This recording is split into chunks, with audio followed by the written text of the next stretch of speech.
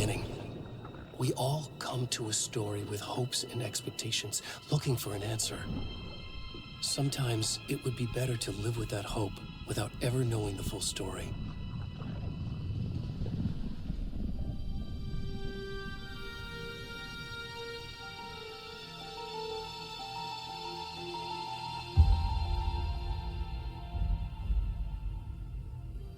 In a horror story, there are only victims and monsters. And the trick is not to end up as either. But trapped by the genre, we are all ripped to pieces along the way.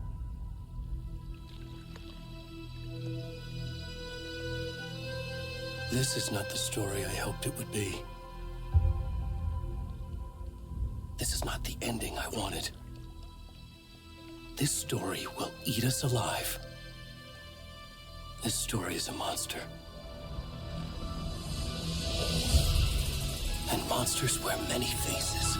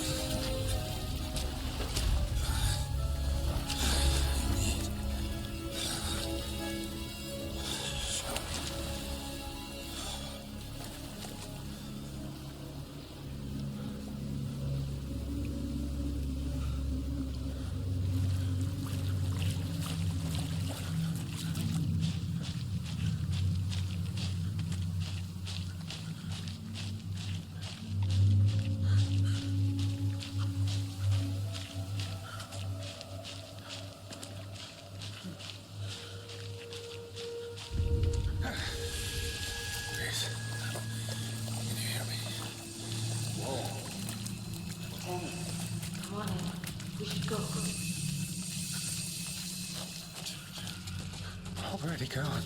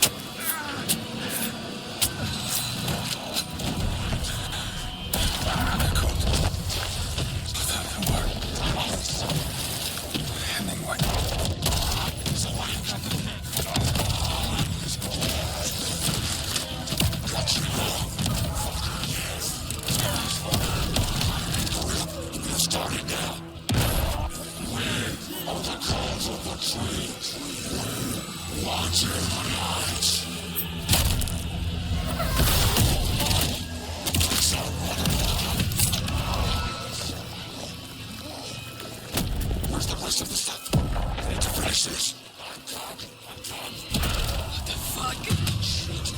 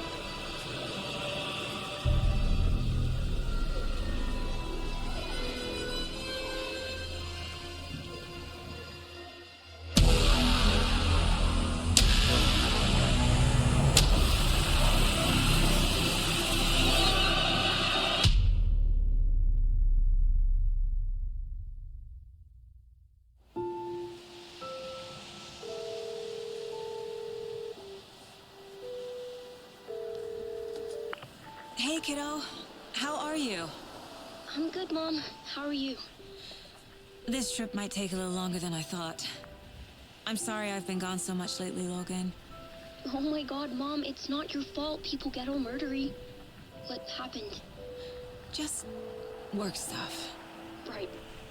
Well, Dad and I are just watching the latest episode of Night Springs here. Mom, it's so good. No spoilers! I'll let you get back to the show. You were supposed to wait and watch with me. I love you both. This is what happens when you go on work trips, Mom. Love you too. And say hi to Casey. Tell him to stop brooding so much. Logan? I will. Bye, kiddo.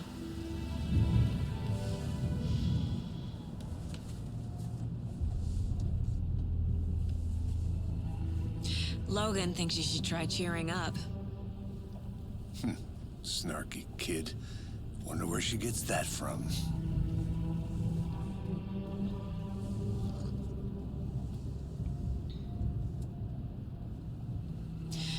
It can't be a coincidence that another body turns up just as we arrive in town. Feels like the killer's leaving us a message. I'm glad you're on this case with me, Anderson.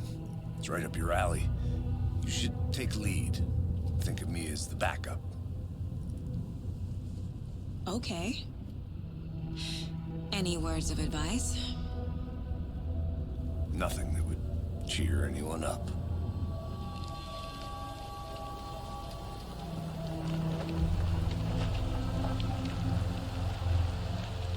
Here we are. Cauldron Lake. Time to get to work.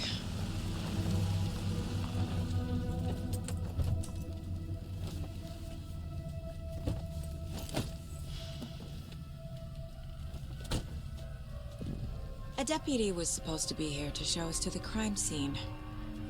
There's the car, so where's the deputy? Eaten by a bear? I'll check out that map.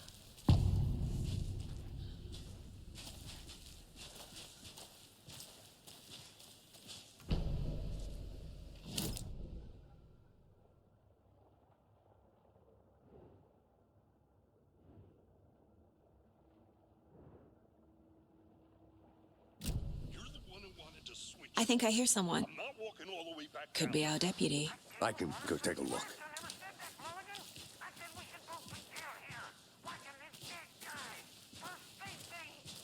Wait. Hey, over here.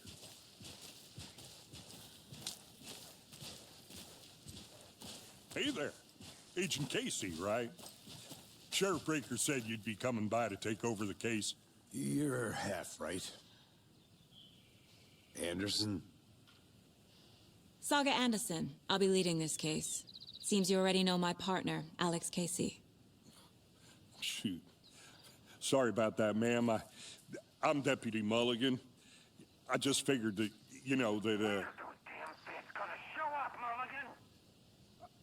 Federal agent's right here, Thornton. My partner, Thornton, down at the crime scene. He's not what you call the sharpest axe in the shed.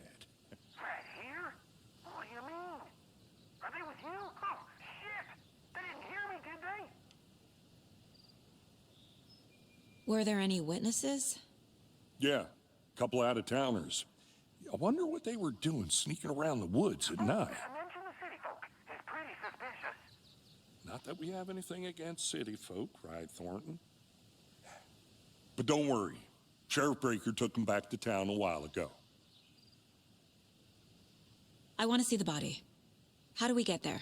Oh, sure, that's real simple. Just through the hole in the fence, down the hill towards the lake, around the old convenience store. You can't miss it. Everything's been closed since the area was fenced off.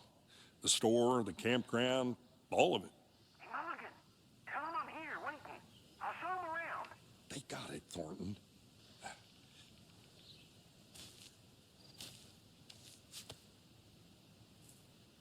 What can you tell us about the crime scene?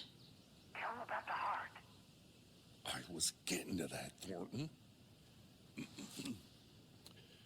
Well, we reckon there are some organs that are currently outside the victim's person when they should be, well, you know, inside.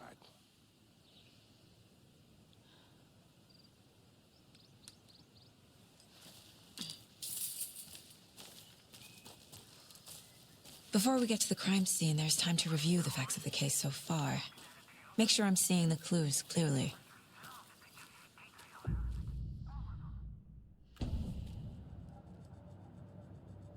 The Mind Place. My version of the Mind Palace technique. To sift through clues and work the case.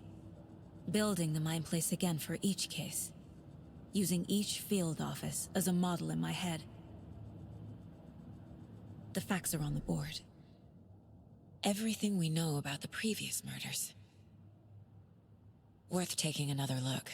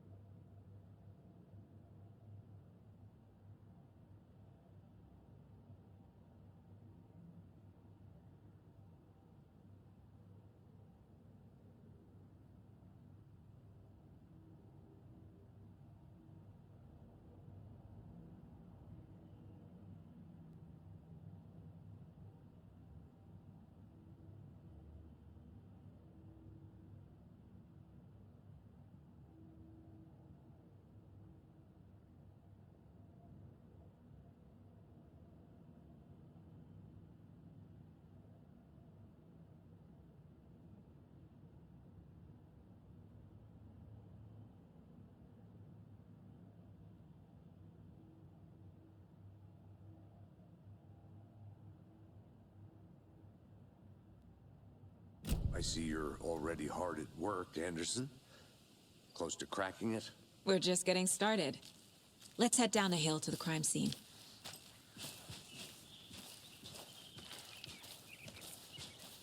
Hey, Casey. You putting me in charge. Why now? Look, Anderson, you're a better detective than I am. You've cracked cases that had the rest of us baffled. I don't want to slow you down. Are you thinking of retiring? You know what happens to cops who say this is their last case. Mm-hmm. Real funny, Anderson.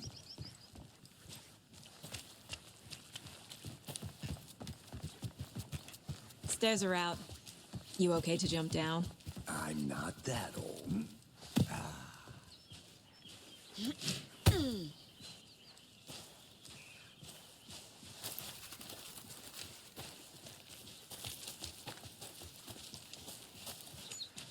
Fucking nature. Gives me a headache. There's too much sky.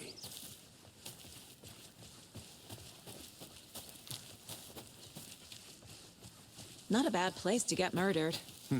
If getting back to nature is your thing. Damn. Should have brought an umbrella. I like the rain. The only thing around here that feels like home. You think the local law had the sense to put up a tarp? If they did, next coffee's on me.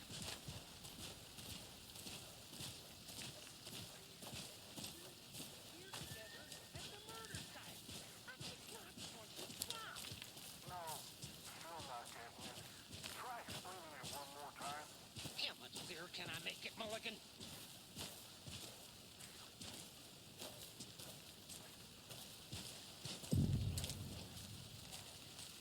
Hey!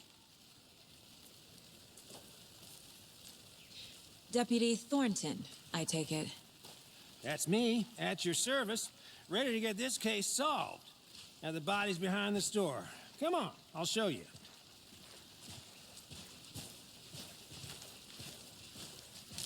So, the FBI, huh?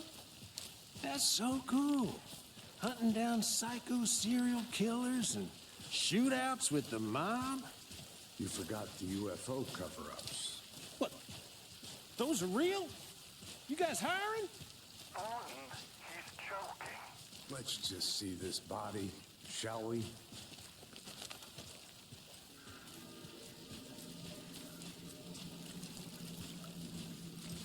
Now this is the scene of the crime.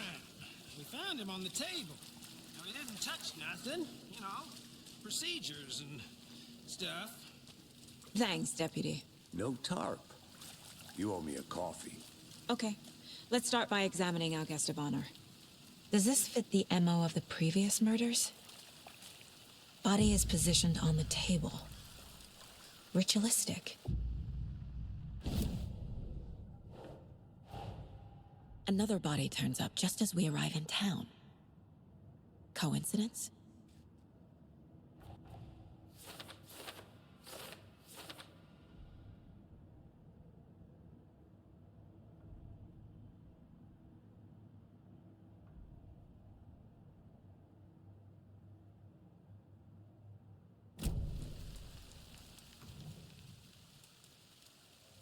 Incised stab wound, chest cut open, heart removed.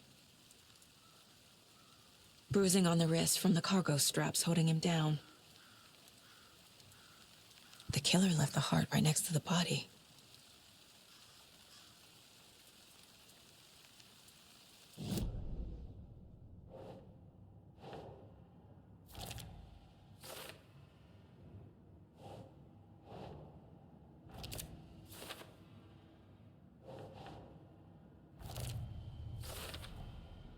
Heart removed from chest, strapped by the wrists.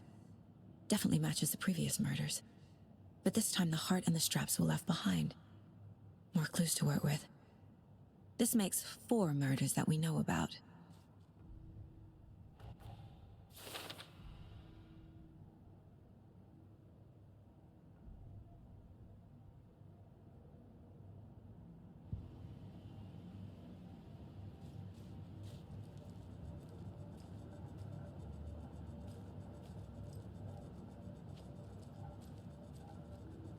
This mug always cheers me up. Who is our victim? Who killed him? Need to find more clues. Large amount of blood on the table. The victim died here. Multiple people were here. Multiple killers?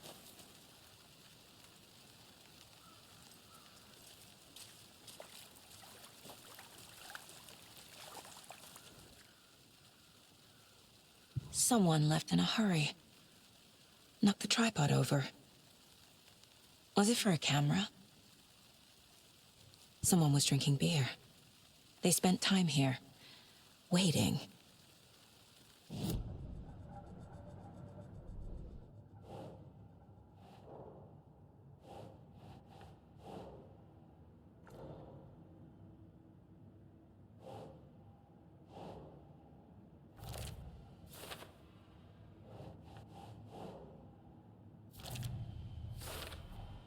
Boot prints, indicating multiple killers. Quite the party.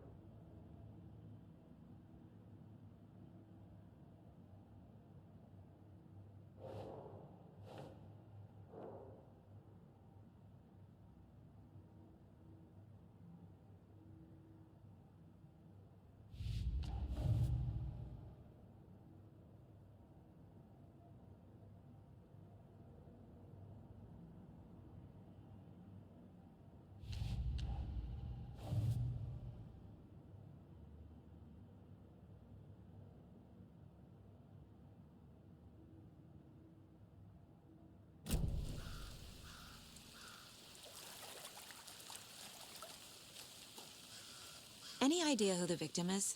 Oh, I sure do. His name is Nightingale. He was FBI. He came to town about 13 years ago. I haven't heard a word about him since. Well, until now. Nightingale? Robert Nightingale? Oh, yes. You probably knew him. Brothers in arms. Oh, and sisters.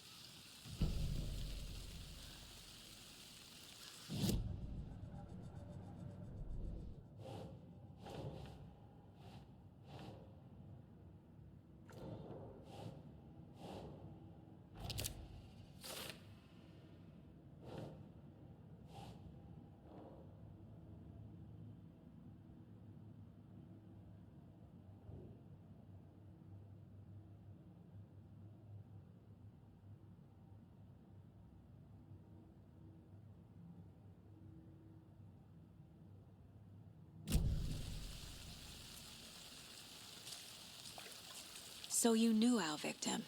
Well, I didn't recognize him in his current state. But yeah, I ran into him a few times at Quantico.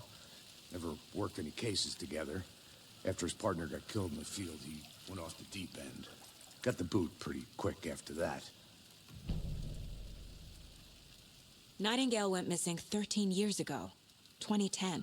The same as all the other victims. Certainly fits the pattern. Makes me wonder what was going on that year. Probably something this town wants to forget.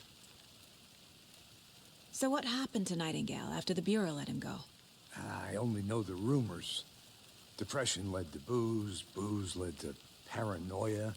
He got some wild ideas in his head, chased ghosts until he fell off the map. Guess he ended up here, I bet there's more to that story. but no happy ending.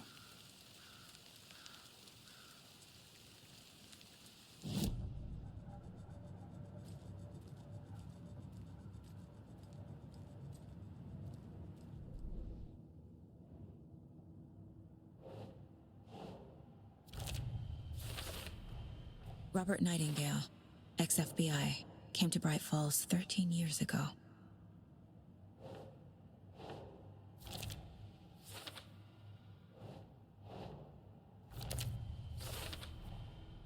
They planned for the murder to happen here, passing the time with equipment ready. They were waiting for him. But why Nightingale? He's been missing for 13 years. Why here? Why now?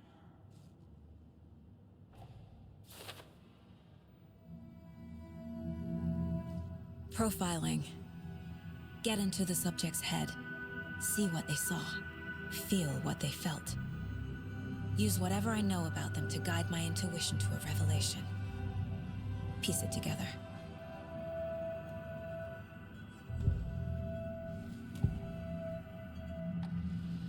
Agent Nightingale has been MIA for 13 years.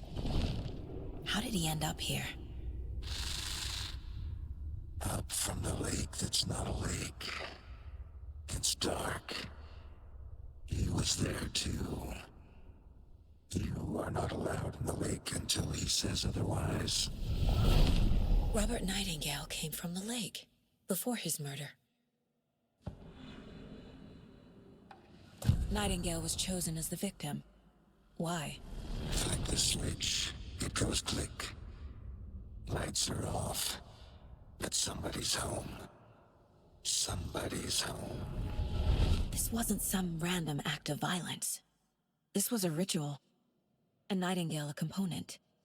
They didn't see him as a person. More like a container for something.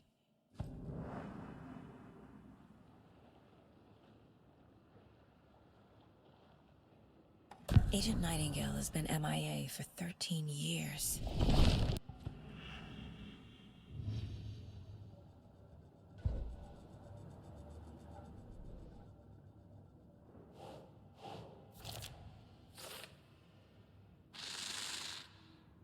Up from the lake that's not a lake. It's dark.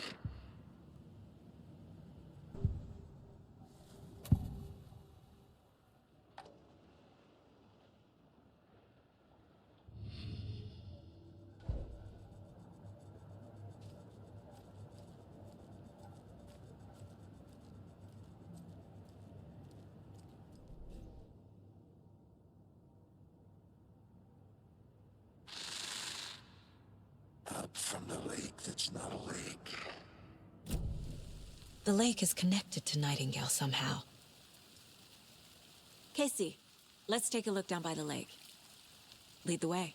Sounds good. This way, right? Right. Okay, well, I'll just wait here.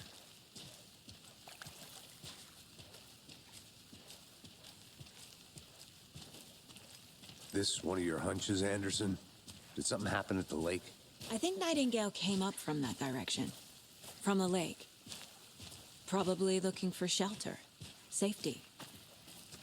They were waiting for him. When you're ready, I'd love to hear what you put together so far. Sure. It's not that complicated. Nightingale was out in the woods alone at night, possibly nude. The killers knew he was here, ambushed him, dragged him to the campgrounds, strapped him to the table, cut his heart out. But then they were interrupted by those witnesses, the Bookers. The job is unfinished. That seems pretty complicated to me. What was this guy doing skinny dipping at this time of year? Haven't figured that part out yet.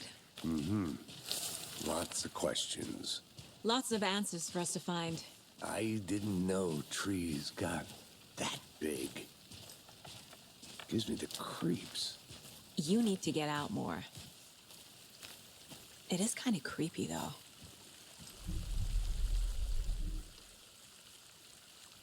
Tracks. Barefoot. Nightingales? They come out from under the boulder. Makes no sense. There's a piece of paper on the ground.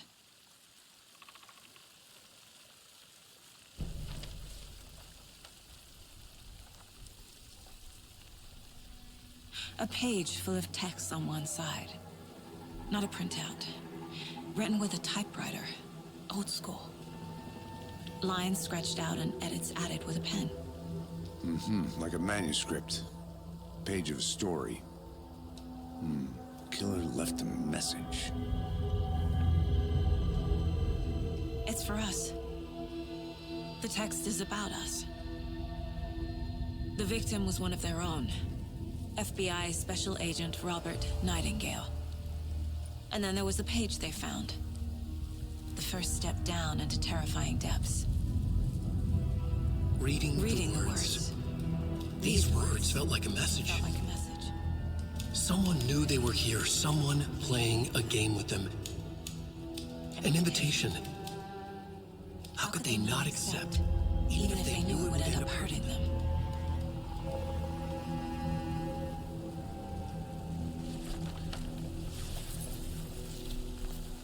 Someone's been watching us.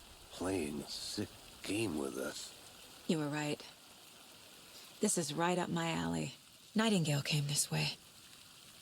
Either he dropped this page, or the killers left it for us.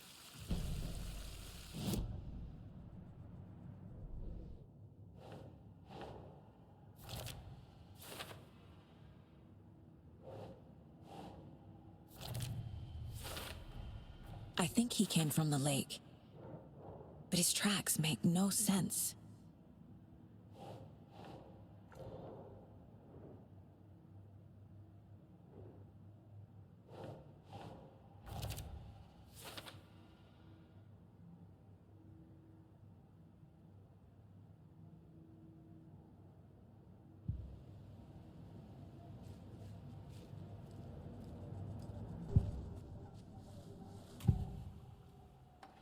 We found a page in the woods.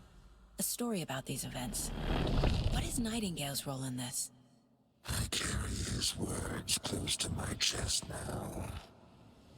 Inside, the awful truth. You must dig it out. Something was put inside him. In his chest. I must find out what.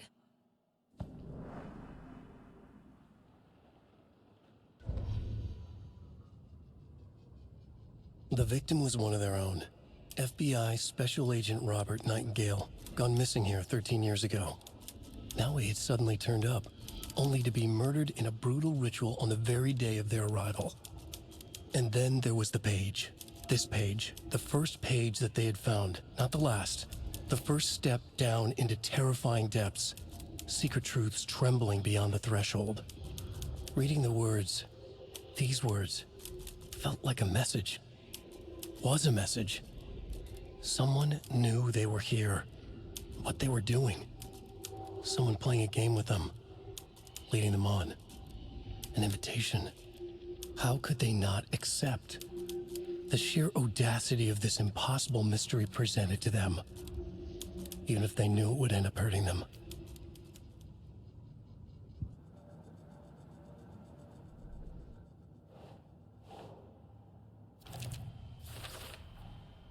Found all I can here.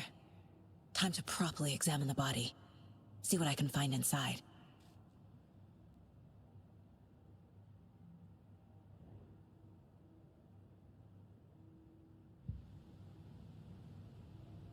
Casey, I think something's been put inside Nightingale's body. Let's tell the deputies to get the body to the town morgue. Okay.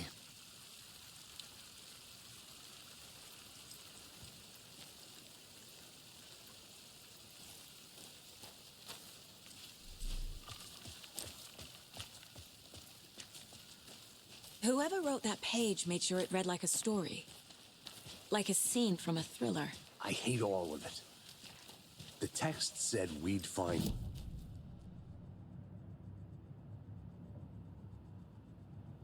Oral narrative to do what? Entertain some fantasy? Projecting their desires? Are we characters or the audience? Witnesses to their design?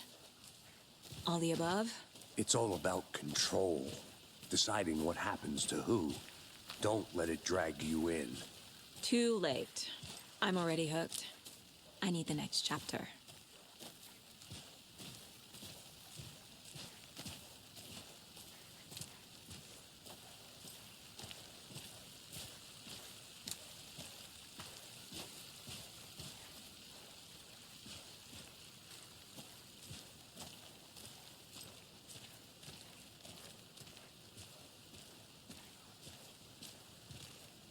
Hey, you made it back. Good. I hope you didn't get stuck in any of those big puddles. Crazy flooding down there, huh? Just like I said. Deputy, I want the body taken back to town for a proper examination ASAP. Well, sure. But the coroner won't be back in town for another week after Deerfest. Not a problem. I'll do it myself. Oh, and Sheriff Breaker called to say he's got the Bookers at the Oh Dear Diner in town. Oh, and I've got a key to the gate. It's a shortcut back to the parking lot just up the hill.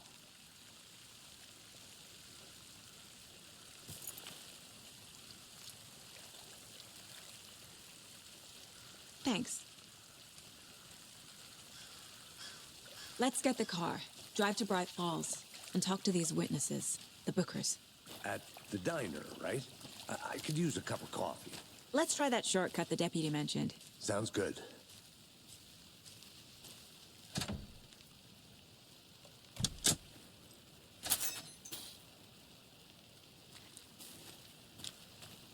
Seems like a nice town so far. Murders aside. Pretty woods.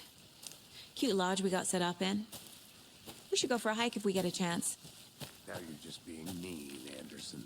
Deputies aren't exactly up to the task, but hopefully the sheriff will be more helpful. Not a surprise about the deputies. Doubt they see much stuff this gruesome.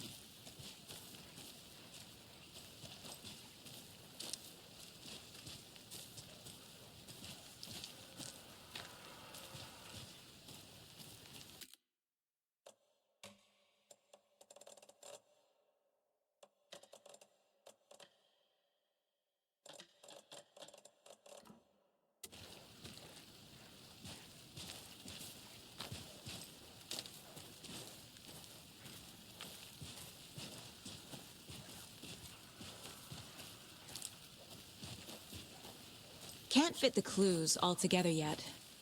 Heart removed, tripod, tracks leading to a dead end. A tripod? For a camera? To record a snuff film? Maybe.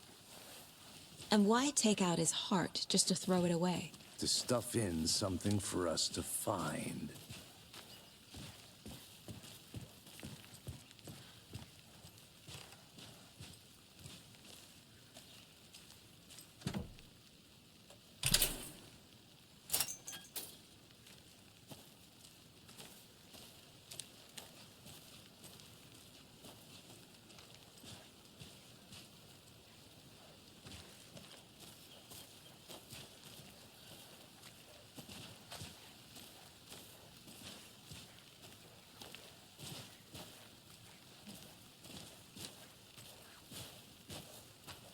Here we are.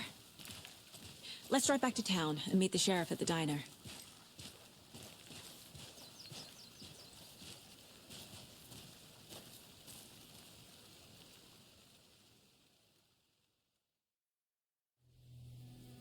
I can't get that manuscript page out of my head.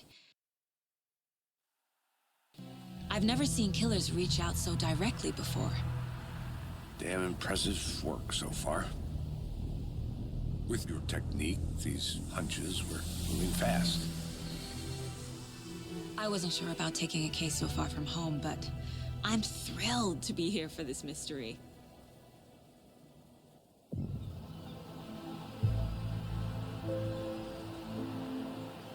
Need to swing by the lodge to get anything from the field office? No, I'm all set. I'll park there anyway. I want to walk to the diner, get a feel for the town.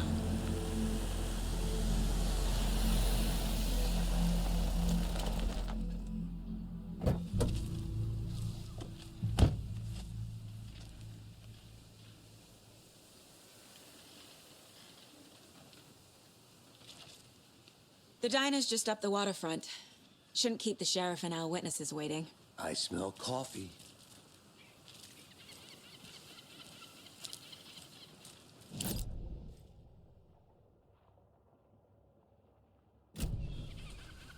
Hello.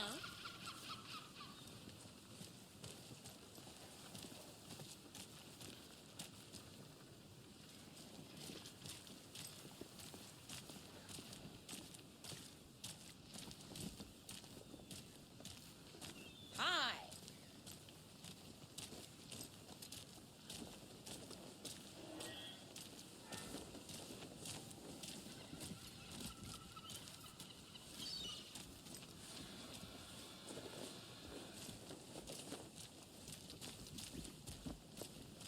Oh dear. Cute.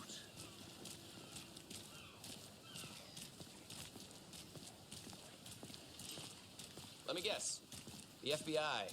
Welcome to Bright Falls. It's nice to have you here. I got you both some coffee. Oh, it's Washington's finest. Nice to meet you, Sheriff. I'm set for coffee. You know, I wouldn't say no to another. I'm Agent Saga Anderson. This is Agent Alex Casey. Tim Breaker. And let me just say, I'm happy you two are here. Frankly, we could use the help. Your deputies said you had a couple of witnesses here. They made them sound like suspects. Mulligan and Thornton are still on about that? No, the Bookers don't strike me as the murdering type, but you can decide for yourselves. They're just inside having coffee and pie to calm their nerves. I'll see what they have to say. Casey, you compare notes with the sheriff. Take your time. We've looked through the case files you sent over, Sheriff. Have you had many people besides the known victims go missing? Excuse me. I'm Agent Saga Anderson. Are you the Bookers? That's us. I'm Tammy, and he's Ed. Hello, officer. Just Saga is fine, Ed. So, are we being charged with anything? Because if not, we'd love to get back to our hotel and decompress after what we saw. Take a bath, scream into pillows, that kind of thing. We're not charging you. I just have a few questions. Nothing to stress about, okay? So what did you see in the woods? This naked dude came out of the lake, and he was acting crazy, shouting weird shit at us. He must have been on something. Unless skinny dipping at dawn is a thing around here. Then we heard shooting. We ran into these psychos in deer masks. They were tearing into the naked guy with knives, like some kind of satanic cult. And then we bolted and called the cops.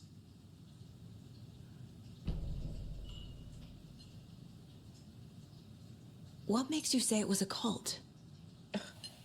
The masks and knives aren't enough. They were shouting, "Cult of the tree, the cult of the tree, cult of the tree." Oh, and then we found out. The whole thing was terrifying. That's all. What were you doing at Cauldron late last night? I'm a writer. True crime. We're here from New York, doing some research on a famous novelist, Alan Wake, who went missing here. I was down at the lake, getting some details. Perfectly legal.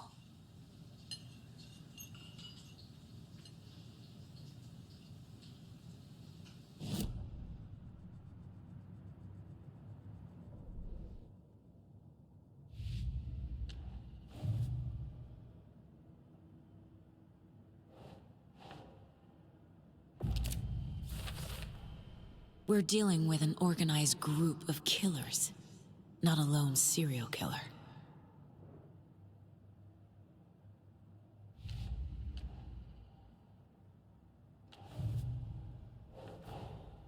I need to know more about the Cult of the Tree if I'm going to shut them down.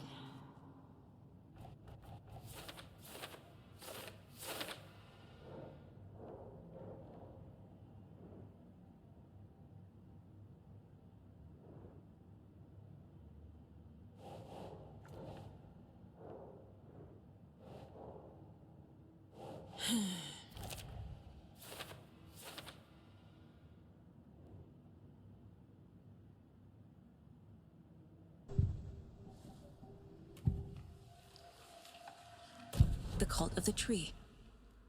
What aren't the Bookers telling me? I found their necklace. The symbol is 2 triangles. The cult wants their spruce tree bag, Tammy. Finders keepers, Ed. My publisher will want this on the cover. Tammy found something. A necklace belonging to one of the cultists. The Bookers were at Cauldron Lake. Why? The fence was built to hide what's there. They say the rider fell in the lake. Private party. No trespassing. My book has questions. Past the bolt cutters. They broke in for the sake of Tammy's book. Nothing to do with a murder. They were telling the truth.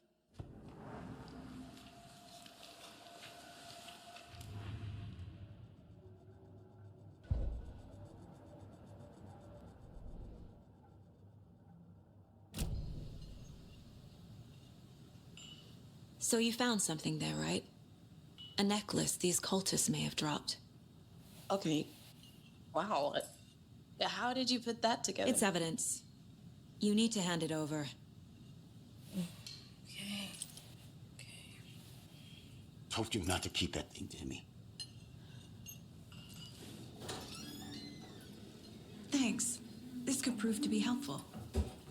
Do me a favor. Stick around town for now in case we have any more questions. Like we'd even dream of missing dear Fez. Oh, God. Saga! Saga Anderson. As I live and breathe. I thought we'd never see you back here after that awful, awful thing happened to your baby girl. How are you? I'm sorry. Who are you? I don't know what you're talking about. It's me, silly. Rose. You know me. I don't think I do. And what horrible thing happened to my baby girl? She drowned. Your daughter. That's so weird you don't remember. How do you know I have a daughter? Oh, I know what this is. You're blocking out your traumatic memories. Happens on TV all the time. No. You're mistaking me for someone else. If you say so.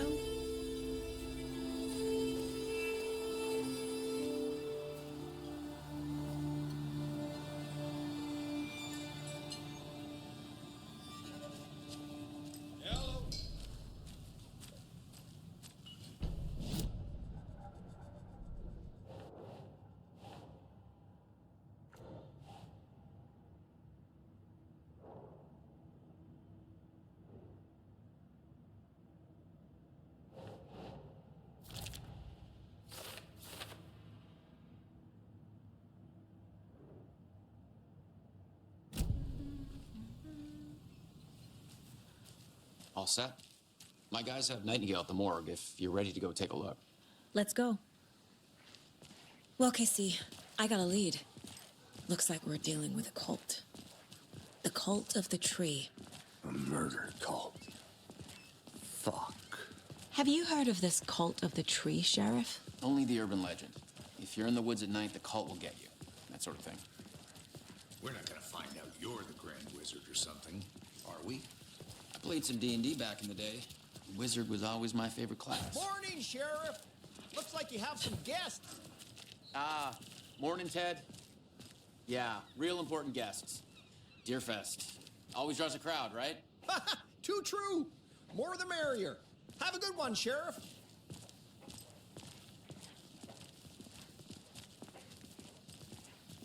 Hey, what do you know about that waitress from the diner? Rose? Yeah, she's a bit of a space case. Always has been. Why? What'd she do now? She kept saying that my daughter drowned. She even knew my name. It was all very weird. Rose has a talent for saying the weirdest thing possible. But it's best not to take it personally.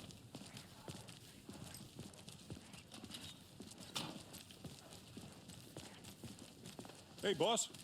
Corpse is downstairs ready to go. Yep, in the morgue, all prepped. I'd like to take a closer look as soon as possible.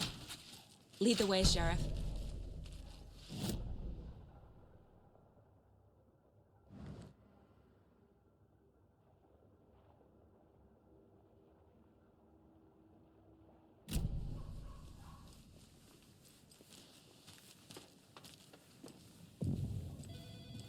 Hey,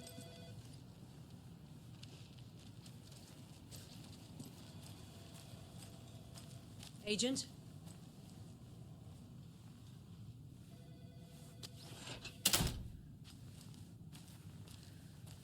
As you know, the investigation is being taken over by the federal agents. Oh dear. Sheriff Breaker wants us to cooperate fully. Aye, aye, ma'am. I'm being serious, Nelson.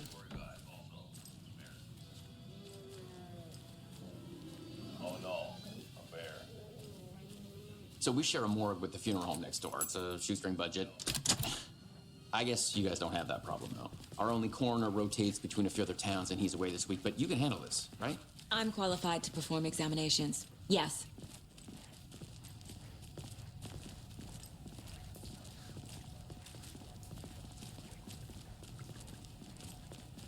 Something about morgues. They always cheer me up. I can't say I feel the same. He's joking.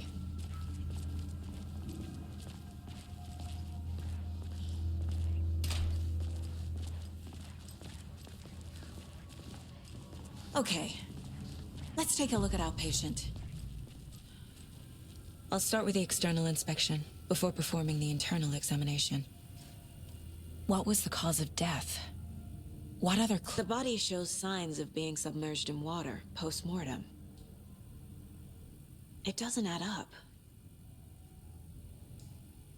Uh-huh. They did leave something inside his chest. This looks like text. A tattoo? Nightingale didn't strike me as a tattoo guy. Defensive wounds. He put up a fight.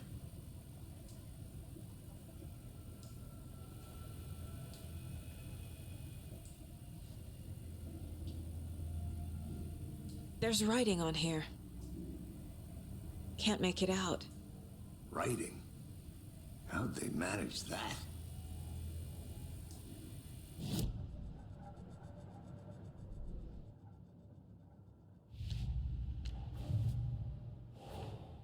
Time to see what Nightingale's body can tell us.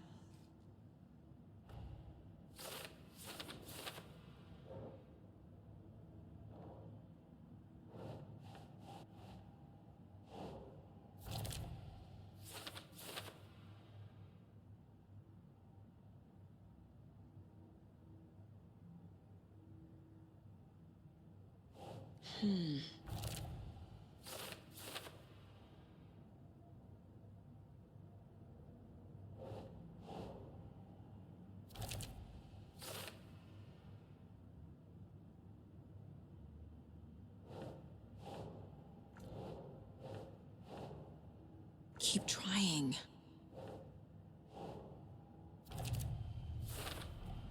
Chest wound is cause of death, but the corpse is bloated, waterlogged.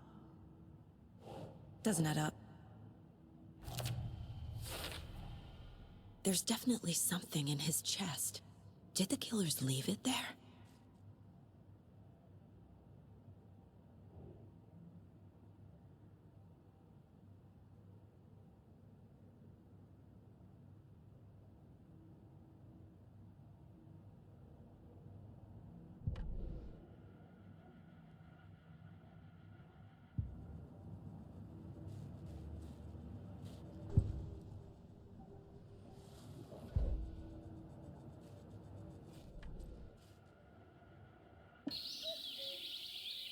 Oh dear, I am a tourist, and it appears that I'm lost in the woods.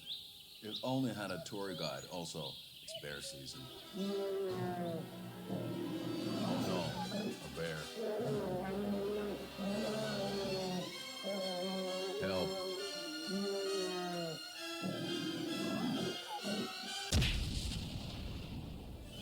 Did somebody call for a tour guide? Oh wow, Koskela Brothers Adventure Tours. Unforgettable tour experiences at affordable prices. That's right. I'm Ilmo Koskela, voted best coffee roaster / tour guide by Coffee World magazine, and I'm here to give you the tour of a lifetime. But Ilmo, I've heard the government has seized and restricted access to many local nature attractions. That is true, Jarkko. Many local attractions have recently become fenced off by the government, and that's why at Koskela Brothers Adventure Tours, we say, fuck the government. We have bolt cutters. Oh, wow. You think of everything. And we'll take you anywhere. Hiking through the scenic Elderwood National Park. Fishing in the crystal clear waters of Bright Falls Dam. Bird watching at majestic Mirror Peak. Tour of a lifetime is just one phone call away. Book now to get a 9% discount on this limited edition Oh Dear Diner coffee thermos.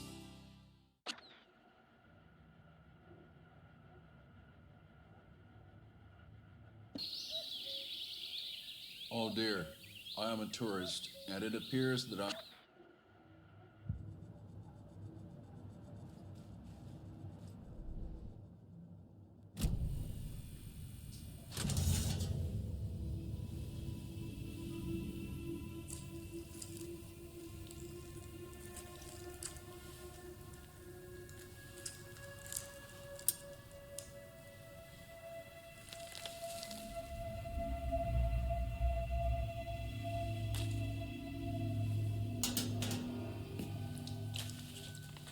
It's the same type of page we found at Cauldron Lake. Nightingale hunted Saga.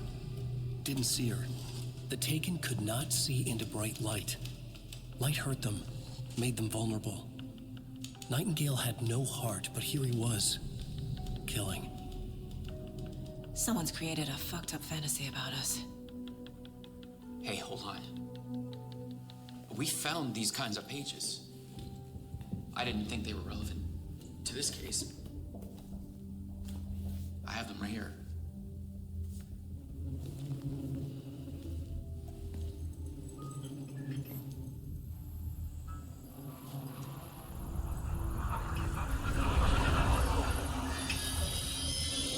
No, wait.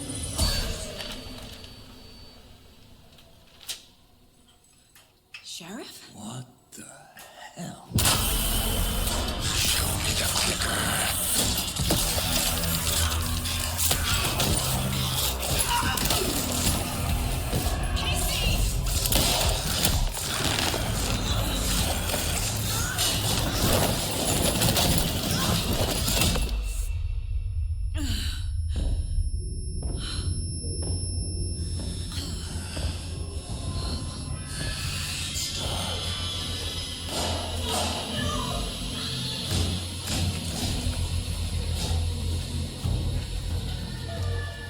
Didn't see her.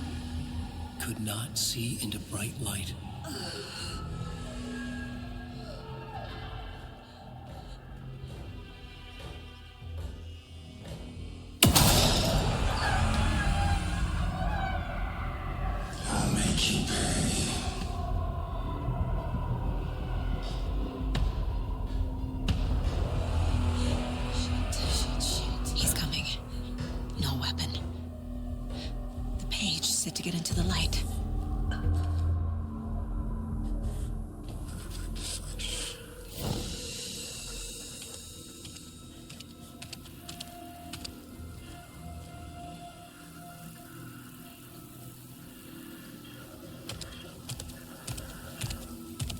He can't see me in the light. My gun's out in the hall. Gotta get it back.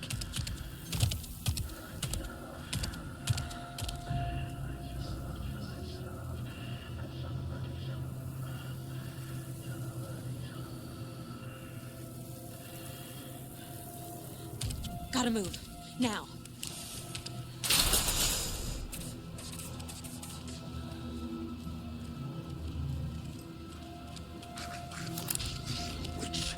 Get out of my house. Jim was.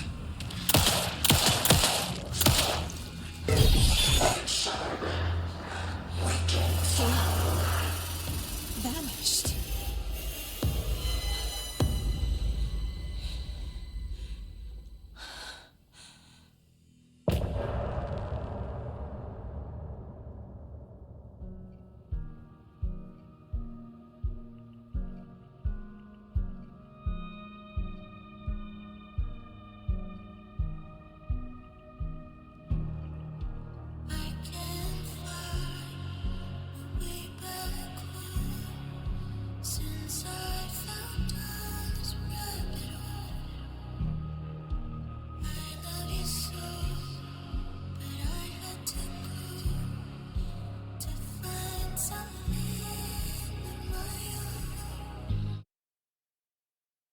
He didn't have a heart, but he still got up. The page predicted all of it. It helped me fight him. He just disappeared? What the hell is going on here? We need to figure that out if we're gonna do anything about it. Somehow we need to make sense of this. There's no rational explanation to what we just saw. I'd love to blame this on mass hallucination caused by inhaling volcanic gas, but we both know that's bullshit. This was supernatural. Well, I'm glad you were the one to say it. Now we can figure out a way forward. The victim of a ritualistic murder turns into a monster. Is there a connection? Looks to me like the cult of the tree is performing rituals to create monsters. Maybe.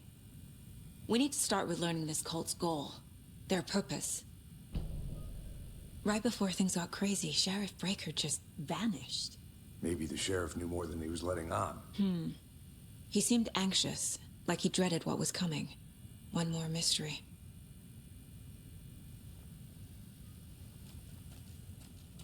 There's one of the pages on the floor. Saga was back at Cauldron Lake. Saga had to pursue Nightingale into the overlap. Finding a way in would be difficult. A ritual. Saga would learn how. Stop the monster.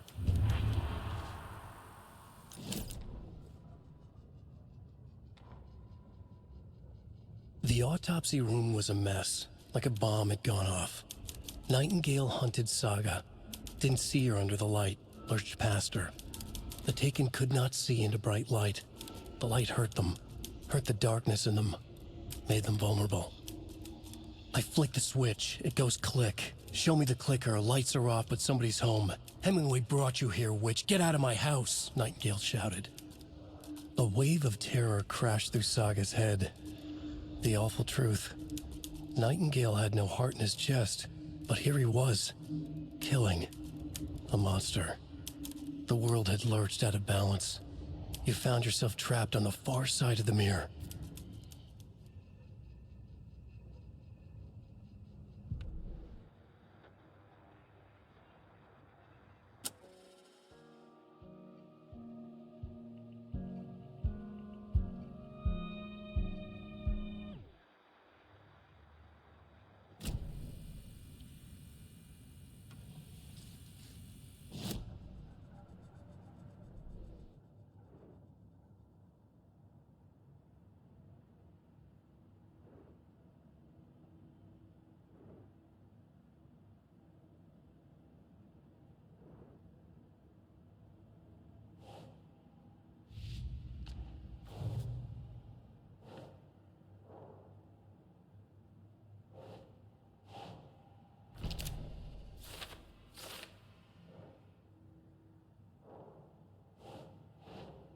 Sure.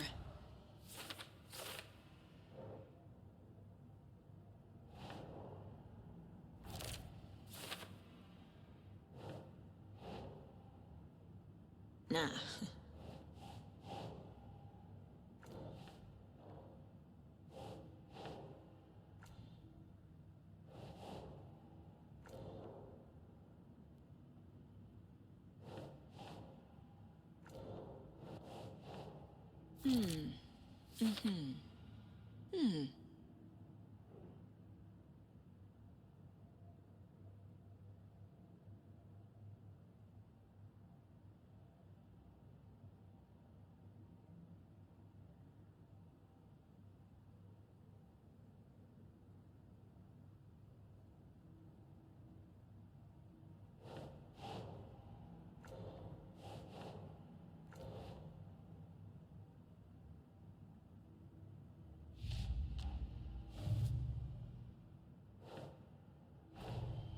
The cult of the tree is behind these murders. This case just became much more complicated. I'll need to start a new file. But it's my first cult case. Exciting.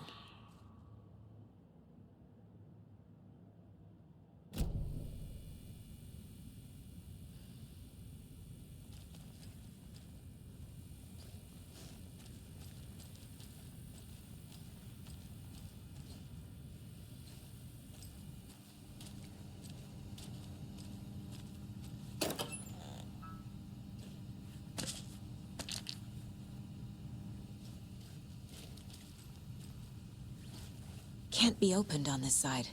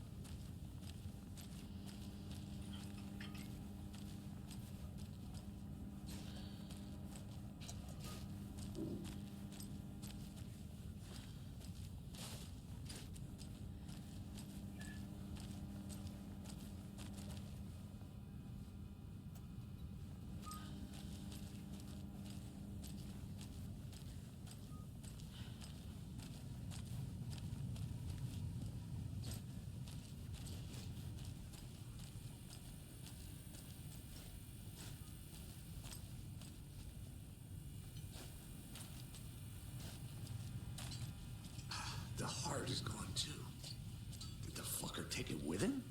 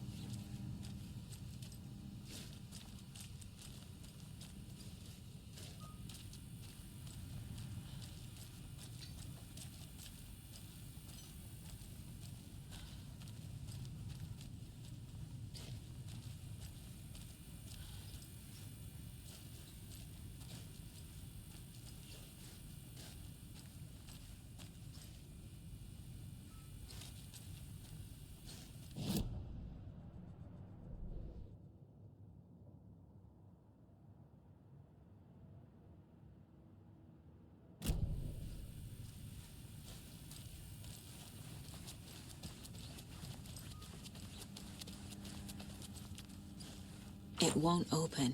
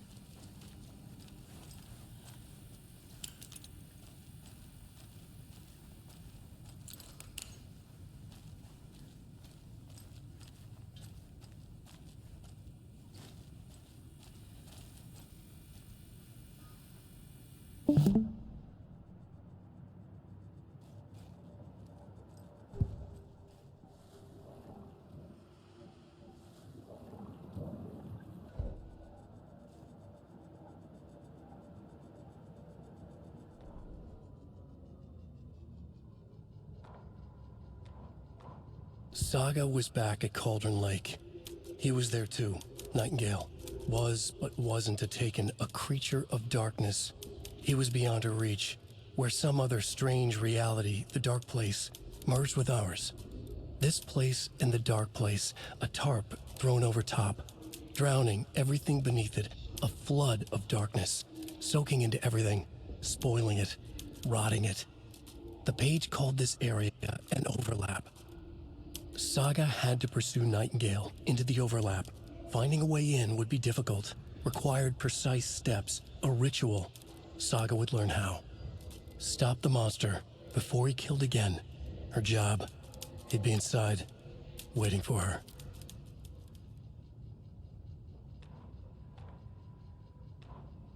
The autopsy room was a mess, like a bomb had gone off.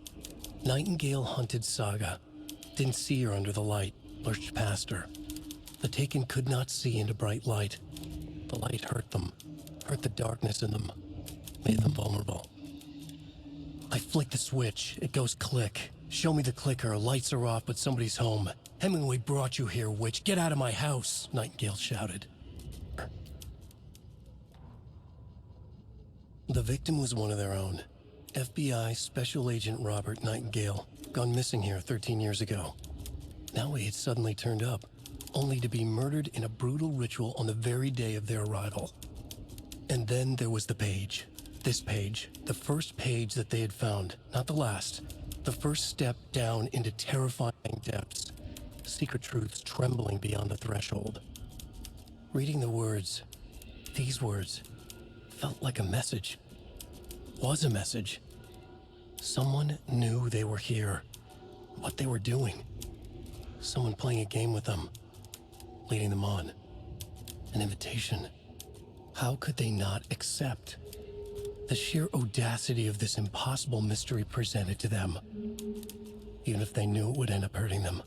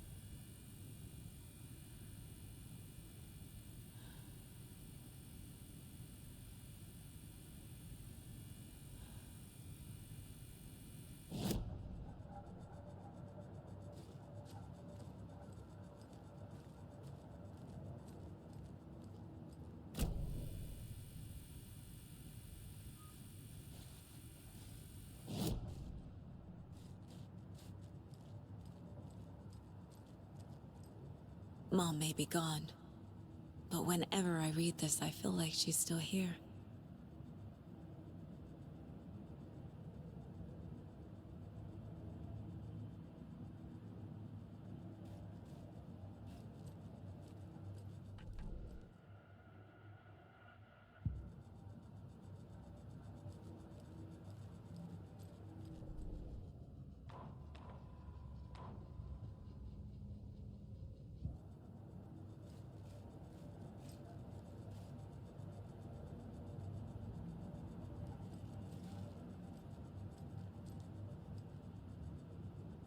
The Mile High Strangler case.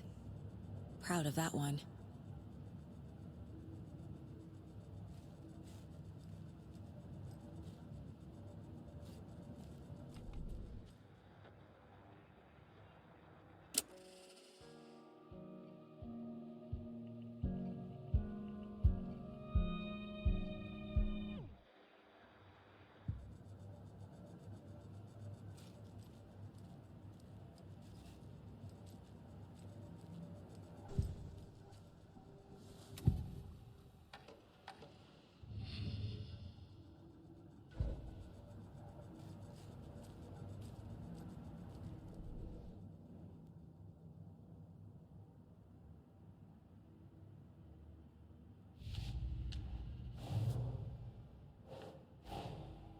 A dead man turned into a monster.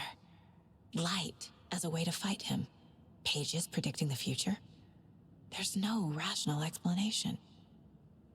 This is the case we must solve.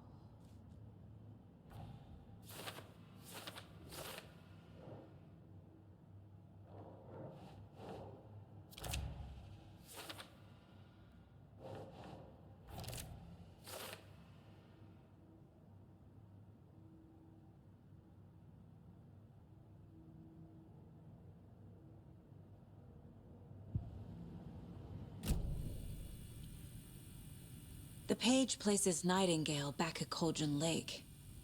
Calls him a Taken. We need to head over there, stop him, before anyone else gets hurt. Okay.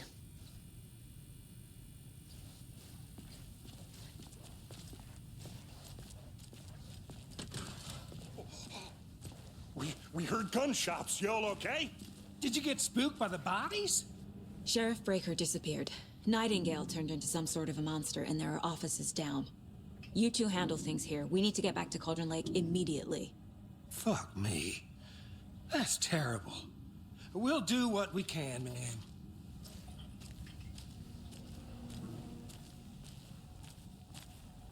But that's crazy, right, Thornton?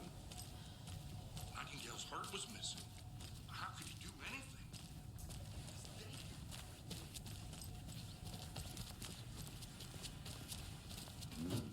Terrifying pair. Hey, how you doing? My client. Nightingale and his cult are dangerous. We need to be prepared in case things escalate more than they already have. Can you call it in, Casey? Smart choice, Anderson. Yeah, Agent Casey here. Yeah. We need backup. The Bright Falls case.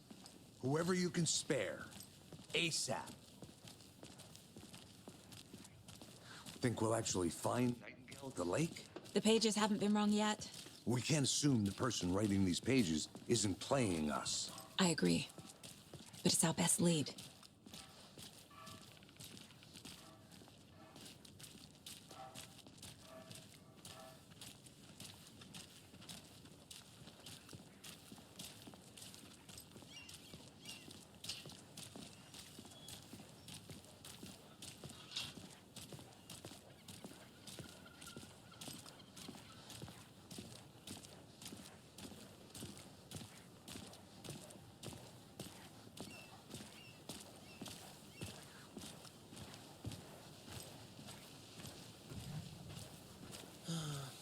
Rinse and repeat.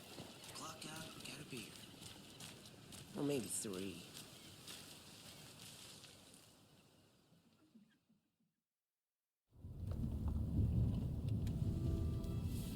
I need to come clean, Anderson. I know why Nightingale was here 13 years ago. He was chasing a writer, Alan Wake. Tammy mentioned him. She's writing a book on his disappearance. You know the detective character from his books, Alex, Casey. Yeah, I've heard the jokes at the office. Cold case Casey. Murder case Casey. Sorry. Ha. It's the same name, similar job. It's the first thing anyone thinks of. It annoyed me, but that was it. Then, 10 years ago, I started getting strange letters in the mail. Fragments of prose describing murders. You've heard the stories about what happened in New York. Some of it, at least. Bodies started to pile up. It was a murder cult. Turns out the fragments sent to me were from the crime books of Alan Wake. The cult was copycatting the murders from the books. In their heads, they were performing a ritual to bring Wake back. Their imagined prophet. After that case, I started looking into Wake's disappearance on the side. And you thought this case might be connected to him? His name does keep popping up. I just wanted you to have all the facts. Next time, give them to me before we find ourselves in the middle of a horror story.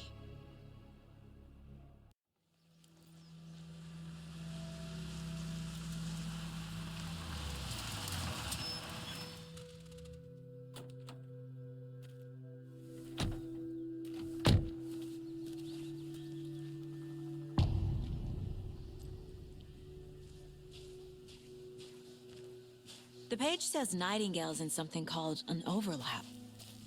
Need to figure out exactly what that means. I'm happy I'm not in charge of this mess. Thanks.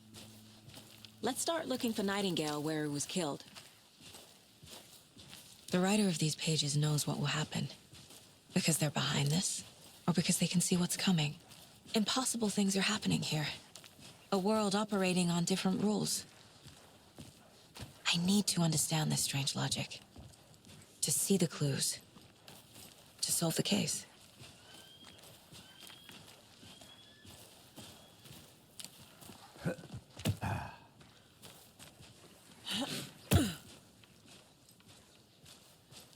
I've been thinking more about the cult of the tree.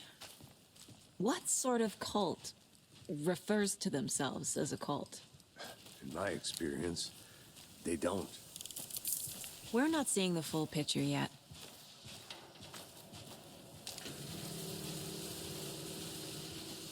Hey, hello there. How are you folks doing?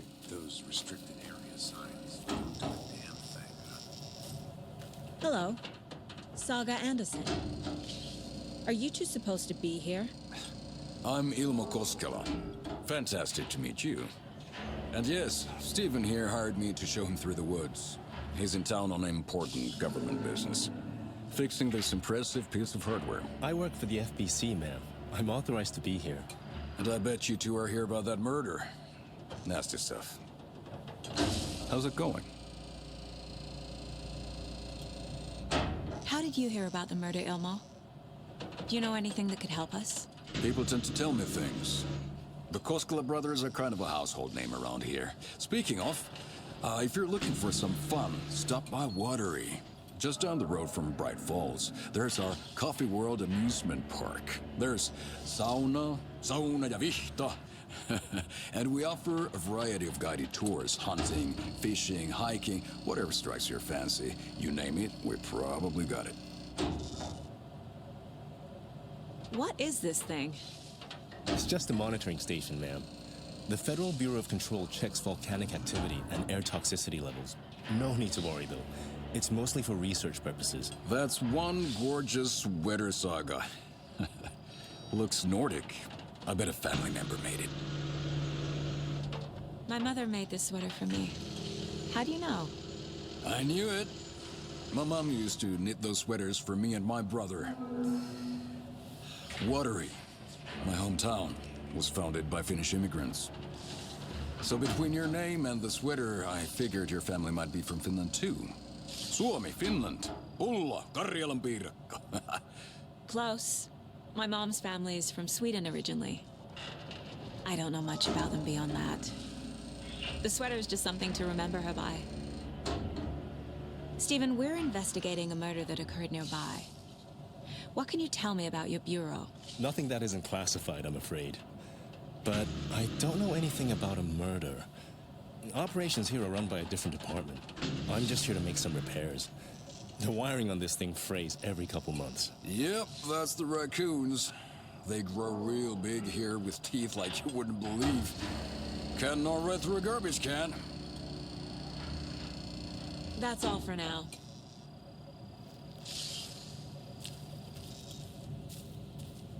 What the hell is this? What'd you find there, Stephen?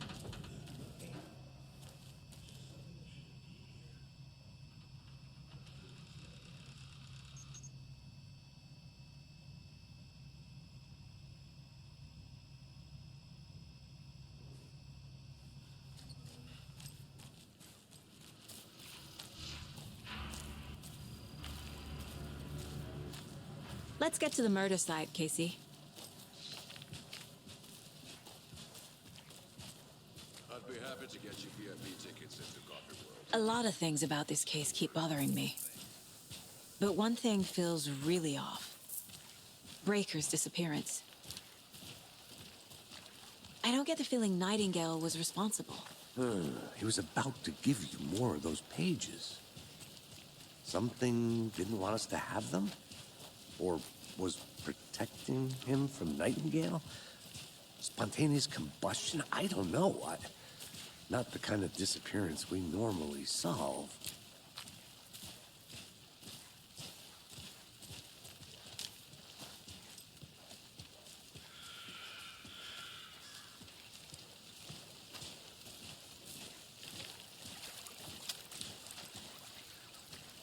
Our crime scene's drowning. I never minded rain. Feels like home. No sign of Nightingale. But the page did place him at Cauldron Lake, in an overlap. So how do we follow him there? Maybe something around here will tell us. We've seen this symbol before. Good eye.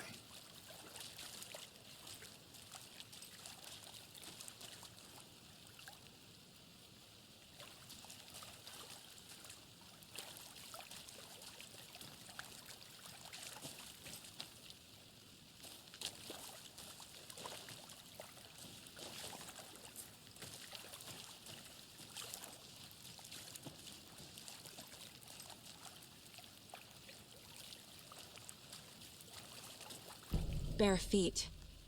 Nightingale. I'll see where these footprints lead. Can you comb through the crime scene one more time, KC? Just in case? On it. If anything comes up, I'll radio you.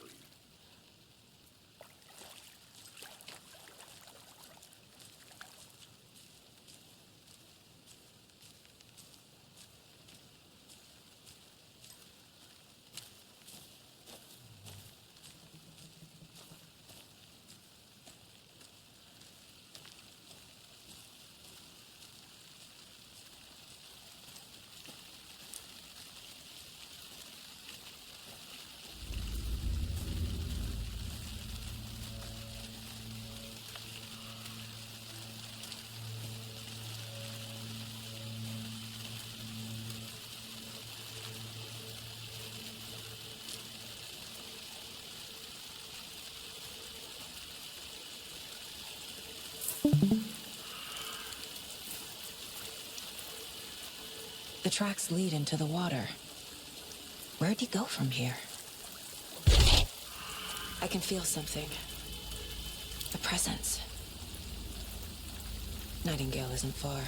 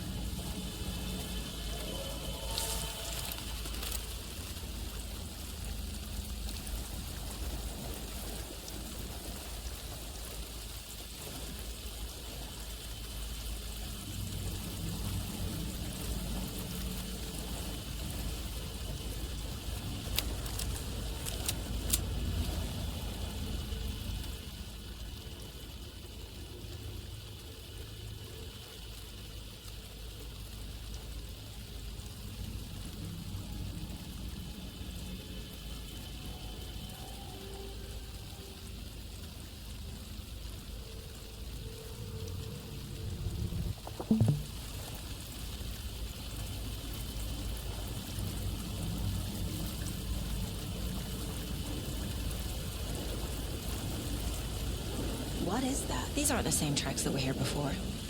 They're headed into the tree, not out of it.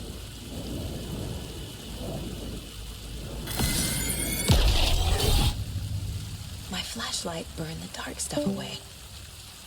It was covering another page. The fuse was in place. Saga stepped into the witch's hut. Inside, a bright light. There were objects that stood out to Saga, as if the light had manifested them. The witch's hut. Okay. I trust the pages to lead me to the overlap.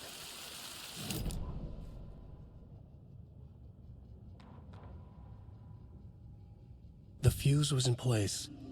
She found it among the junk in the forest. Saga stepped inside the witch's hut. Something rushed through her. A presence. Familiar. She couldn't quite place it. Something long forgotten. She tried to hold on to it, but it was already gone. Inside, a bright light. Saga felt safe. Like nothing could hurt her here. There were objects that stood out to Saga as if the light had manifested them. Pulled them from the darkness. A shift in reality, heavy with hidden meanings. A coffee thermos, a shoebox, a mop and a bucket, a poster on the wall, and in the cabinet, another manuscript page.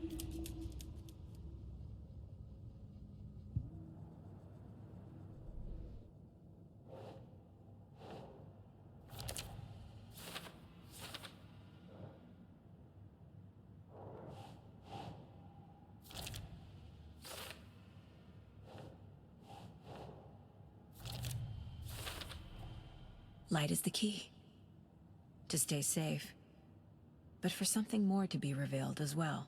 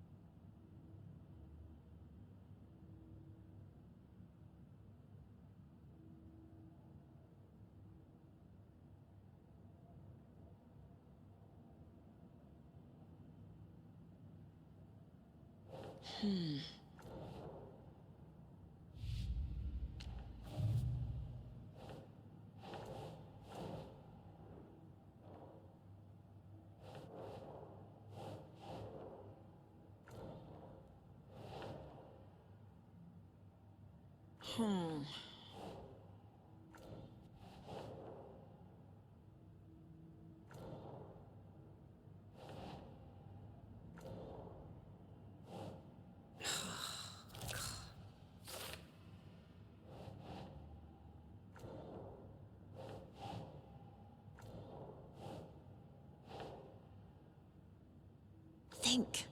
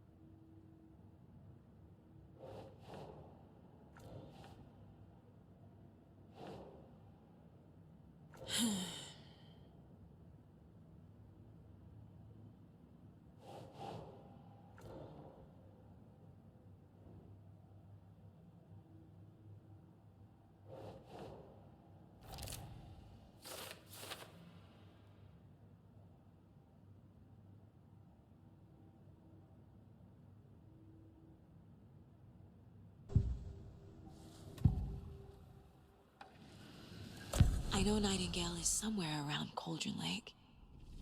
The tree was a threshold. This place and the dark place. You're in over your head. Next stop, Caldera Street Station. The threshold.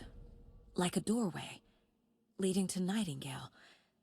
It's somehow connected to a tree. Witch's Ladle? I need to find the witch's hut.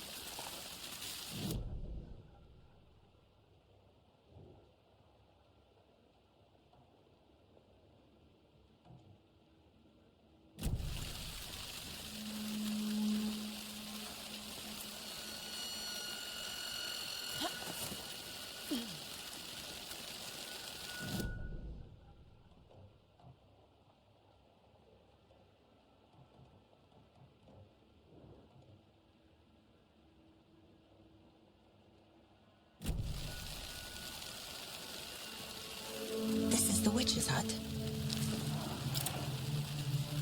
Anderson, thought I saw something in the woods.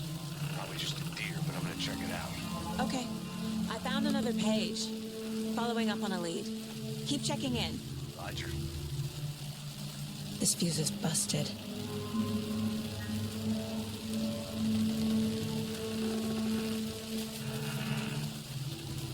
The fuse box is missing a fuse. I need to find one to turn on the lights.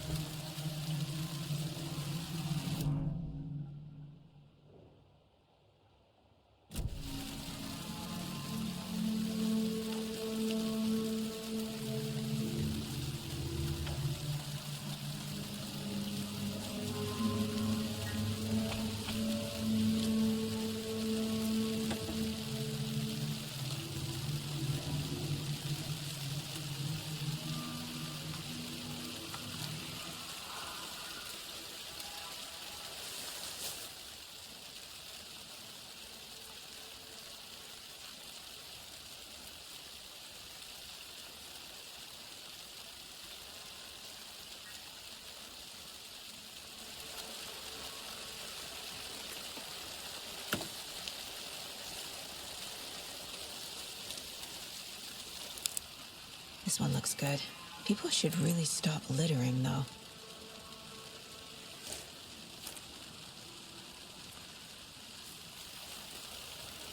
Is that a kid's lunchbox?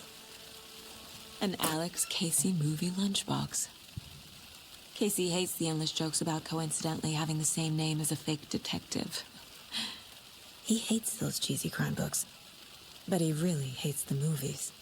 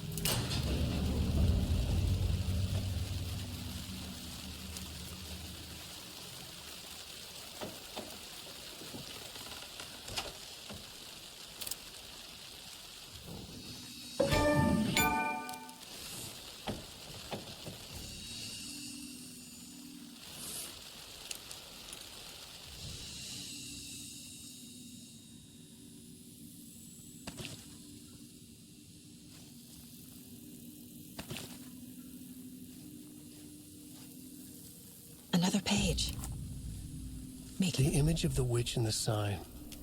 Saga addressed the witch. The smudged line on the heart. The second part recited from memory. I brought you the heart, witch. Show me the terror. Saga pushed the heart through the hole in the sign.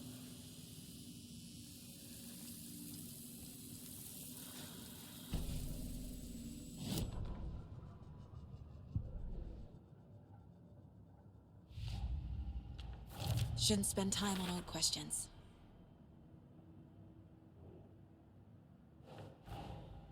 The page from the witch's hut seems to be describing some kind of ritual.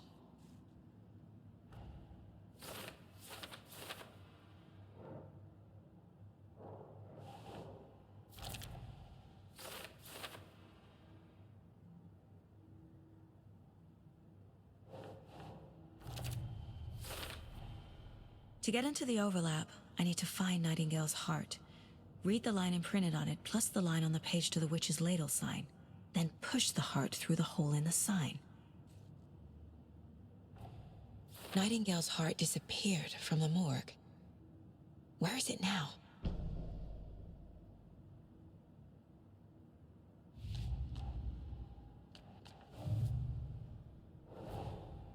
Finding a Casey movie lunchbox out here can't be a coincidence. Another message?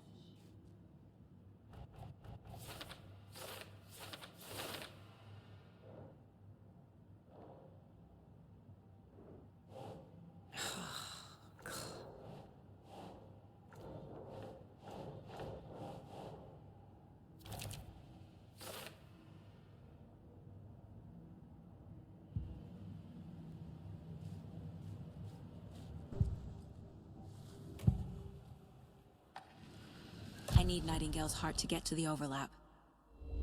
Where is it? Just close. He was there, but he was risen. Nightingale was there. The opposite of sunspots. Who said that? That's not it. I don't have what I need to find Nightingale's heart. There must be more. Nightingale's heart. Where is it? While they played cards in the general store, the witch had stolen his heart. Get out of my house. Nightingale's heart is at the general store, in a fridge.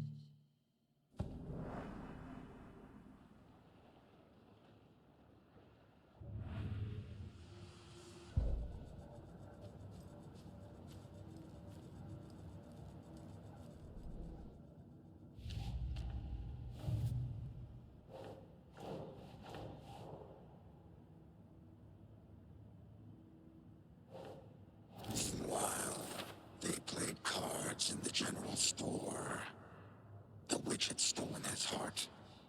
Get out of my house.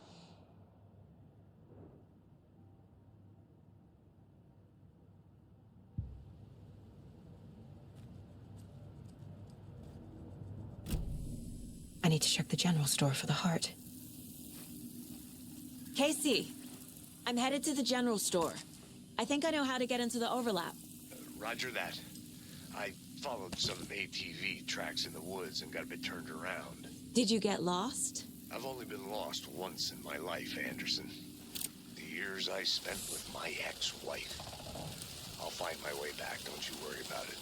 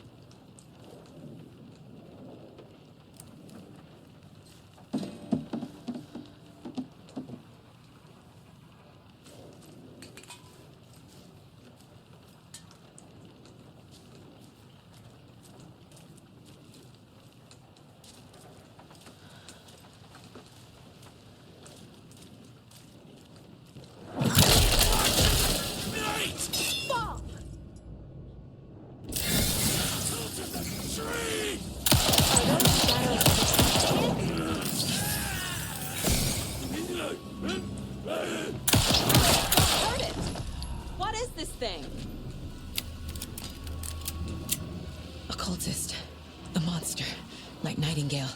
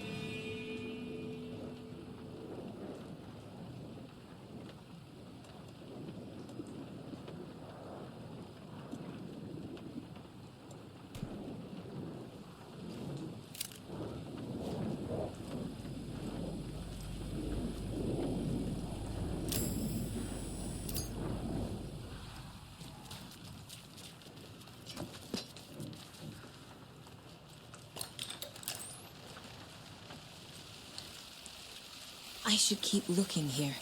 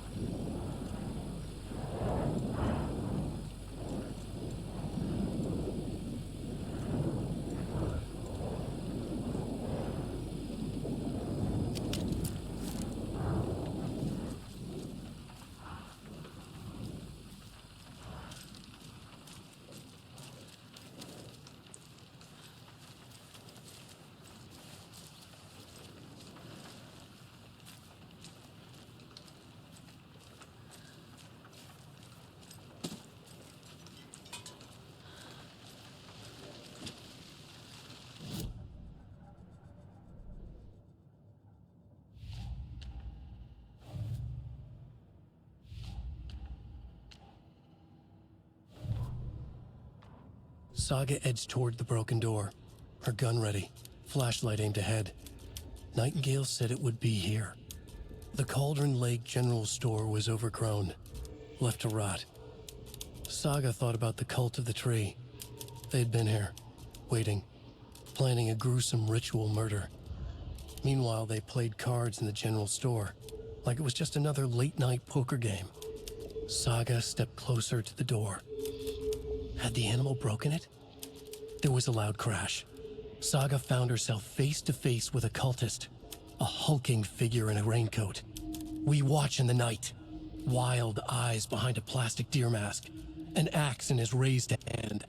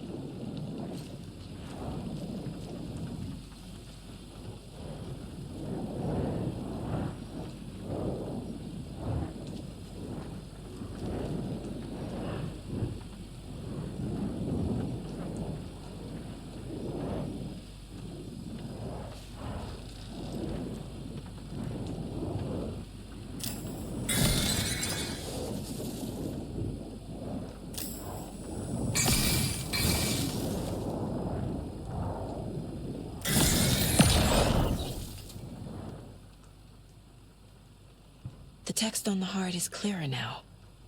Legible.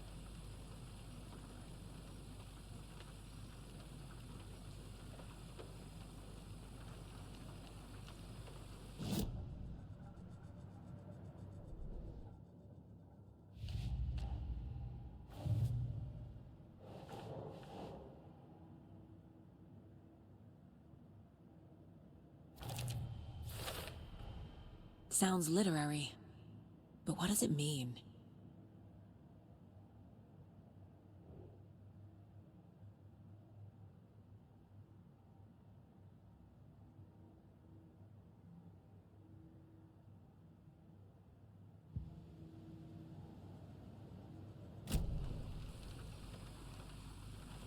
I feel like I recognize this.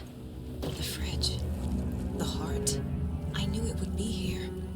Like I saw it in a dream.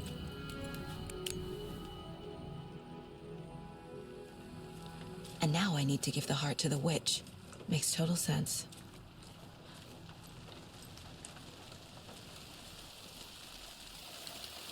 Casey, there are cultists in the area. They're taken. like Nightingale. Watch yourself out there. Yeah, thanks for the heads up. I'm still finding my way back. You have the worst sense of direction. Any city in America I can get through drunk and blindfolded. It's these damn trees. Okay, okay. I'm en route to Witch's Ladle. I need to perform a ritual to open the overlap.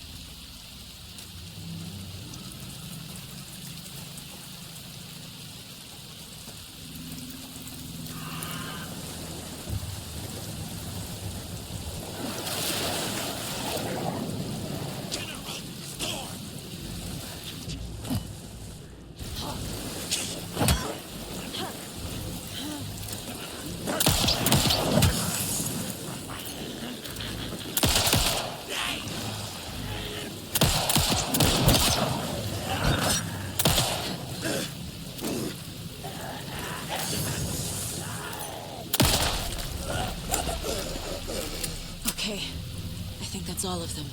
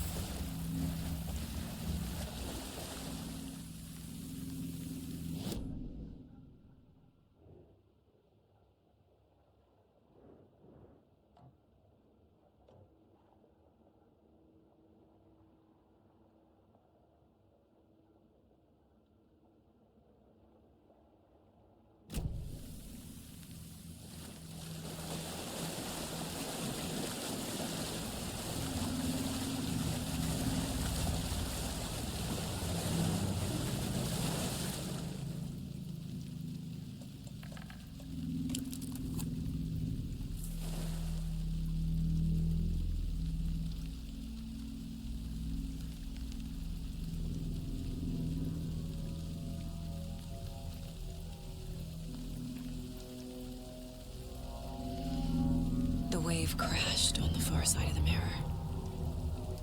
I brought you the Heart Witch. Show me the terror.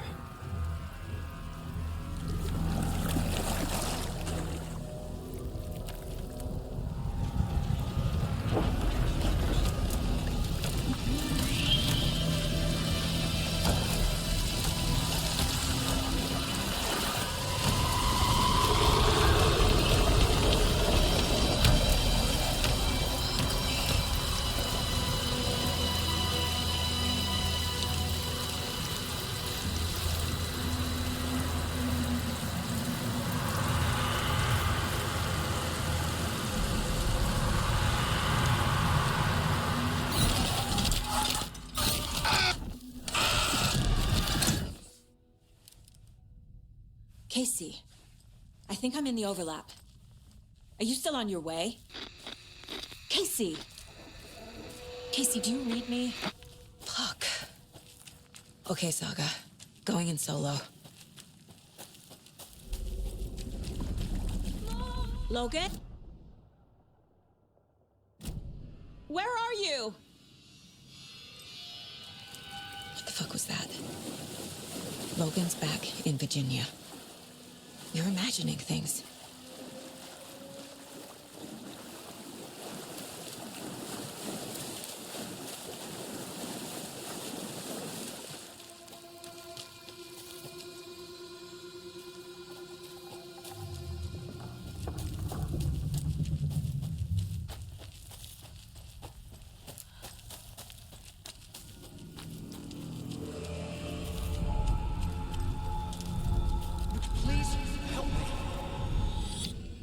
What was that?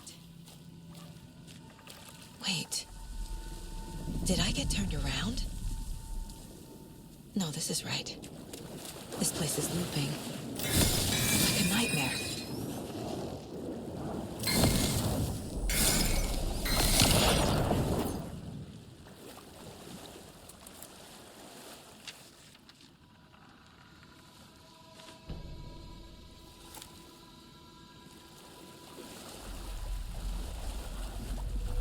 Need to find Nightingale.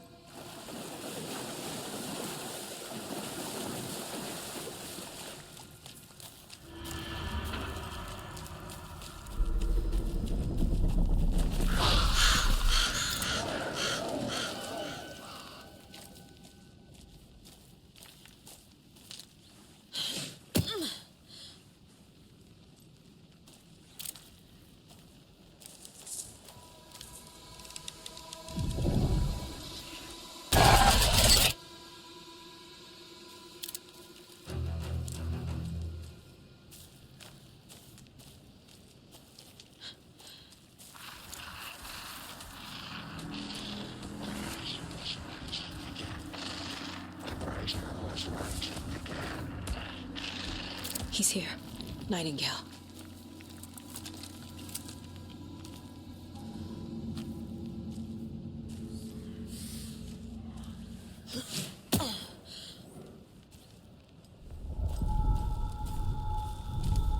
Trapped here. No escape. Danger. Who is that? It's like they're coming in over a bad signal.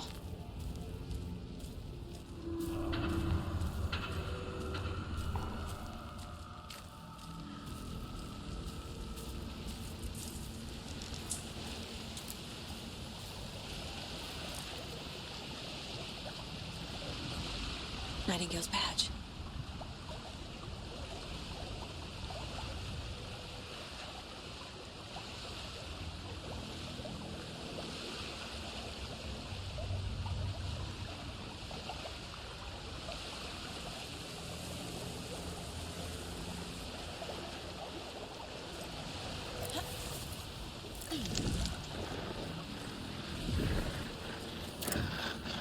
Set to find the light switch.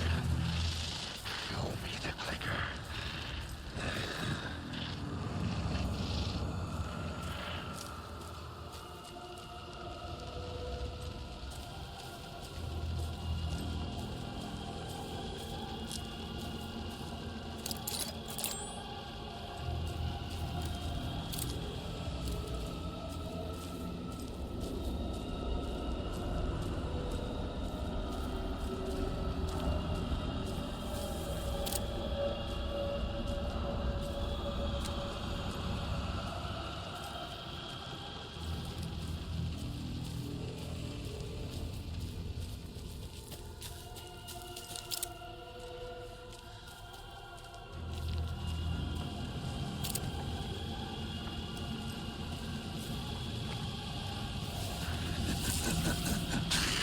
Nightingale, sent to the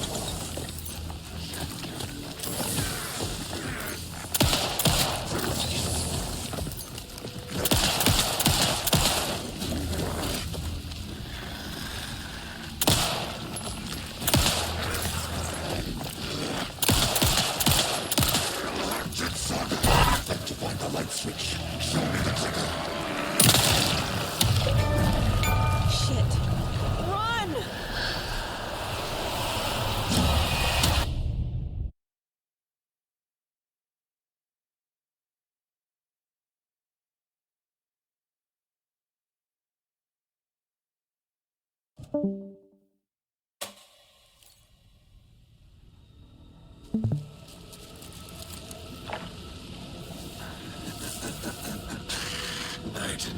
hunted summer.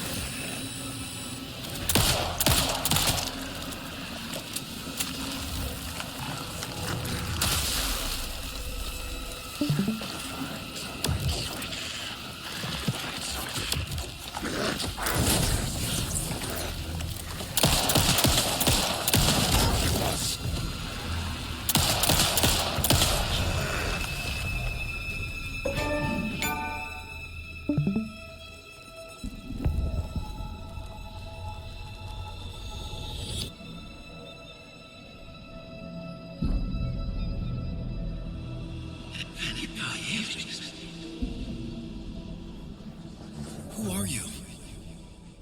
What is this? Who are you? Hear me. I'm Saga Anderson, FBI. I can hear you. Cauldron Lake. Yes, I'm at Cauldron Lake. Where are you? How to escape. In danger. The dark presence. Danger. Thanks. Got it.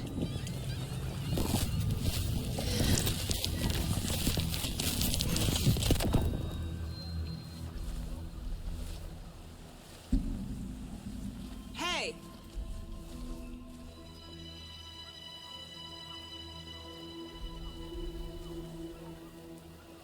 Are you okay? No! It's my fault! It got out with my face! Scratch! Sir, calm down. I'm gonna need you to take a breath. He's changed the story. The dark presence. We must stop it before... Easy now. First things first. What's your name? My name is Alan Wake. I'm a writer. I've been... Wake? Where did you come from? You've been missing for 13 years. 13.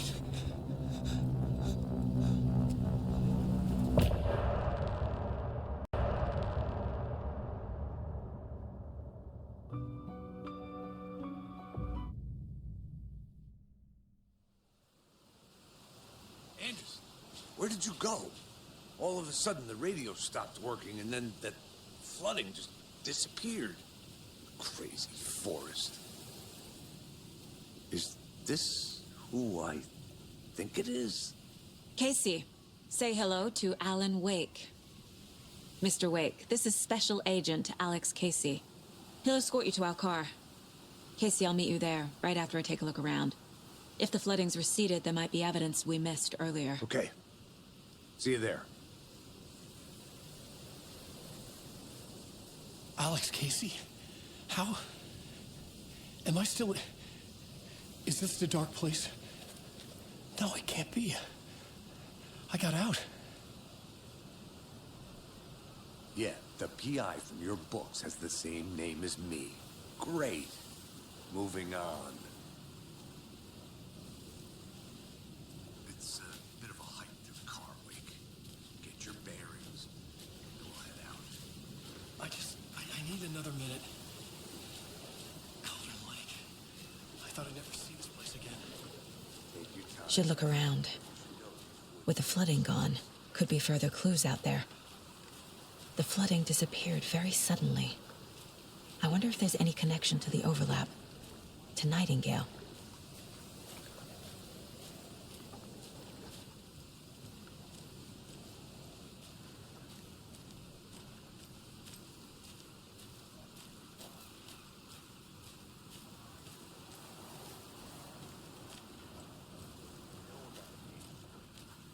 Keep an eye out.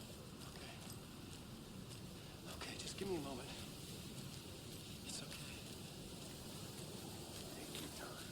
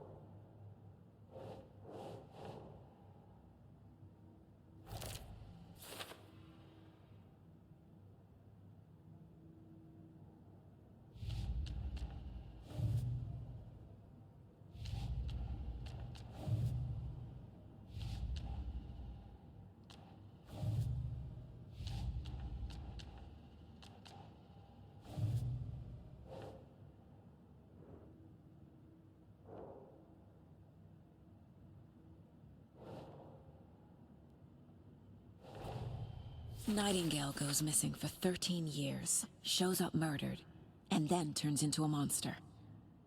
After I stop Nightingale, a rider who's also been missing for 13 years turns up.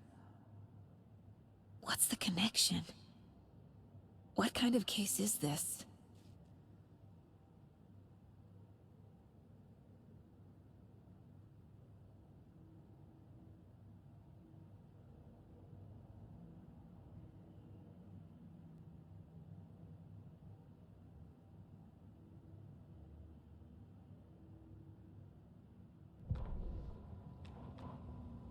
The rider went into the lake, banished the dark presence. Taken still lurked in the woods. The dark place receded. The current pulled back those with darkness inside, into the lake. Nightingale was there, one of them. The dark presence. Jagger had taken him. The witch had stolen his heart. They sank beneath the waves. The dark place, wandering in the shadows, muttering to themselves. It's dark. I'm lost. Where am I? Who am I? I can't remember. It's cold. Premium cabins for rent in Bright Falls. Who said that? Can you hear me? I need help. Please. Stop this. What did I do? You must dig it out. Their shape shifted. Echoes of the writer's dreams. Fading in, fading out. The next story and the story after that. The writer was writing again.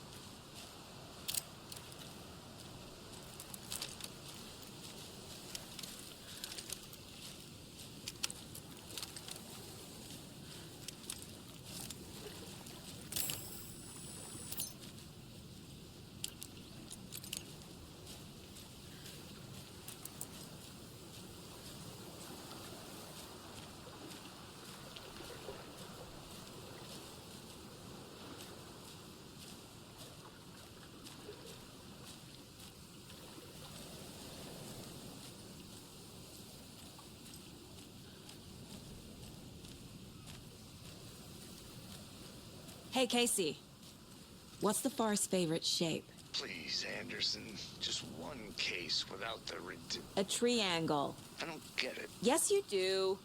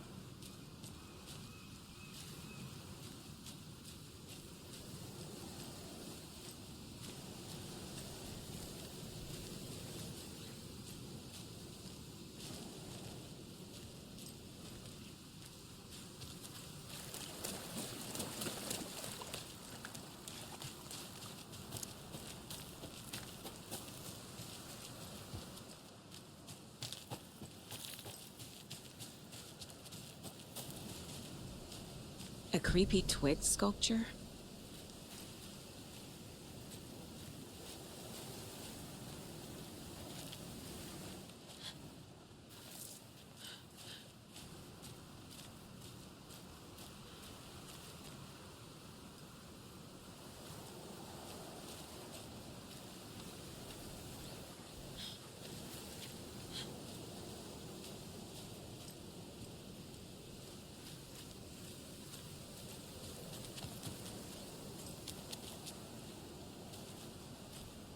A locked box.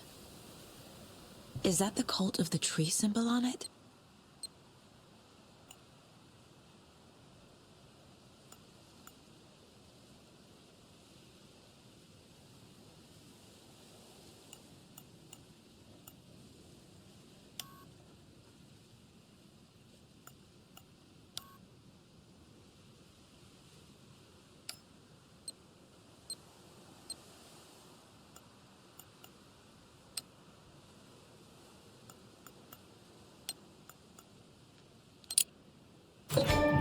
Notes and ammo. Looks like they're tools of the trade.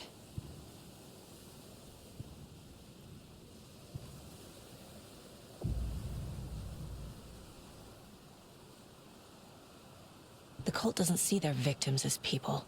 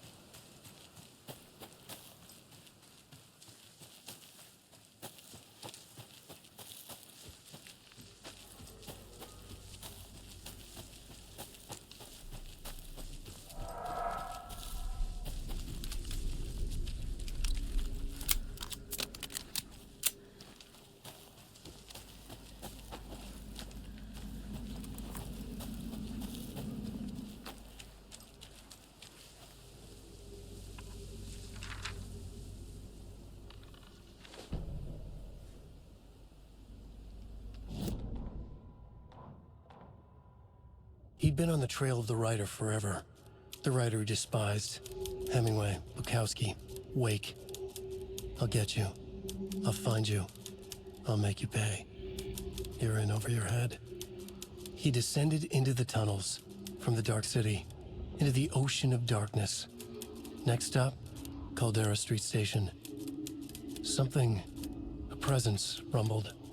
Not a train. Shadows shifted on the platform. The writer's cult waited for him there. The cult of the word. Occultists lean close. I carry his words close to my chest now. You're not allowed in the lake until he says otherwise.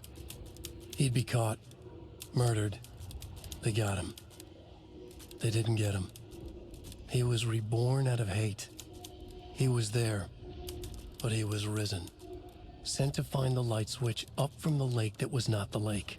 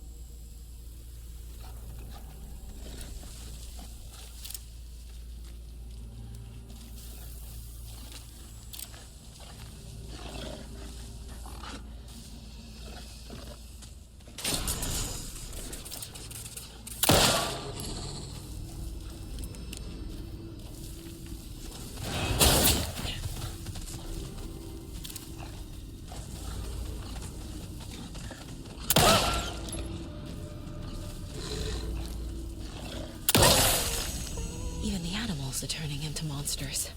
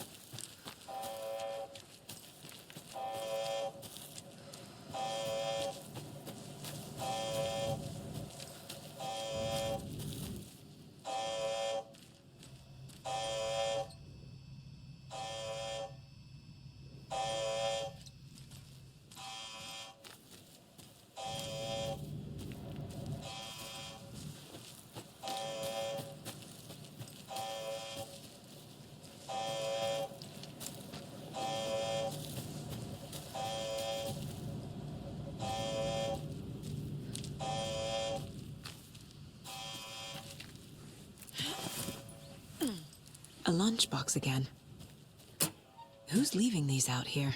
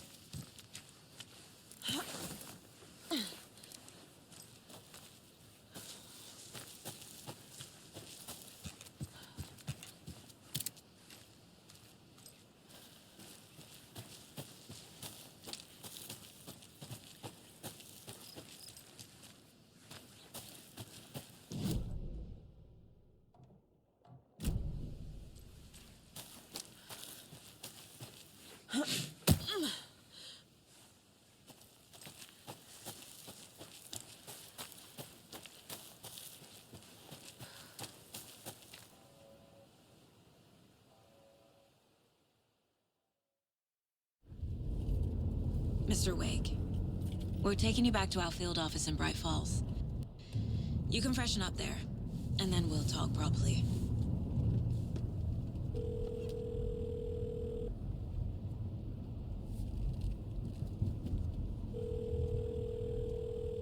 Hey, Mom. Before you say anything, I'm totally fine.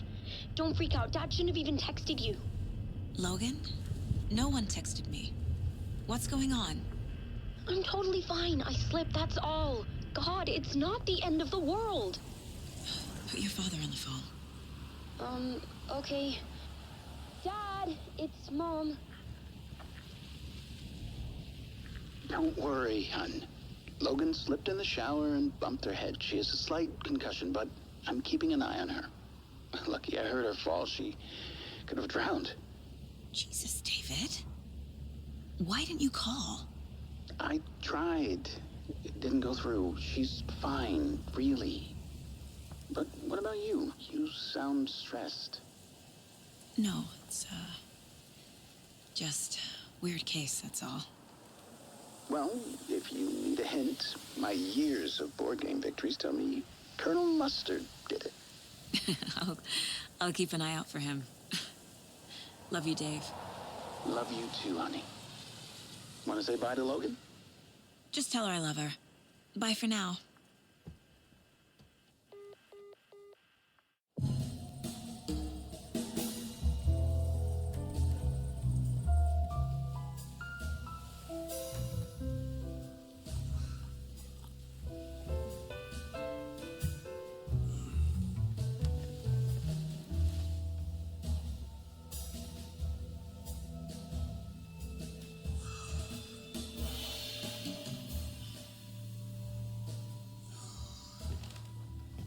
Is there anyone you'd like us to reach out to, Mr. Wake? You've been gone a long time. No. They'd be in danger. It'll come for me. Okay, let's talk about something else. Robert Nightingale. Do you know him? You were both here in 2010. The Dark Presence got him back then. That's the last time I saw him. 13 years. Fuck me. Tell us about the pages. You had what looks like a title page with you. Return. Is this the name of the story on these pages? The writer's name has been scratched out pretty violently, but your name can still be made out underneath. Scratched out. Yeah. Scratch.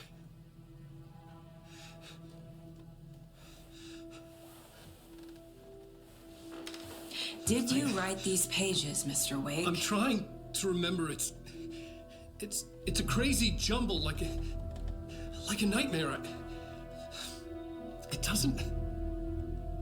It It doesn't make sense.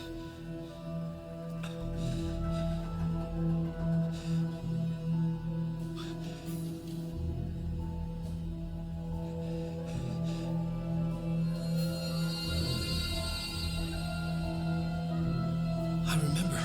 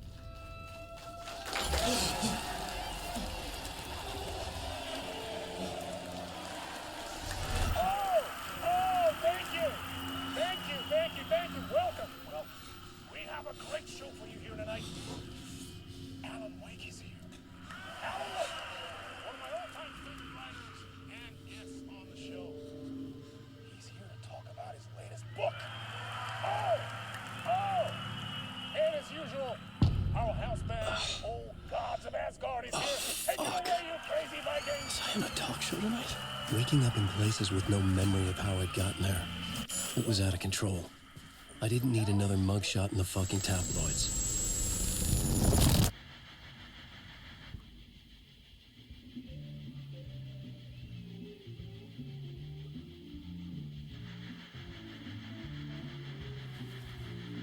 Give a warm welcome to Mr. Alan Wake.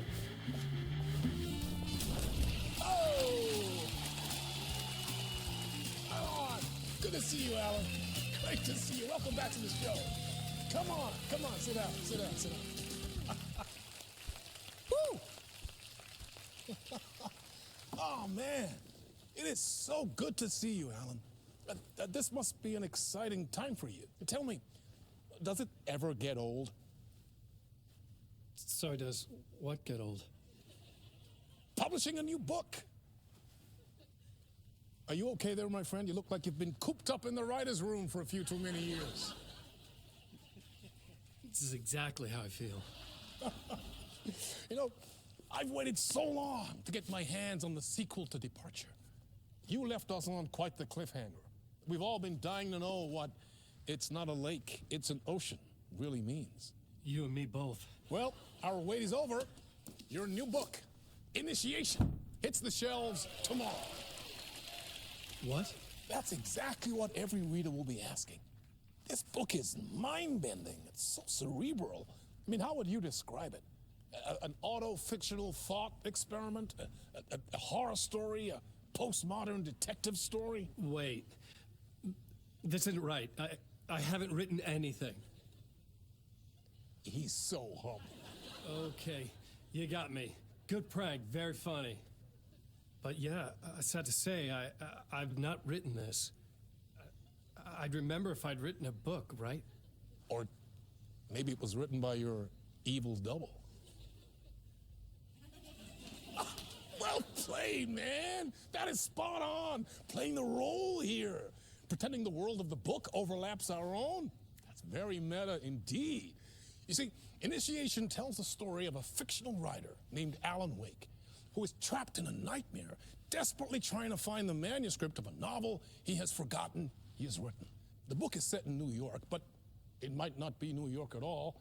He is tormented by his dark doppelganger and guided by visions of a fictional detective he has written. That's right, Alex Casey is in this book as well. I guess we'll just keep doing this the whole show. The joke's on me. But isn't that what you sign up for with autofiction? No, but seriously, I found the structure of the reality you build in the book fascinating. It reminded me of The Matrix.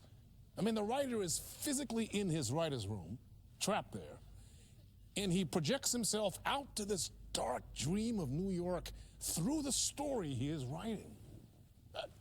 Like astral projection. Did I get that right? Yeah, that's exactly right. Go on. I should be taking notes here. This is great stuff. Notes to that other Alan Wake in that room writing this as we speak? Are we all in your story, Alan? Wow. No, I wish you every success with your new book, Alan. I hope it's as successful as your best-selling Alex Casey series. Initiation hits the shelves tomorrow. After this, I'm sure we'll all be eagerly awaiting the culmination of this hero's journey trilogy of yours. A book called Return, perhaps. Yeah, thank you for one of the strangest interviews of my entire career, Alan. All this talk of meta-narratives. Half expecting to disappear once the scene ends.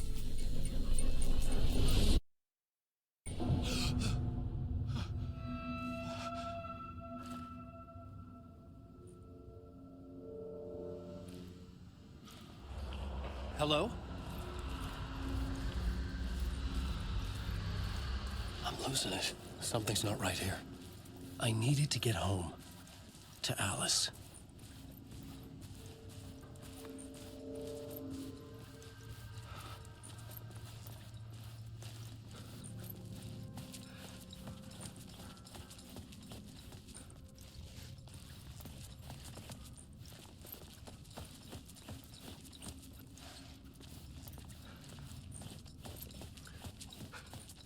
What the hell was that interview? Some kind of joke? Initiation? I never wrote a book called Initiation. This felt like a bad dream. Could make a good horror story.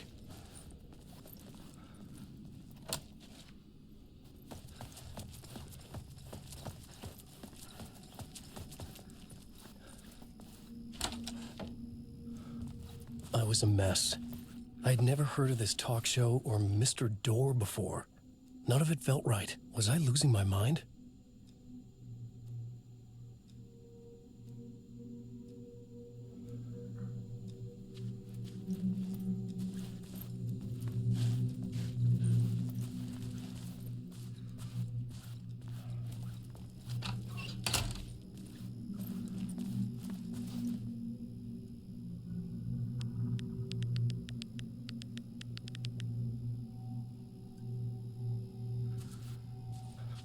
Hey!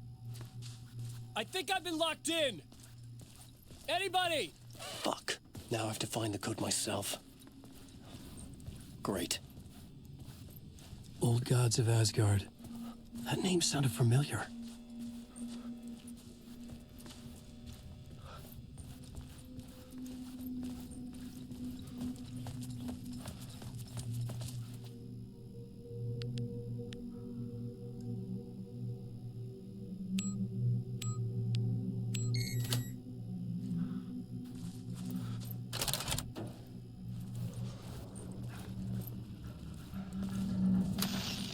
There was something here. A broken transmission I couldn't quite make out. What was that? A message? Impossible to say.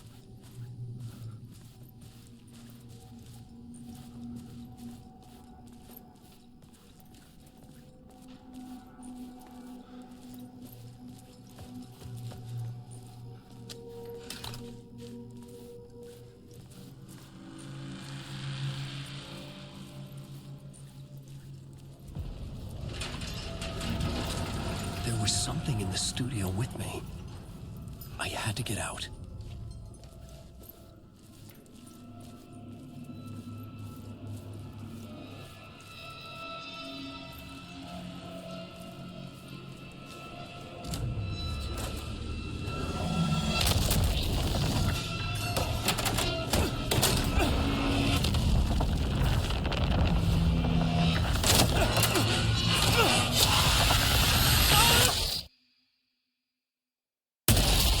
This is the ritual to ritual.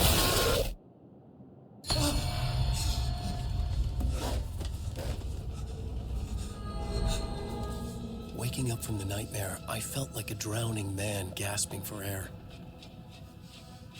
This place felt familiar. A ghost of a memory surfaced, about riding here for countless days.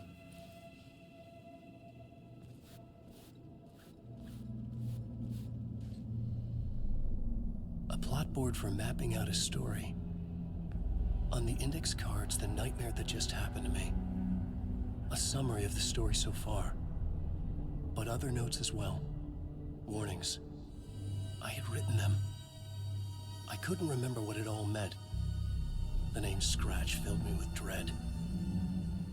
I could trust these words. I had to act on them. You must write to escape.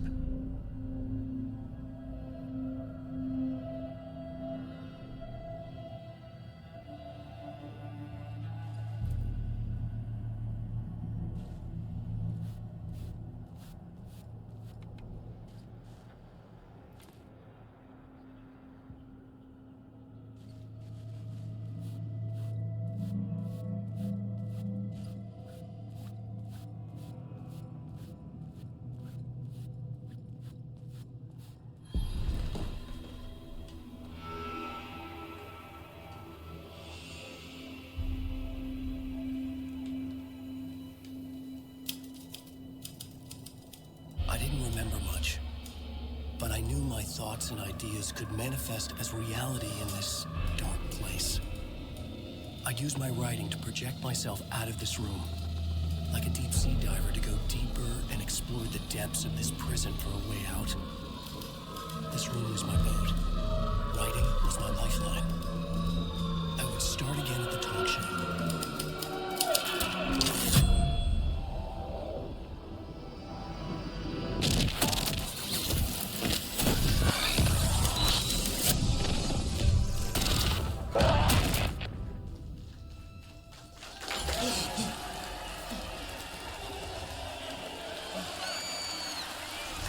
Thank you. Oh, you're too kind. Welcome back. We have a great show for you here tonight. A real treat for all you Alex Casey fans out there.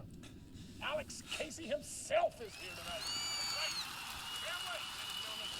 The actor who has given his face to the famous detective in the film series. And of course, we have Alan Wake here, the best-selling writer the books the films are based on. Let's do this!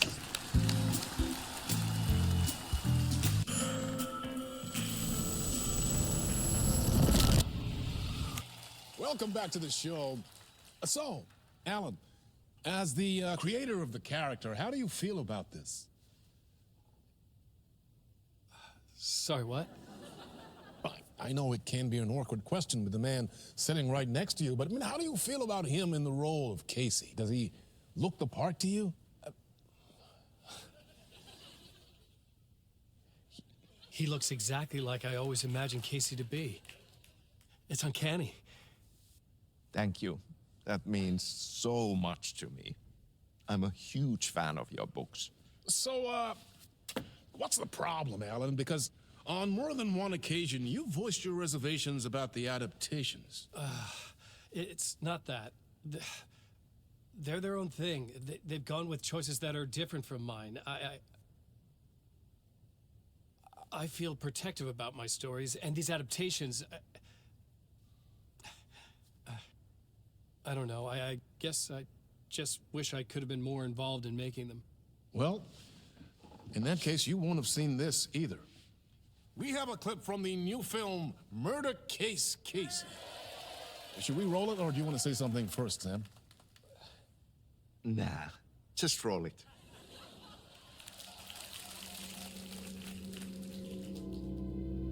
This city was an old scar that refused to heal. The rain made it fester. It needed the sun, but there was only the night. I was tired. Insomnia covered me like a plastic film. I was watching the world through a rain-slick window, my own reflection haunting the view. I was trying to track down a missing writer. My only clue was a table lamp, shaped like an angel. The only thing to shed light on this sordid mystery.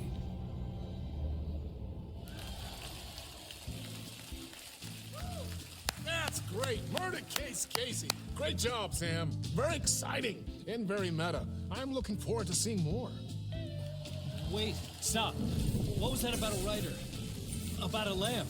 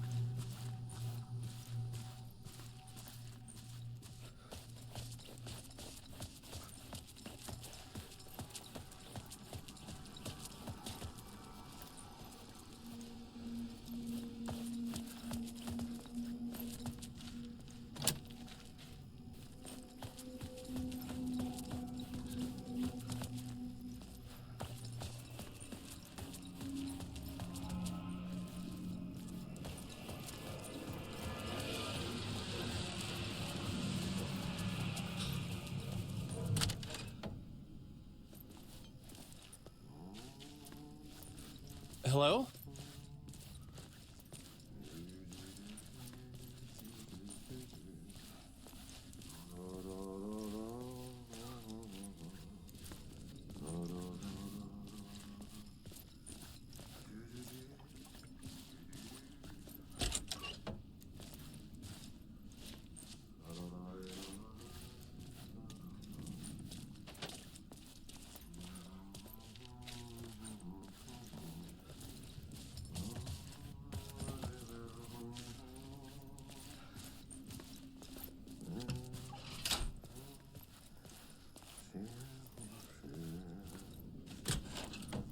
Ah, Lorraine! There you are, Tom.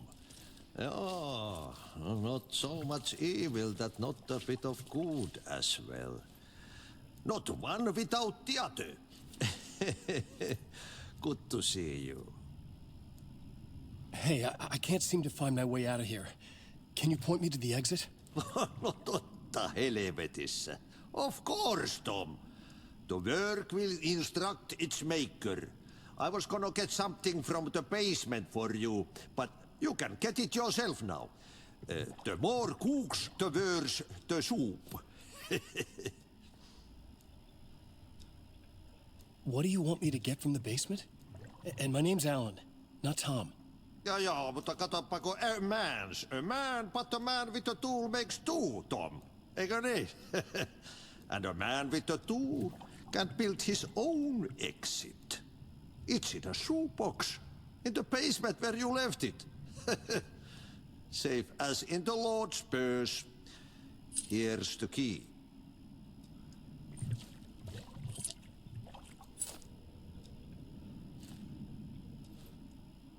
Have we met before?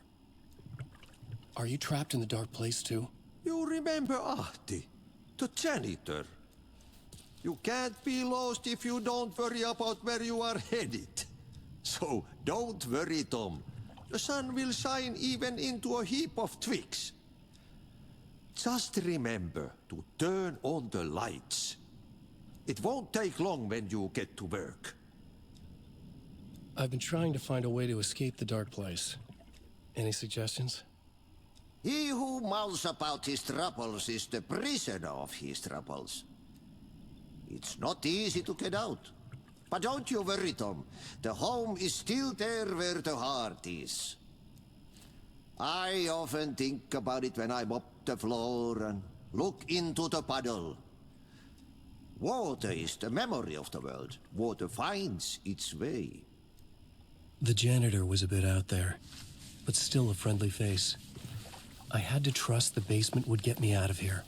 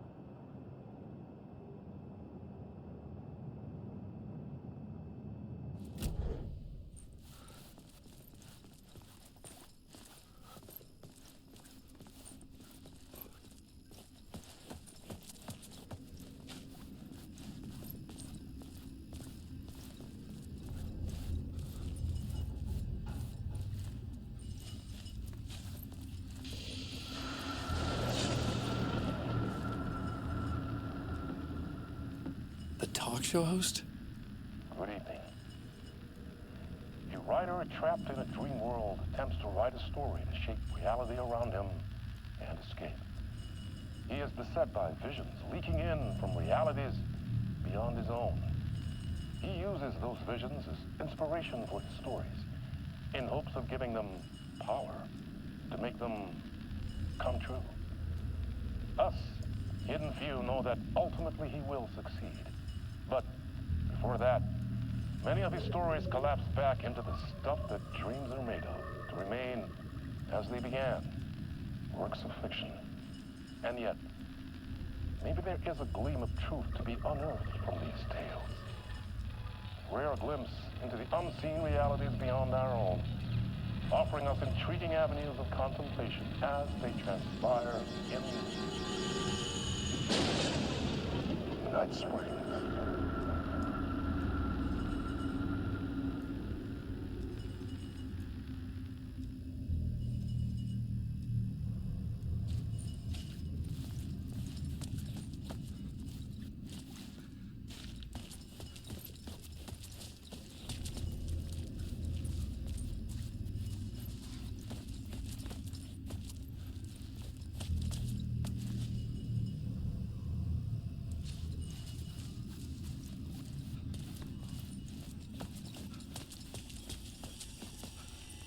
An old lamp in a shoebox. Was this what the janitor had left for me?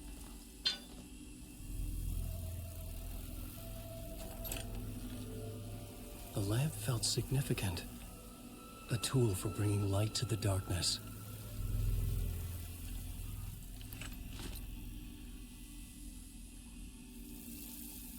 I felt a magnetic pull between the lamp and the light overhead.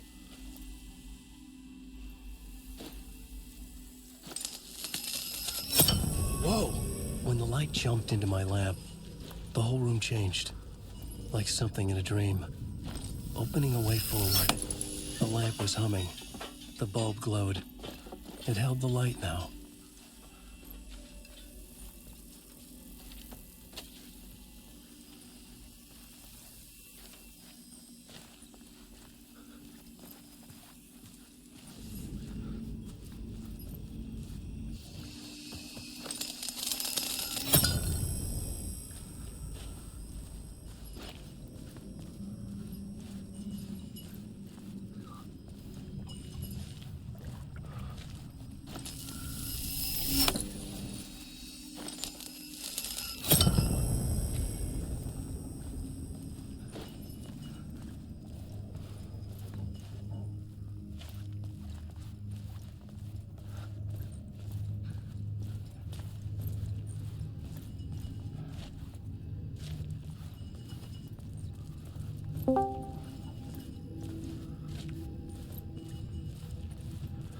I felt another surge from the lamp. I could use it again. The glow in the lamp went out, shifting the light in the room. The light carved out something new from the darkness.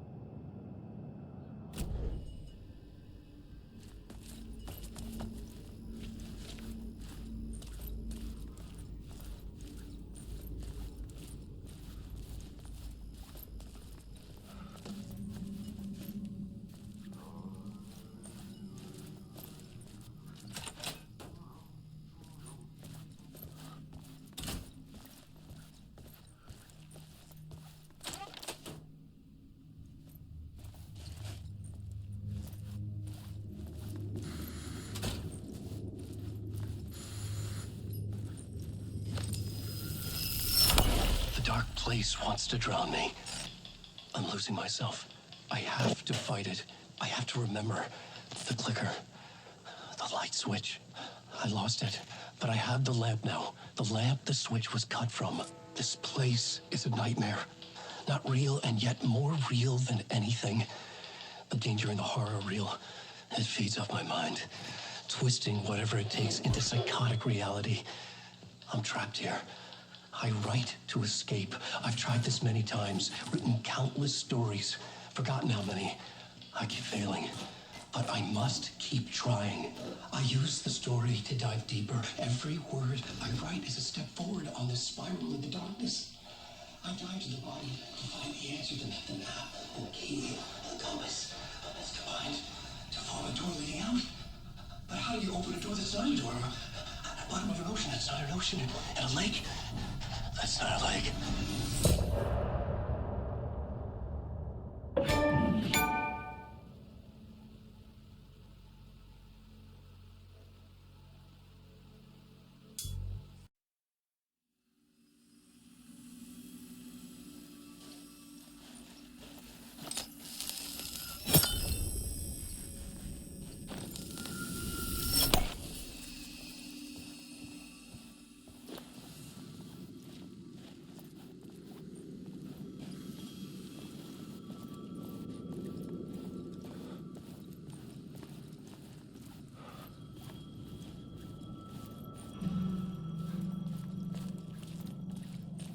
The payphone was ringing. Somehow I knew the call was for me.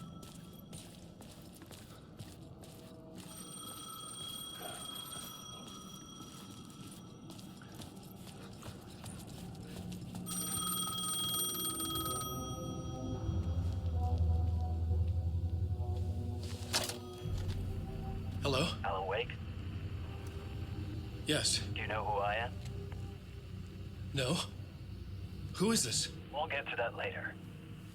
There are spies all over. Shadows. A sense of deja vu washed over me.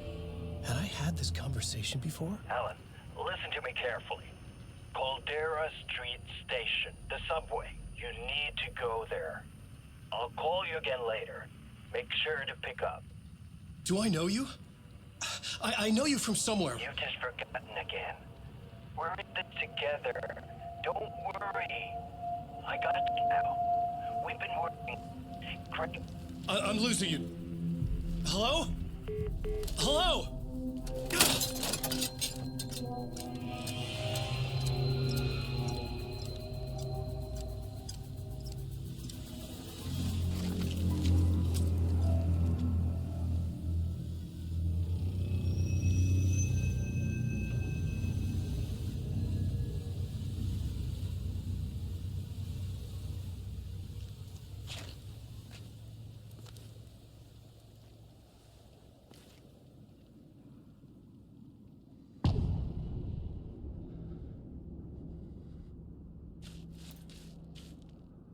The man had said Caldera Street Station.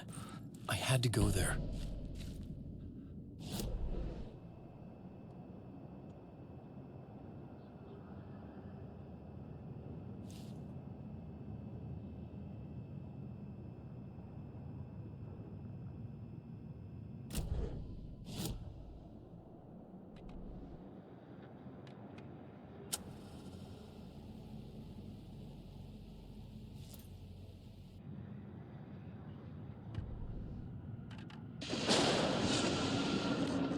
Springs, a special place, a shifting space, existing in a countless number of parallel realities.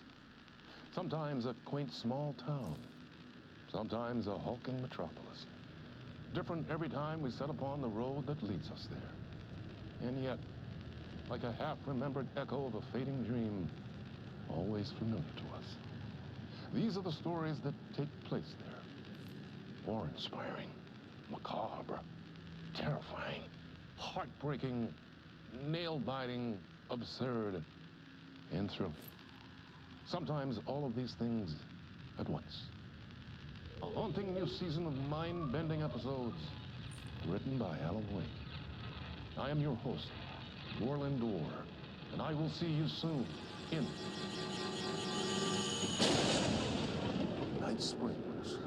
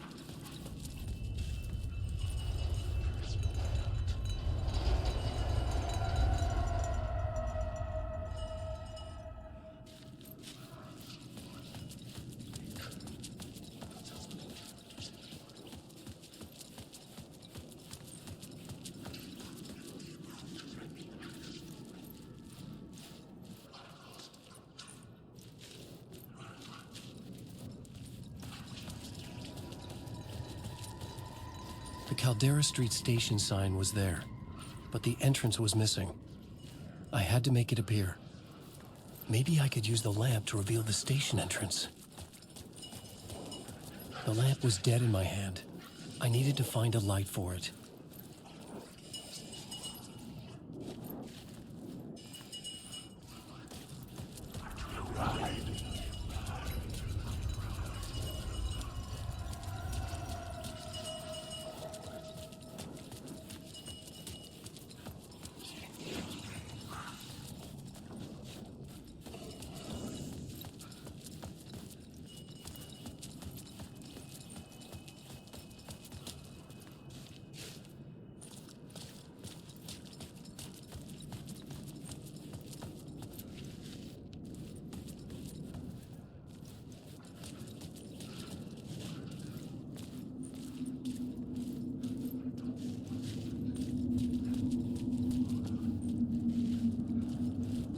The dark place wouldn't let me go that way.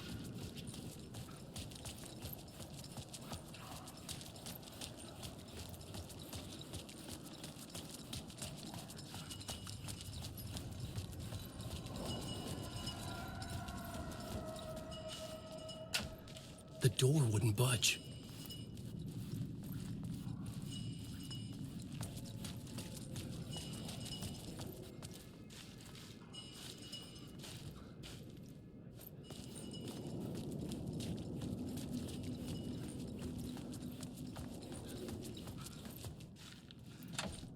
It could not be opened on the side.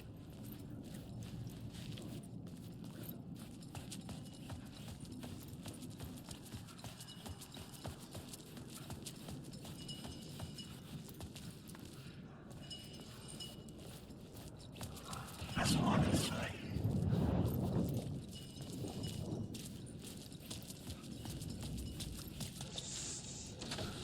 It was locked from the other side.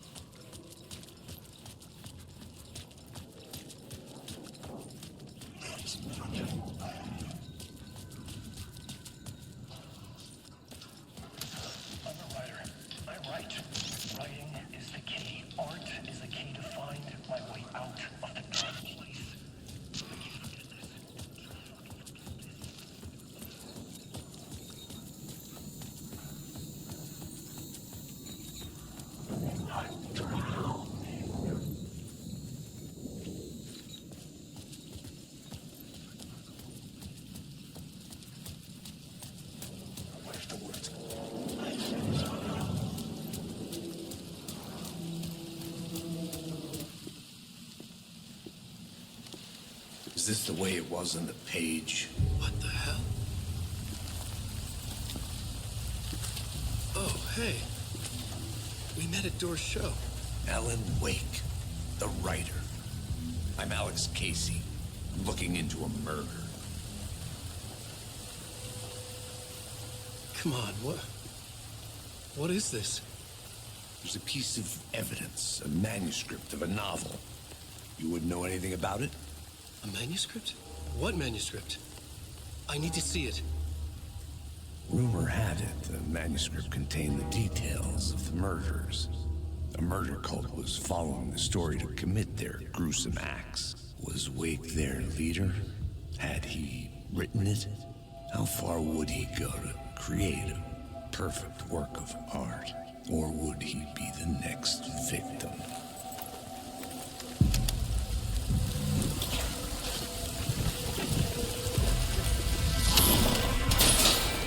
Stay here. No, wait! I need a gun! No chance.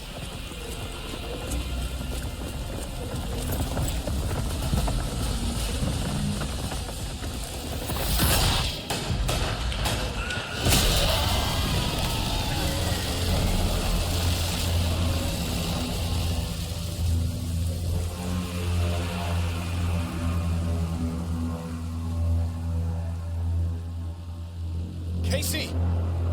Damn it.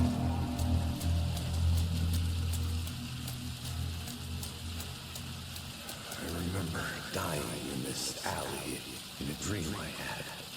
He was just gonna keep killing me, loop by loop.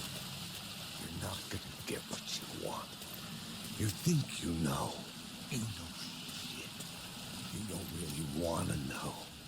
You're gonna get what's coming to you.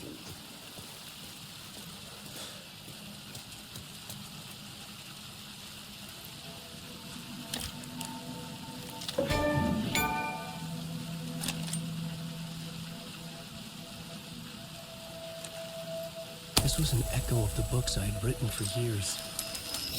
Picking up Casey's gun felt like I was assuming the role of the detective. I had a light now. I needed to get back to the subway station entrance. Shit. With the alley in darkness now, restless shadows block my way.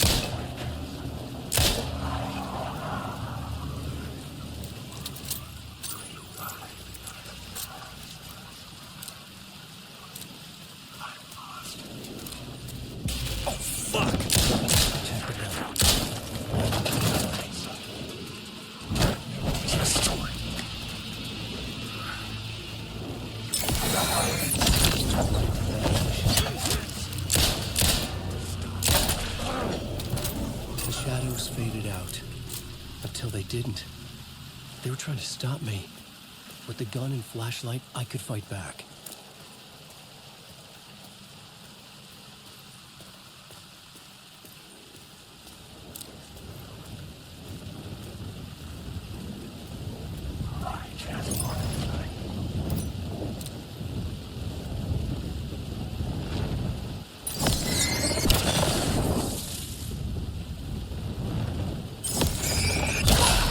The flashlight had done its job.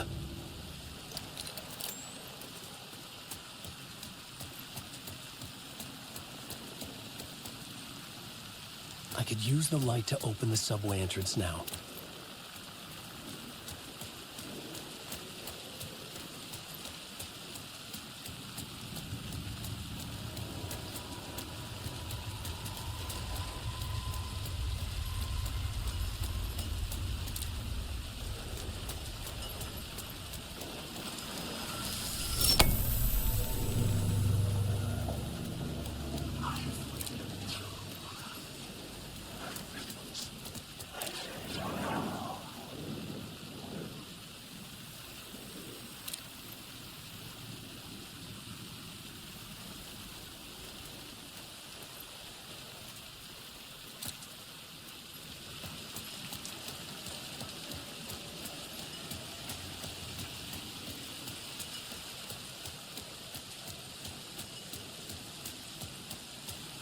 I needed to find a way around that fence.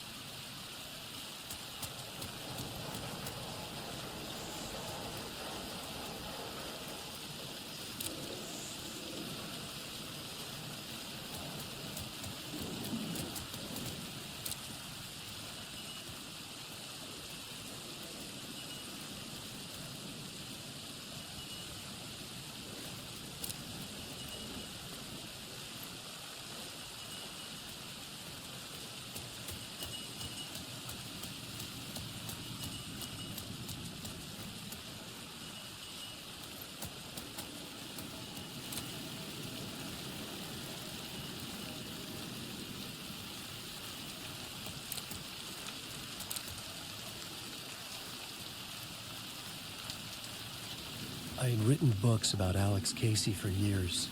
Something lingered here. A line from a half-forgotten story.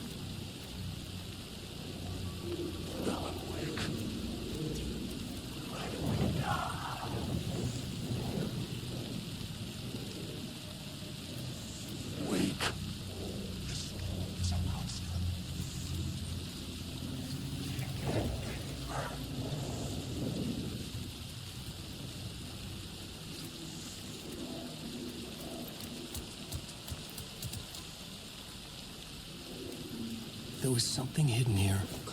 Light would reveal it.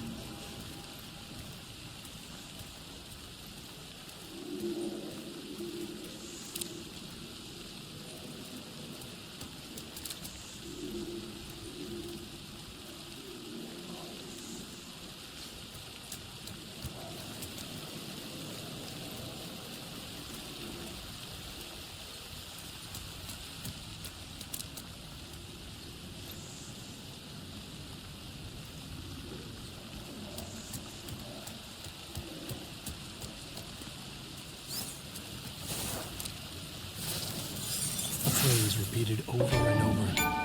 The words resonated with meaning. Had I written this?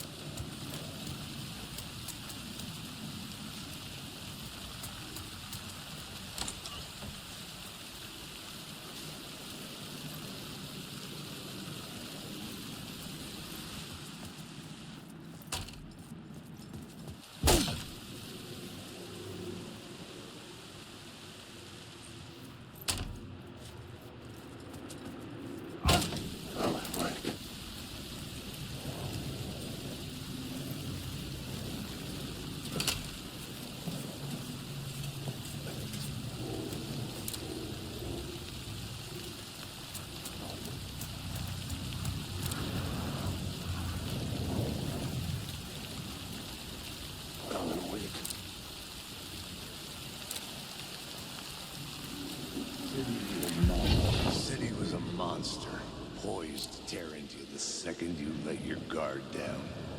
You thought you had it tamed, that you knew what the hell you were doing. Your last mistake, unless you got lucky. And you didn't deserve to get lucky. You blinked at the wrong time, let your mind wander.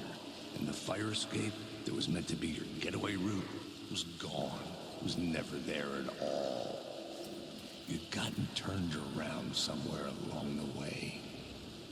The city was coming to finish you off, and there was nowhere left to run.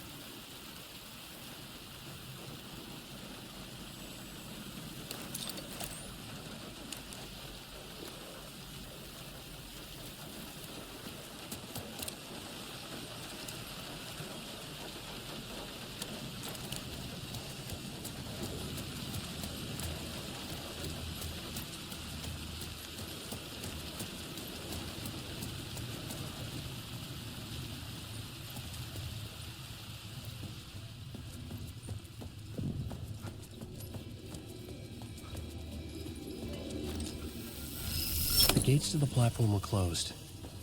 I had a ticket.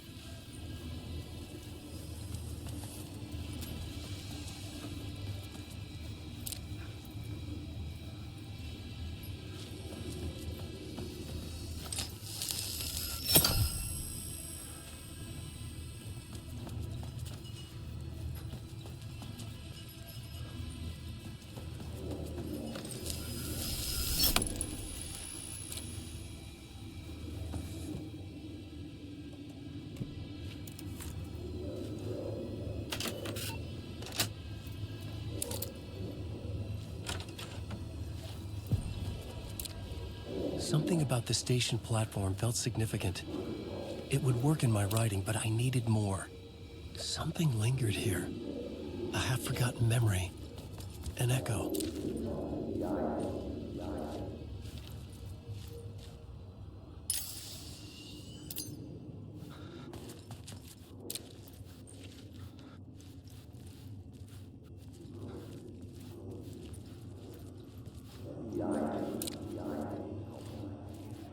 Something was here. An FBI agent had come here before me on the trail of a murder cult. He'd gone missing, presumed dead. The cult was leaving me clues to follow, connecting the dots from one murder to the next, inviting me to draw an obscene picture on the city map. Caldera Street Station.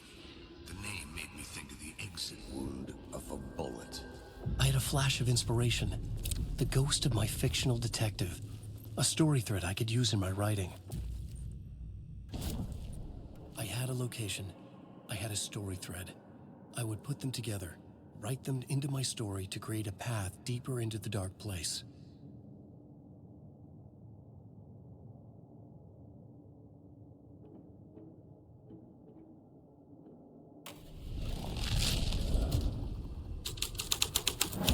Things clicked into place. The story rang true. I was making progress. The dark place reacted to my story. The way into the tunnels was no longer blocked.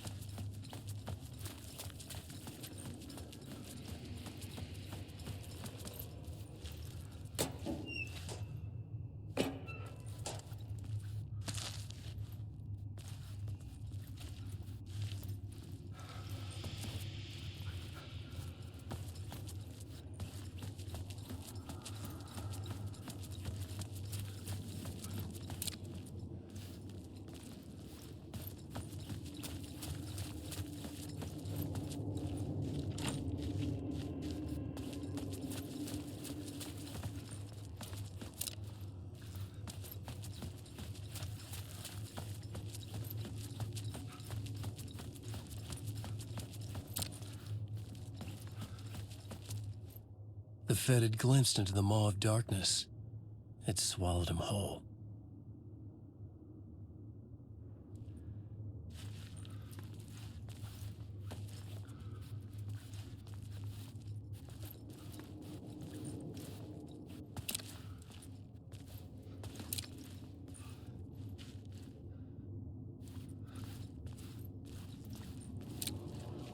The tracks led into the tunnel.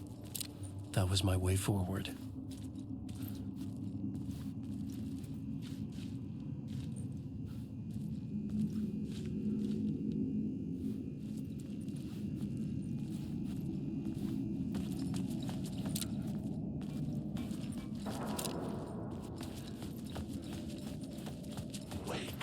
The blood trail continued deeper into darkness.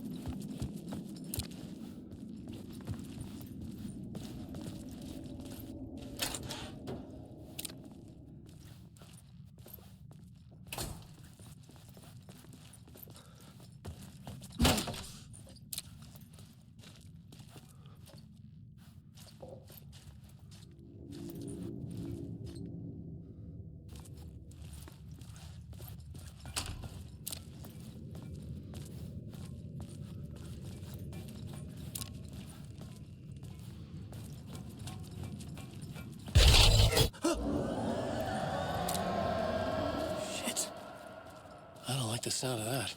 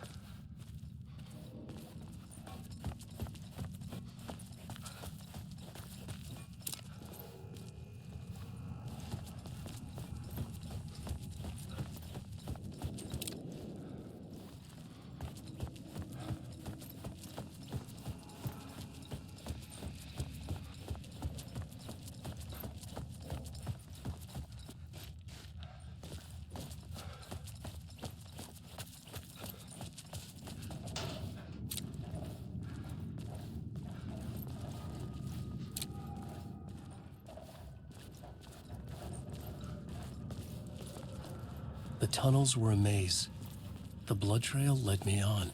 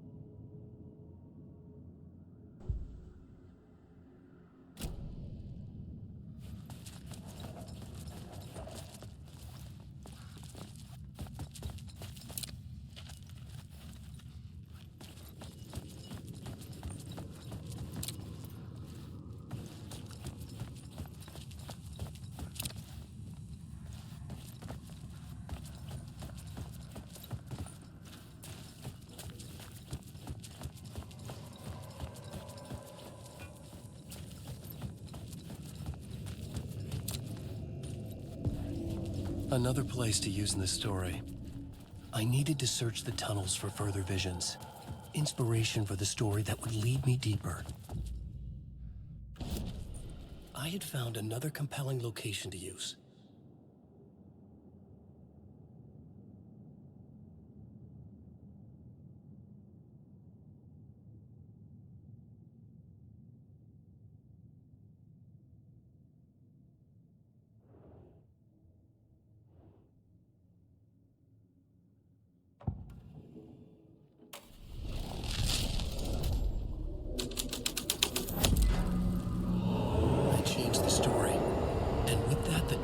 Changed.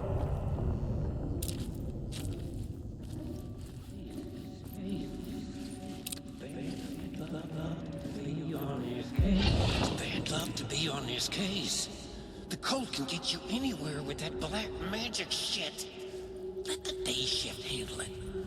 What happened, anyway? Some Fed came looking for the cult, but it was a trap.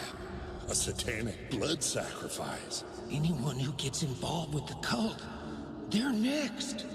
I heard their leader is this famous writer, Alan Wake. Their unholy motherfucking messiah. Sounds like a load of bull.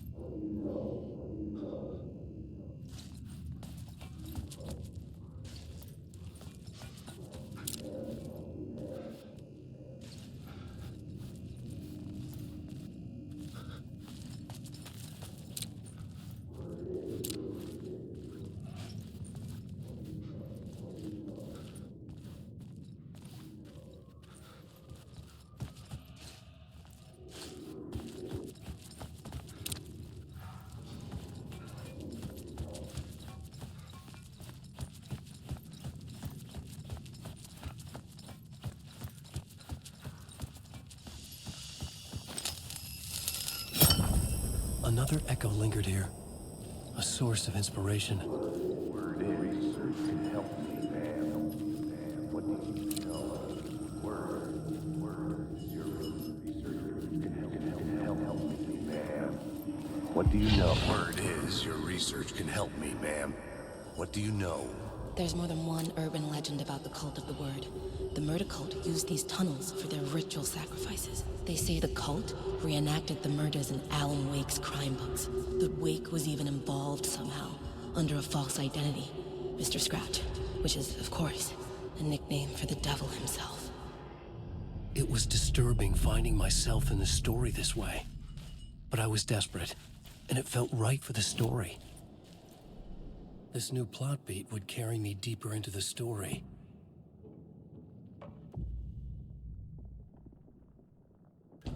Changing a plot element in a scene without being there was impossible.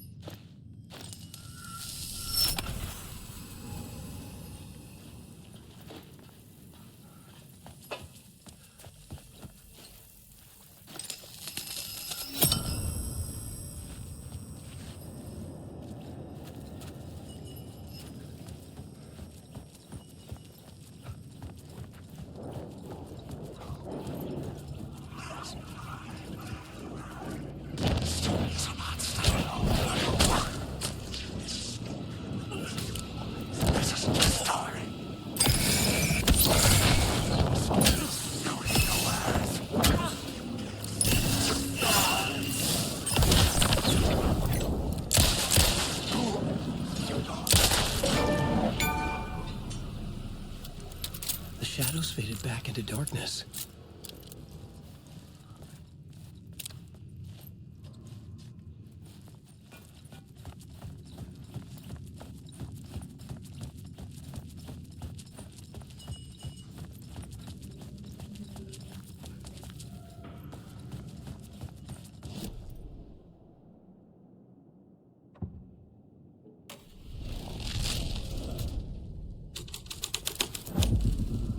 Making my way deeper into the story, I could imagine this murder cult performing their macabre acts beyond the collapsed tunnel.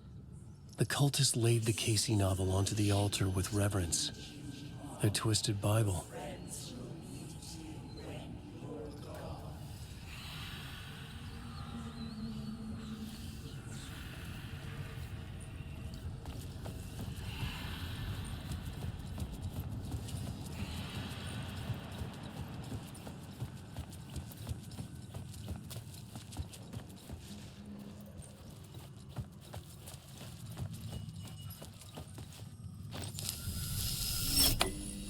The water was gone.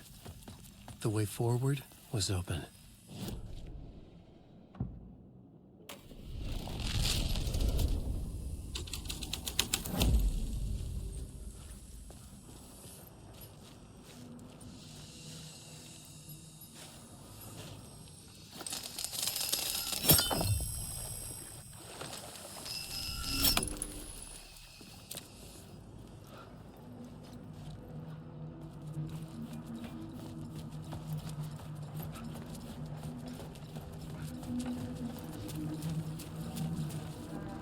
Someone was humming. Was it worth the risk to go see who?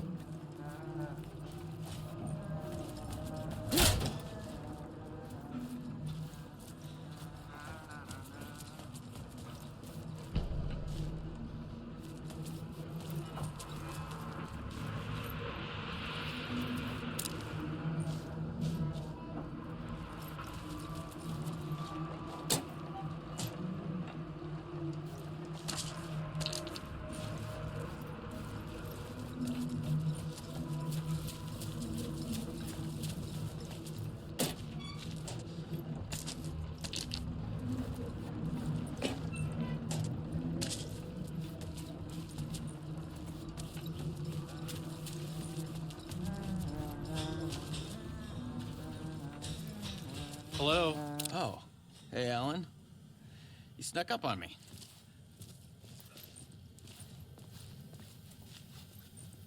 Sorry. Have we met? Memory problems again, huh? Yeah, we've met. Tim Breaker. We've shared notes. Hey, I've made some progress on the map if you want to take a look.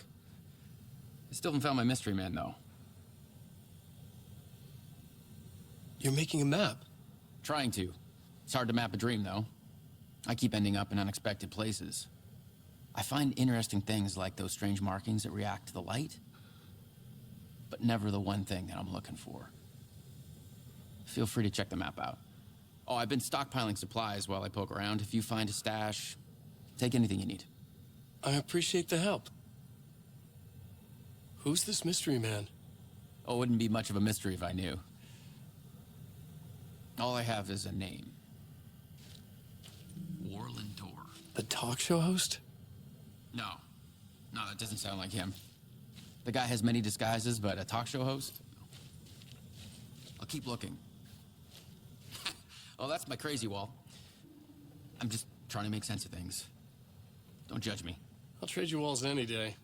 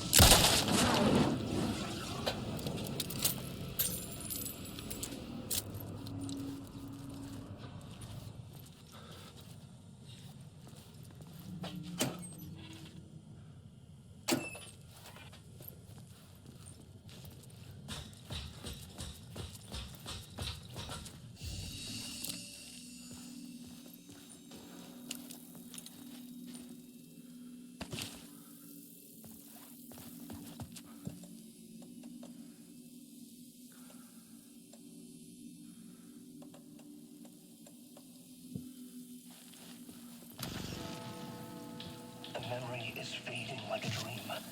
I must hold on to it. I remember an awful beacon in the darkness, a scene of a ritualistic murder site in the subway tunnels. It's a previous draft of my writing. Must be.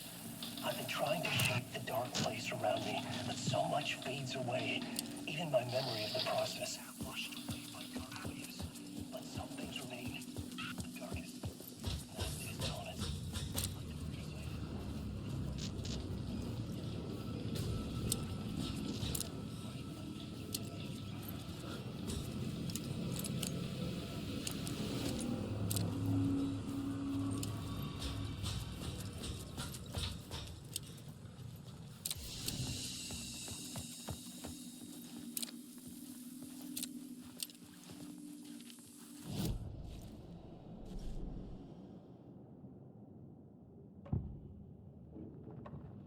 I couldn't add a new element from here.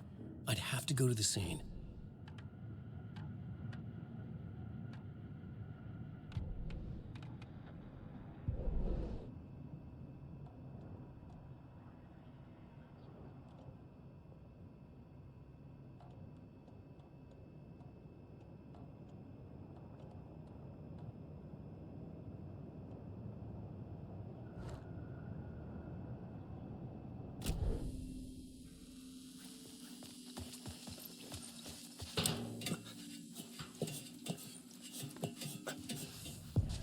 The train blocked my way forward, but it was here for a reason. It had a role to play.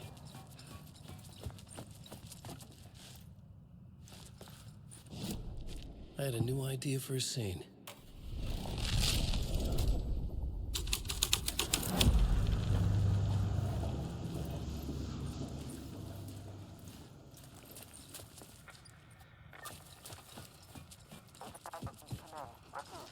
Hello? Anyone there? Dead.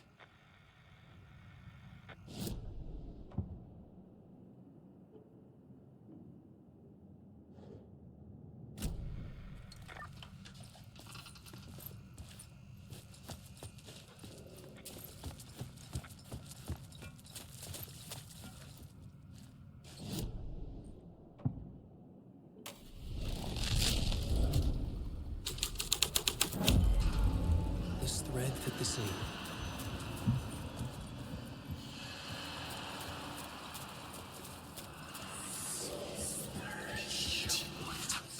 The cult poured the gasoline over the train car. An iron cage that would soon become a coffin.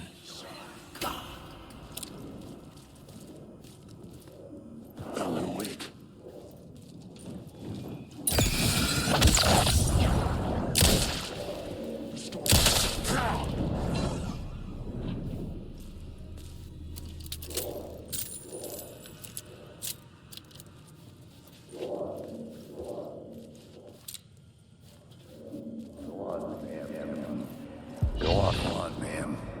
This is where the history of the cult gets genuinely disturbing. The cultists tracked down the torchbearers living in the tunnels. They locked the poor folks up in a derailed subway car, doused it in gasoline. Yeah. Charming. It turns into a bit of a ghost story after that.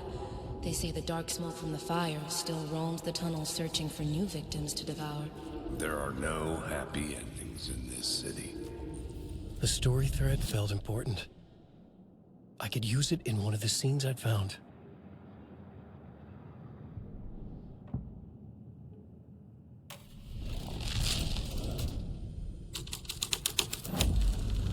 A sick and twisted story, but it worked.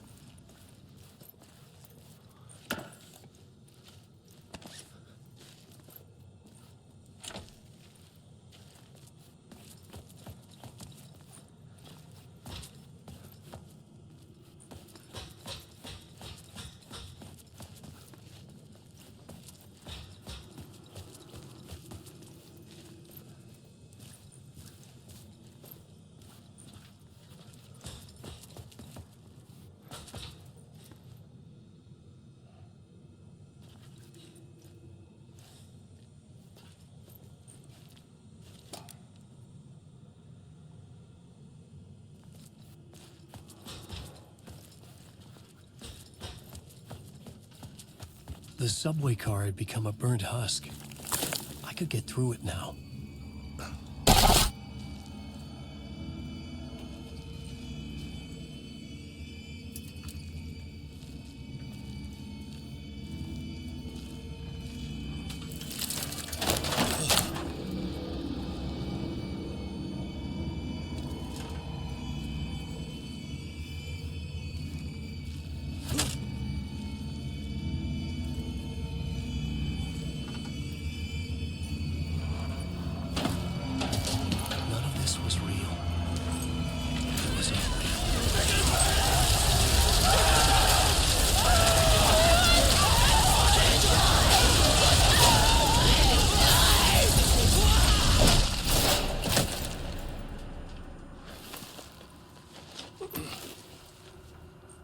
Fuck me.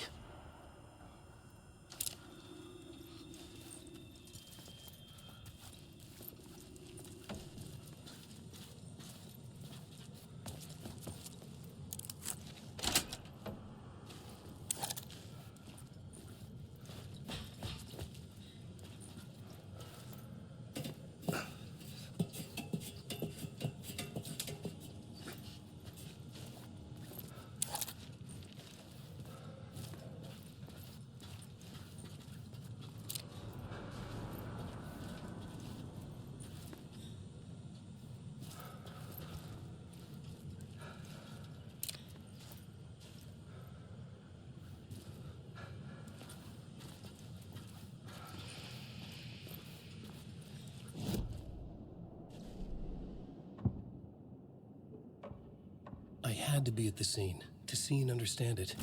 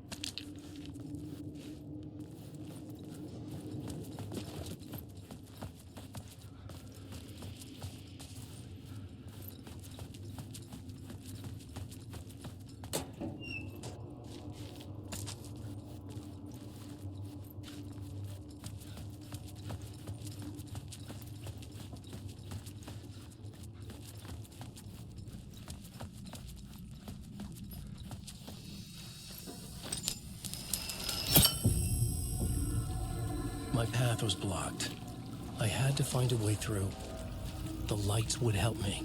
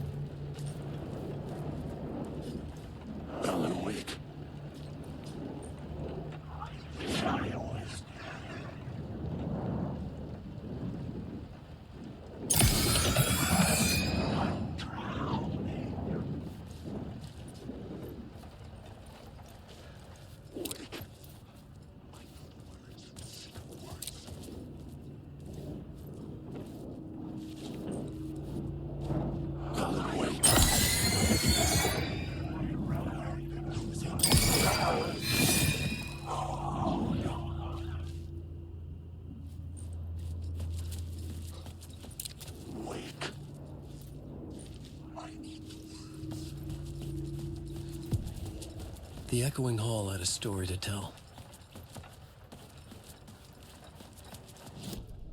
I had a new scene to use, a new setting.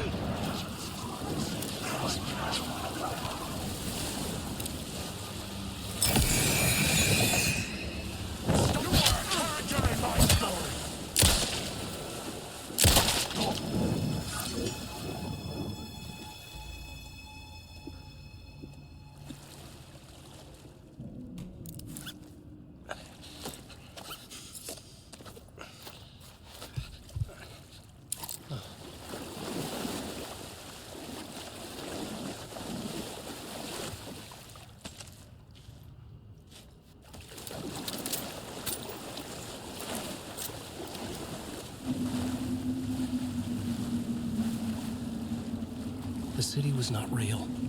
I was limited to the confines of the dream.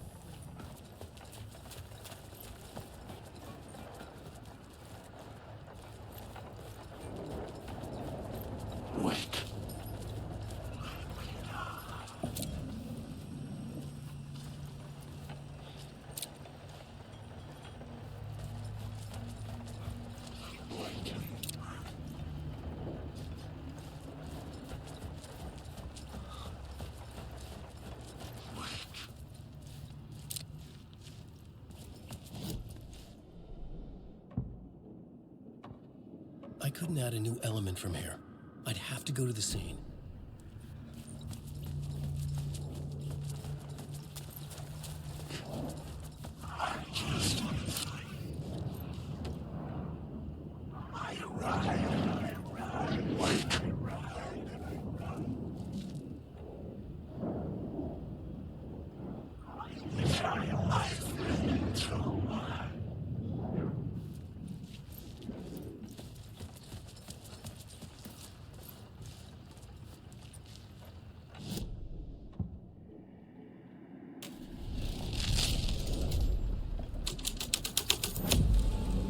The plot changes shape the world around me.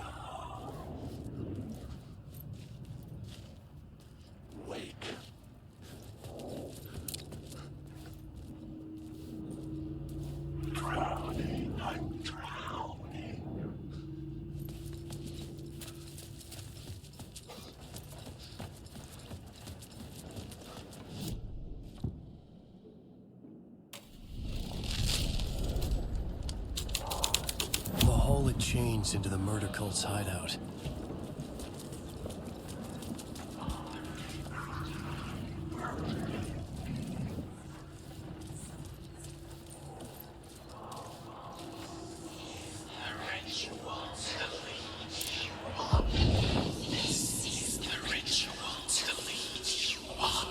The Fed had witnessed something here that made him run scared.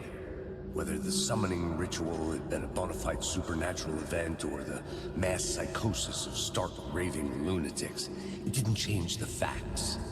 The cult was messing with things no one should mess with.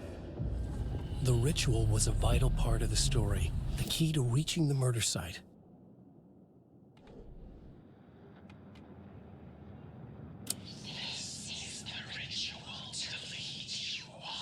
The Fed had witnessed something here that made him run scared. Whether the summoning ritual had been a bona fide supernatural...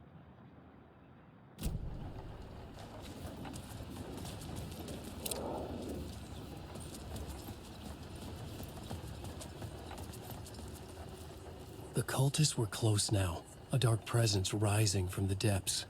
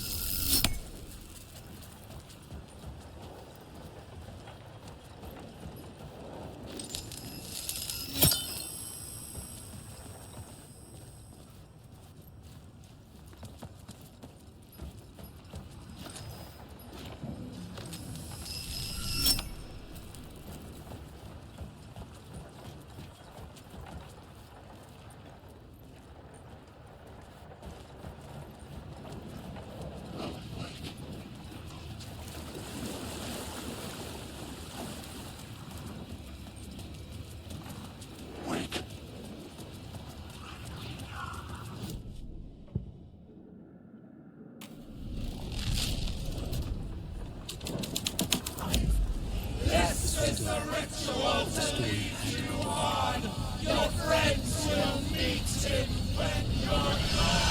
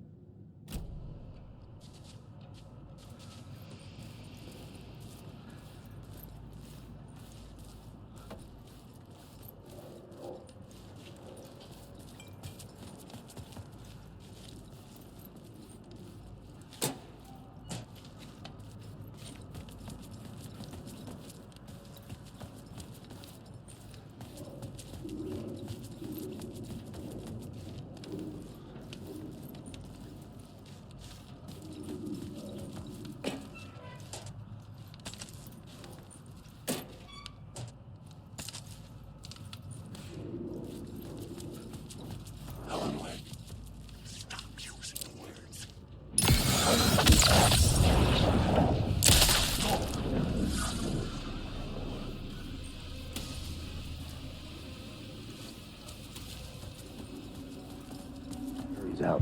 Turns out the cultists weren't the only ones using the tunnels.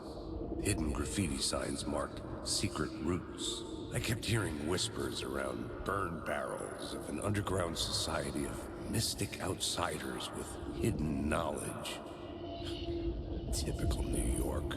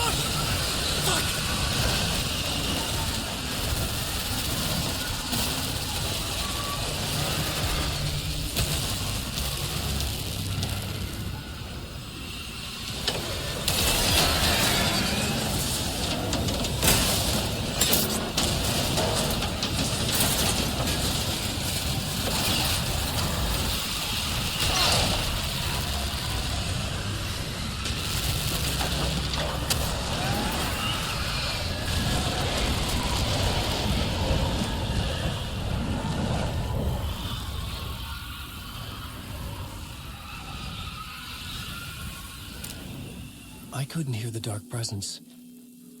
It was gone.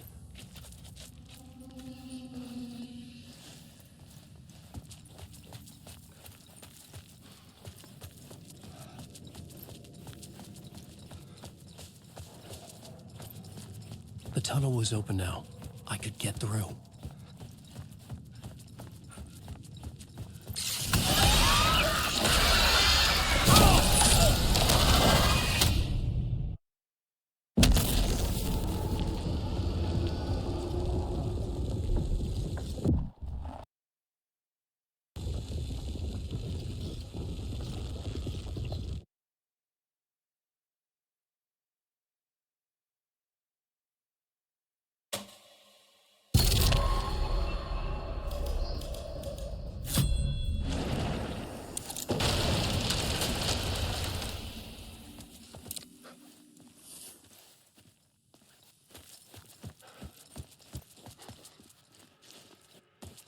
The tunnel was open now. I could get through.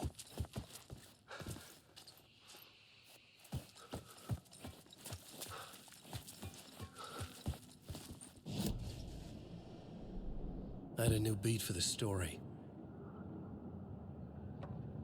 I had to be at the scene to see and understand it in order to change it.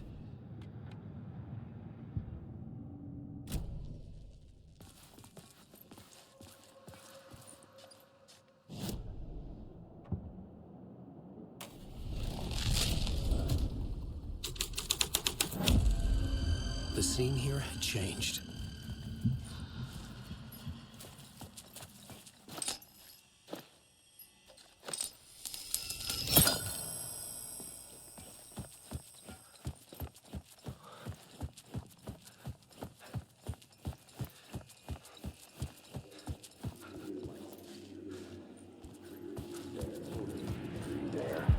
The torchbearers painted the tree there. The tree of knowledge. The tree of life with its roots reaching down to hell. It could have been a Christmas tree for all the good it did them.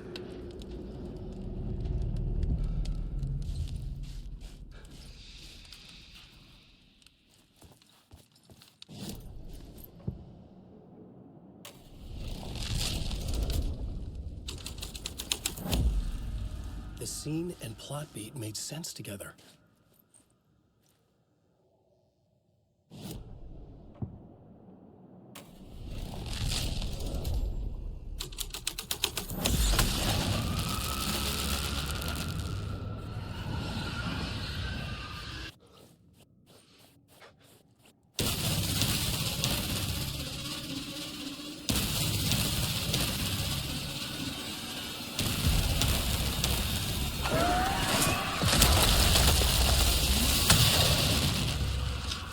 The dark presence. I had seen it before. I remembered now. It was always out there, hunting me.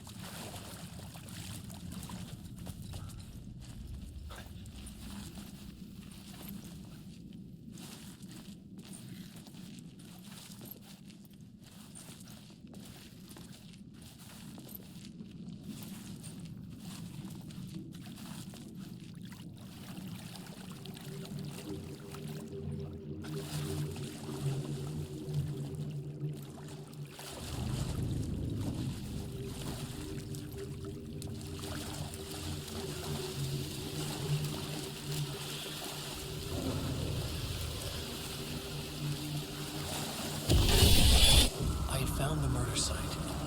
Somehow the victim's heart was the key.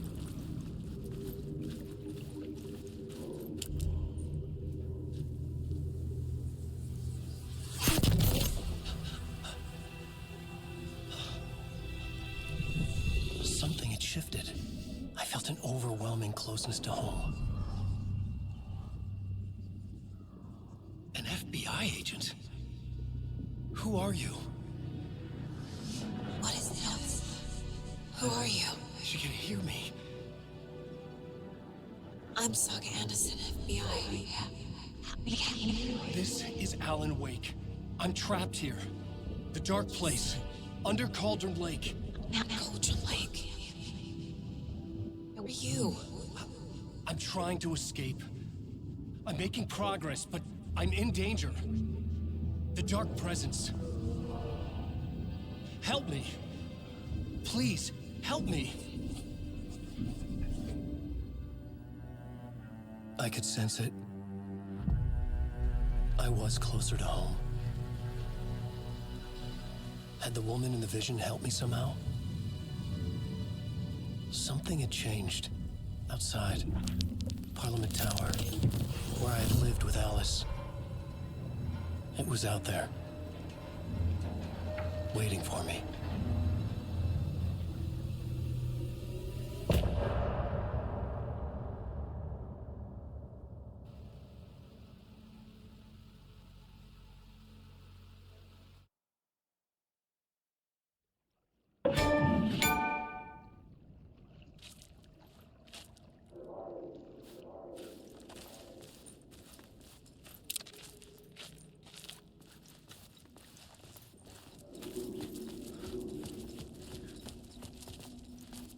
Who was writing who? Who was writing this poem? Me? No.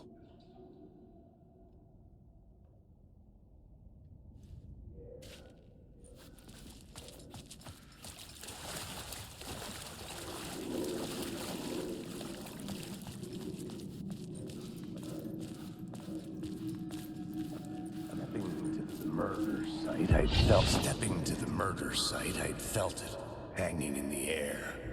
A meaning, the violent emotion of the act, like a cloud of wrath.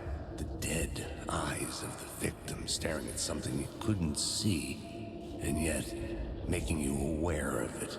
Something had soaked into this place on a molecular level, overlapping with your meaningless existence. Regression to something you had managed to forget. Marking you. Taking you for a ride. Making you crazier.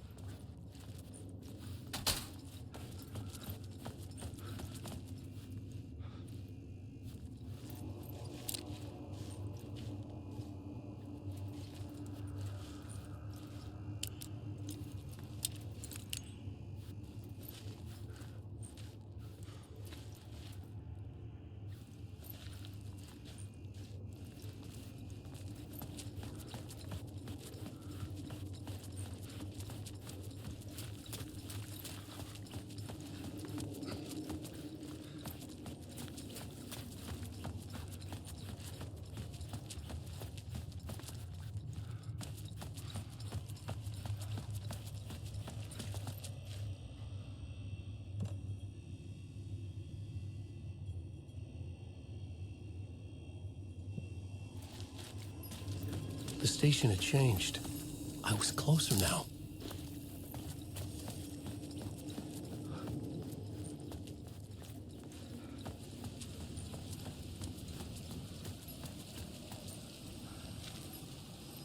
Parliament Tower.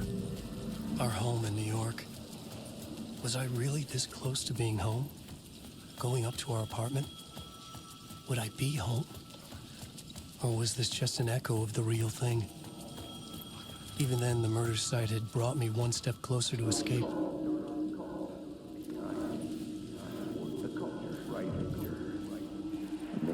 The writer. Maybe he was a victim. The cult, using his words. Or maybe he was the monster behind it all. Either way, Alice Wake, his ex, she knew things. It was there in her art for all to see. A cry for help. The darkness she'd witnessed. And that put her in danger. Was Alice here? In the story?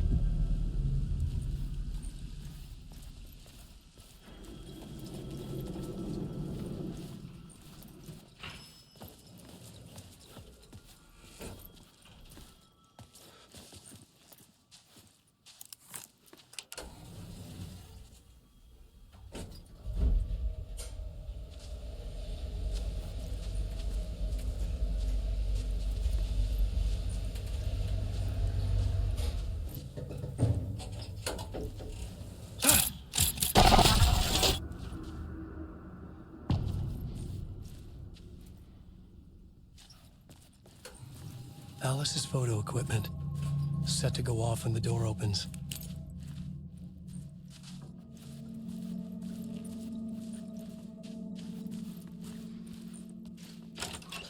Get out! Leave me alone! Alice! Alice!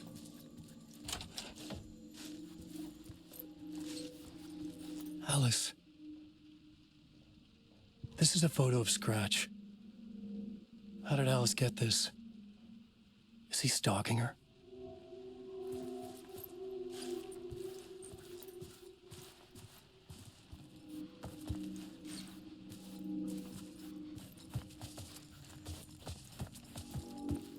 This is the door to my study, where I wrote my books. This symbol wasn't here before.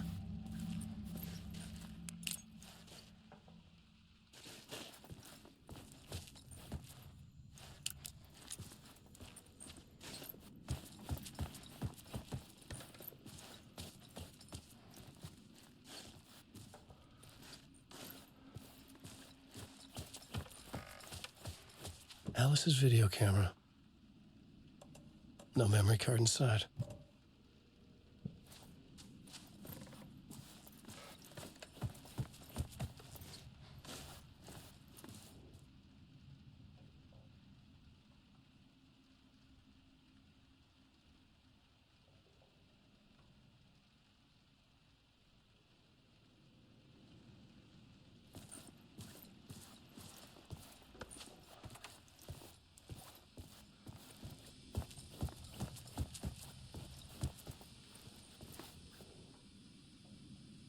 Alice's memory card.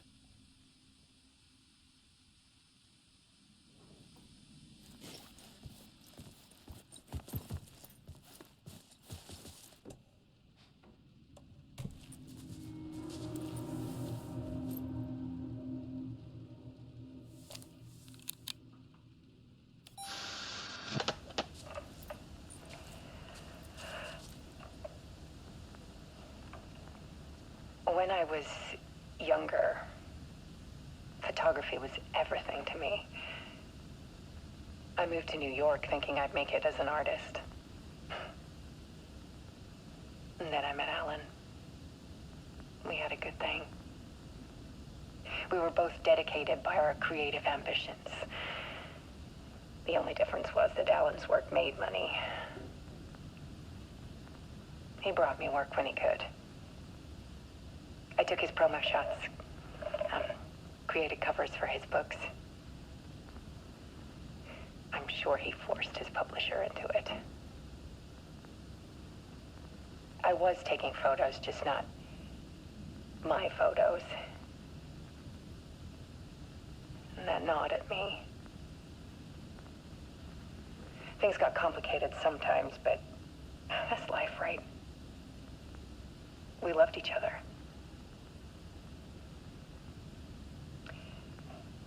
Then Alan hit a block. I brought out a meaner side of him. One I didn't like. I set up a trip to see a doctor in Washington. I didn't tell him until we got there. We argued. Things went wrong. And he was just gone. Drowned, allegedly. It's easy for people to think it was my fault. Hell, I do too, sometimes.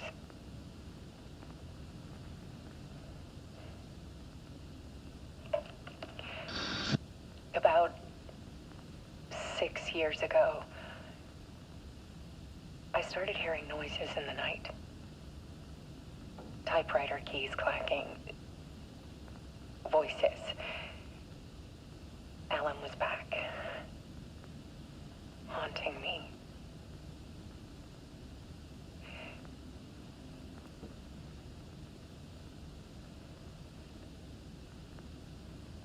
Then it got violent. It was Alan. And yet, It was a monster.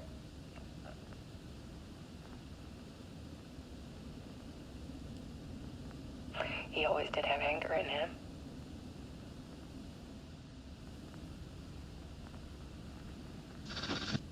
I set up cameras around the apartment with motion sensors and flashes.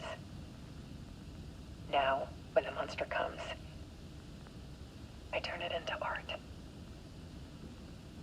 My nightmares caught on film.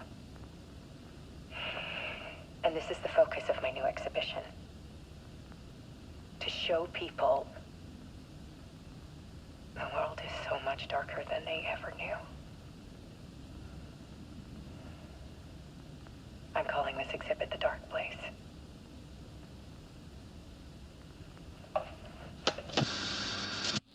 Alice. Scratch was terrorizing her. Why?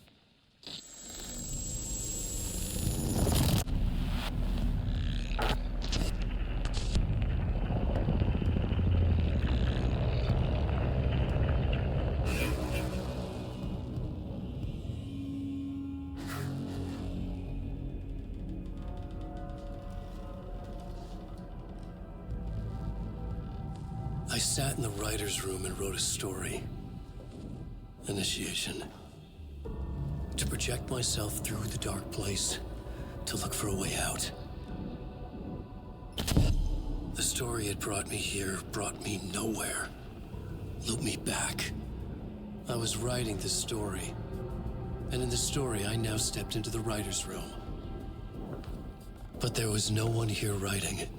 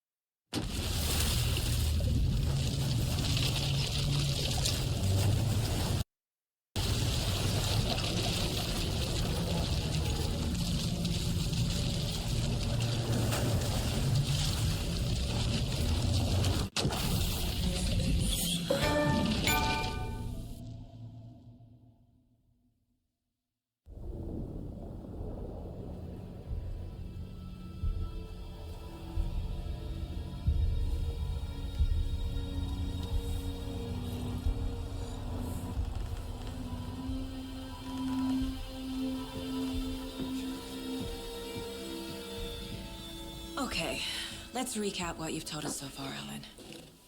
For the past 13 years, you've been trapped in a nightmare dimension called the Dark Place. Yeah. It's like New York, but it's not New York. And can be reached from the bottom of Cauldron Lake, but it's not really under the lake. And after all this time, you've managed to get out. Yeah. But so has your evil doppelganger. Mr. Scratch? Or is it the Dark Presence? Both. It's interchangeable. He's Scratch when he looks like me, but he can change into this other form.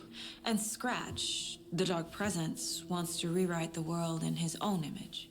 Which would be in your image, as he looks just like you. And turn the world into a fucking nightmare.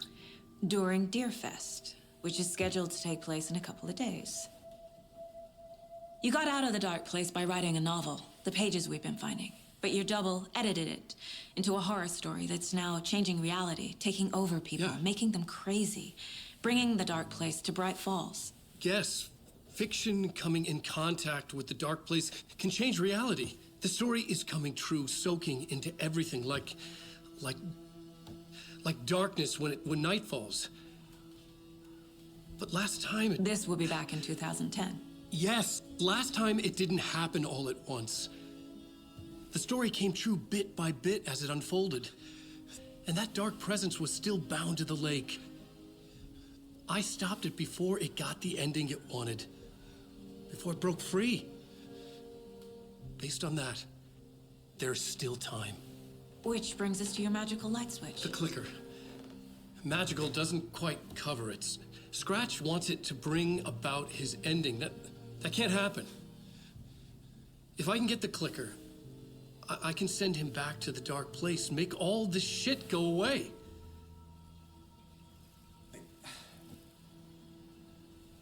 Look, I know it's batshit crazy.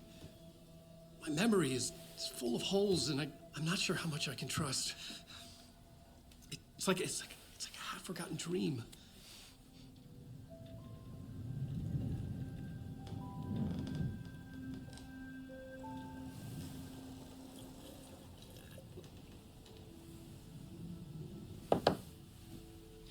Mr. Wake, Alan, we've seen our share of batshit crazy in the past 24 hours. What I want to know is, why am I? Why are we written into the story? I think I saw you. Or a vision of you in the dark place. I think you helped me reach out and escape somehow. With that in the story, Scratch would have edited it to get to you. To hurt you. We are all in danger.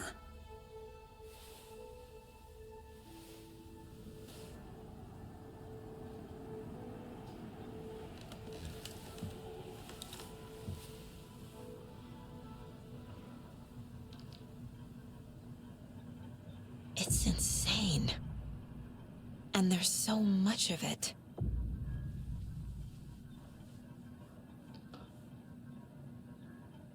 Have you ever heard of the Cult of the Tree?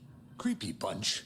In the habit of wearing deer masks, performing murder rituals, victims turning into monsters possessed by darkness, possibly inspired by a horror story written by a certain author.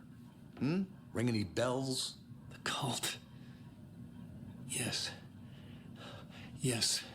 They have the clicker. If the cult has the clicker, does that make them Scratch's followers? How are you so certain they even have the clicker? They could be working for Scratch. I don't remember. It's all confused. Alan, if I'm gonna act on this information, you need to be honest with me. Yeah, of course. Is he confused? Or is he hiding something?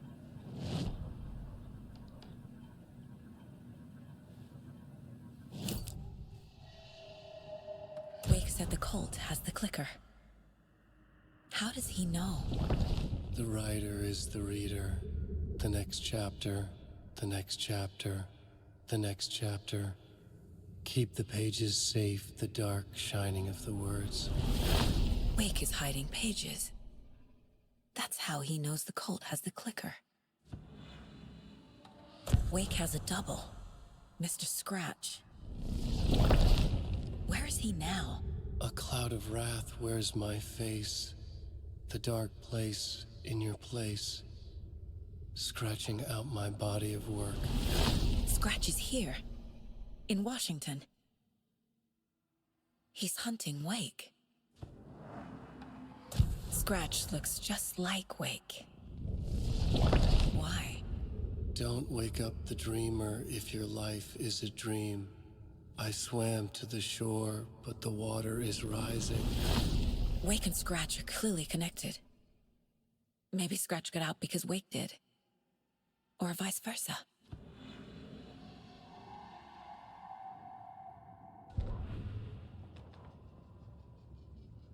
Back at Witch's Ladle, Saga pointed the flashlight at the strange, dark substance.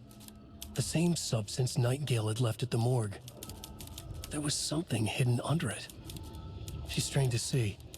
The opposite of sunspots in her eyes. Blacker than black. Suddenly a change. The light reacted to the substance. A feedback loop surging up her arm. Saga squeezed the flashlight, willing it to penetrate the dark matter. Burn it away.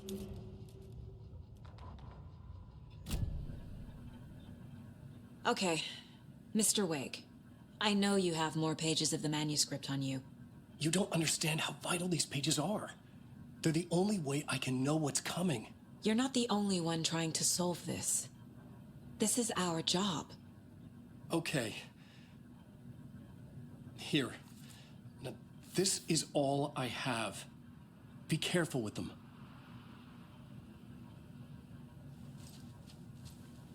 Inside the trailer, at the outskirts of Watery, Saga had seen Wake's fabled clicker for the first time, in the hands of the Cult of the Tree.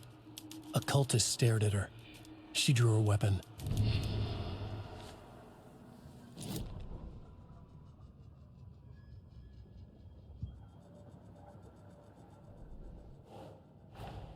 Wake just gave us a lot of information. But this clicker seems like a good place to start. If we find that, then we find the cult.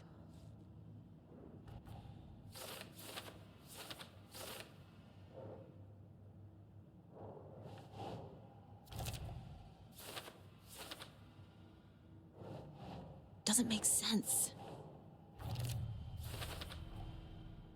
The Cult of the Tree has the clicker Wake told me about. They're a part of all this.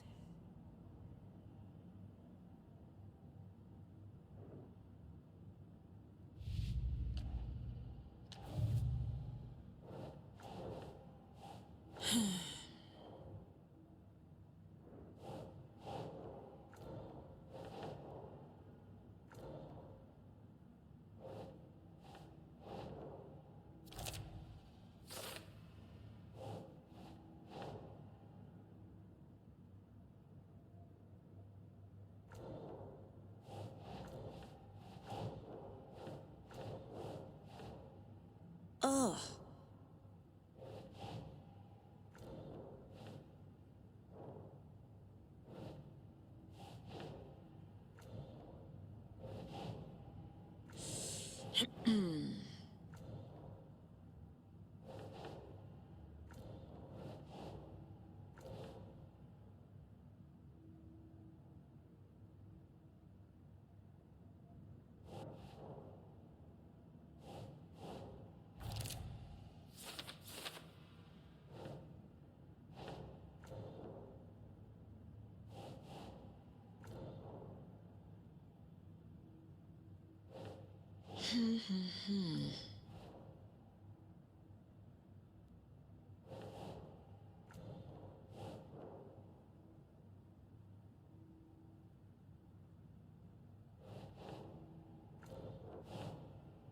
That's not right.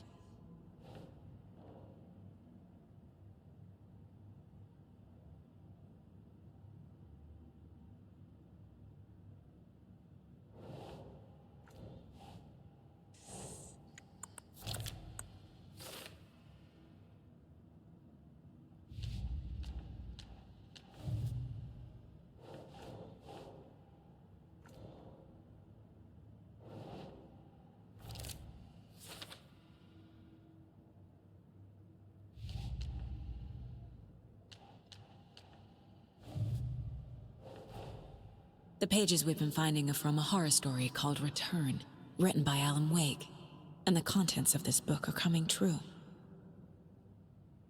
Why couldn't it have been a romance?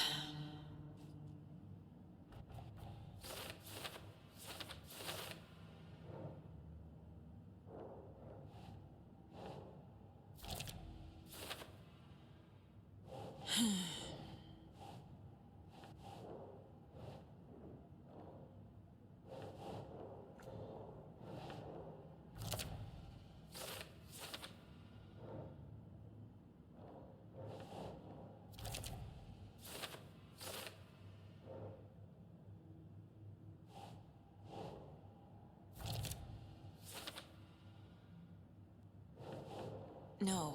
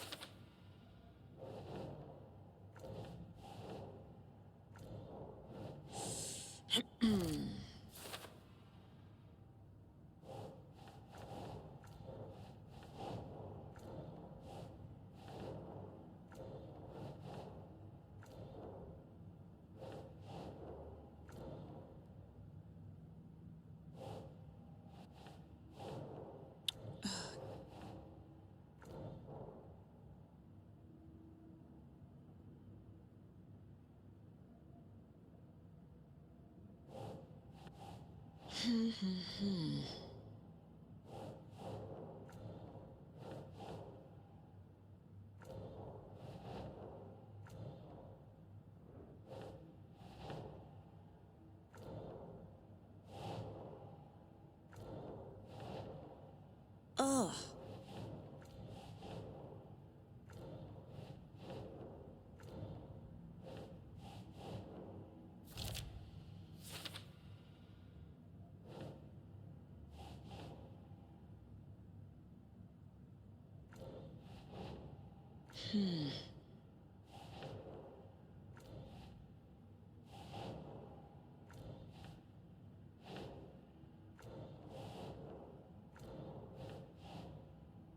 Think.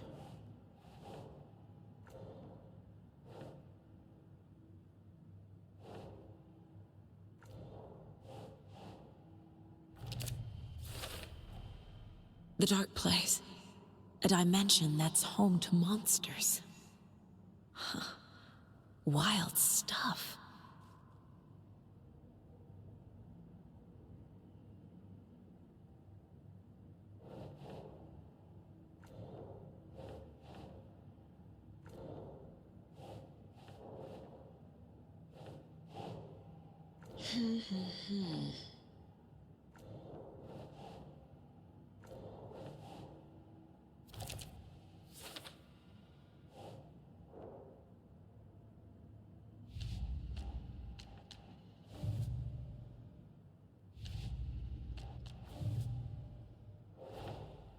These stashes could contain clues about the cult.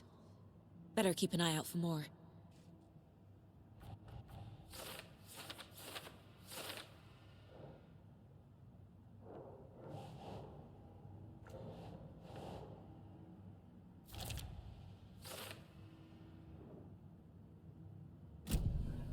It's all on the page.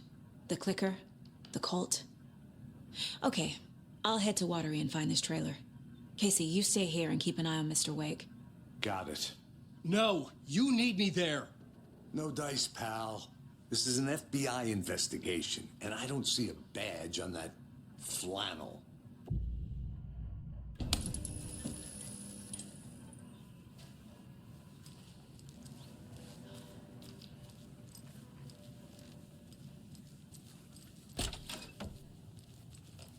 Hi, welcome.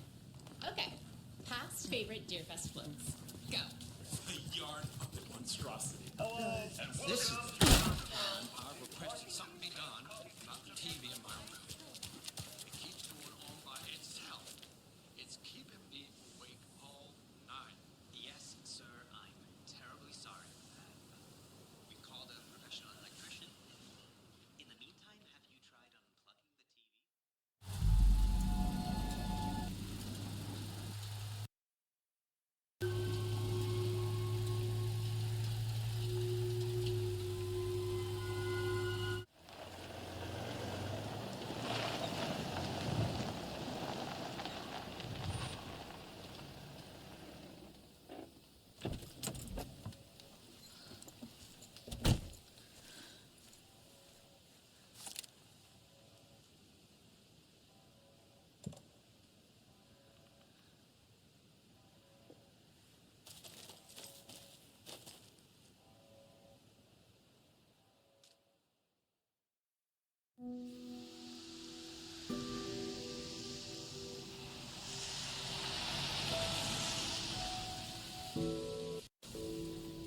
Yeah, Anderson, I didn't want to say this in front of Wake, but are you sure this is a good idea?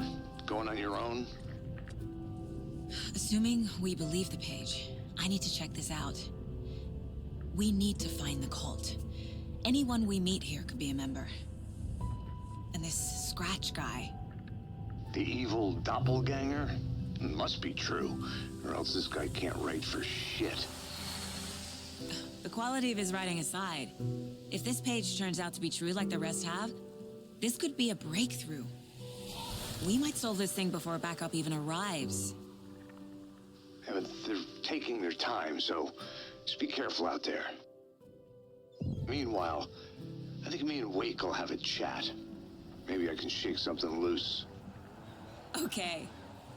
But remember what happened with the salt shaker? Yeah, real funny.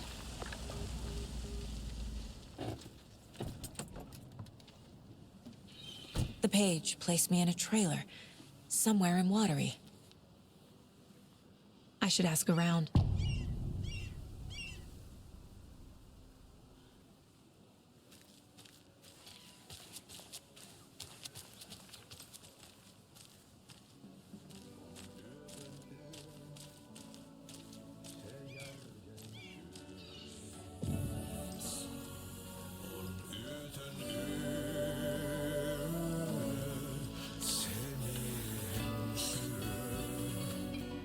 Okay then.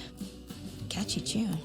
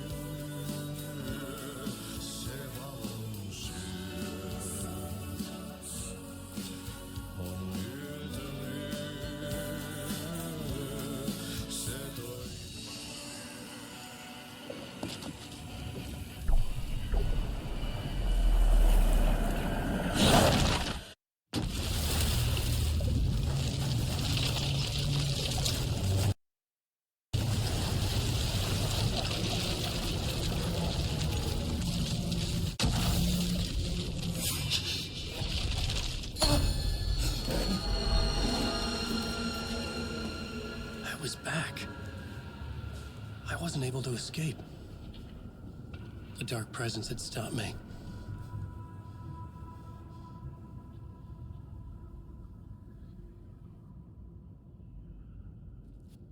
I had seen... I would write a new draft of initiation to reach Parliament Tower using another murder site. Scratch was reaching out from the dark place to get Alice. She was out, but still in danger.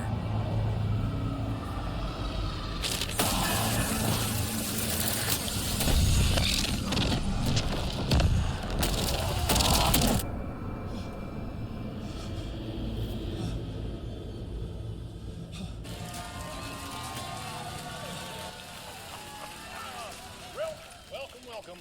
Our guest tonight is Alan Wake. This time he wanted to do something. I was back, and I hadn't forgotten. I knew how this worked now. I could take control, no more surprises. What demons he wrestled with in the dark hours of the night. Together with our house band, the divine old gods of Asgard, we have created something very special. The song is called Herald of Darkness, but I like to call this next segment the story of the journey of Alan Wake, the musical. We just do what we always do. We'll chat, but instead of talking, we'll sing it.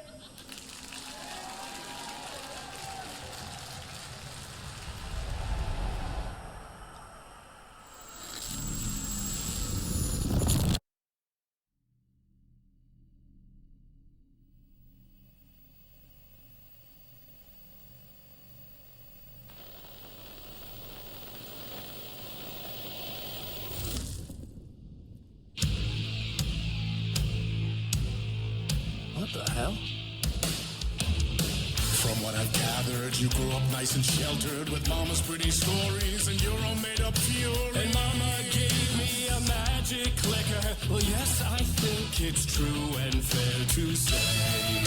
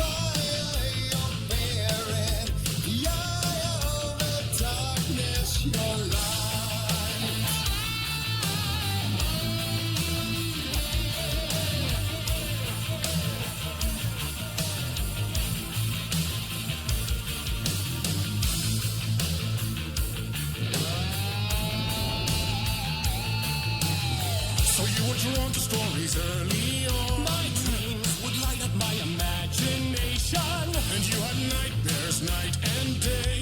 Yeah, but with the clicker, I chased those frights away. So true. So here is the tool of hope to remember. Visions, they come true. Bend the lights will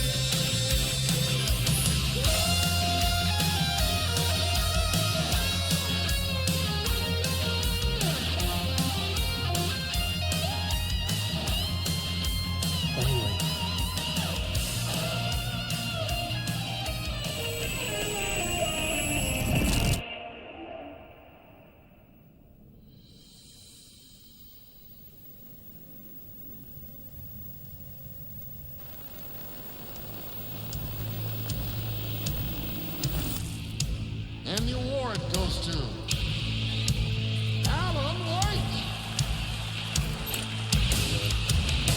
And all your stories of crime and chilling thrillers of hard-boiled killers became bestsellers. It was all too much. I had to get away.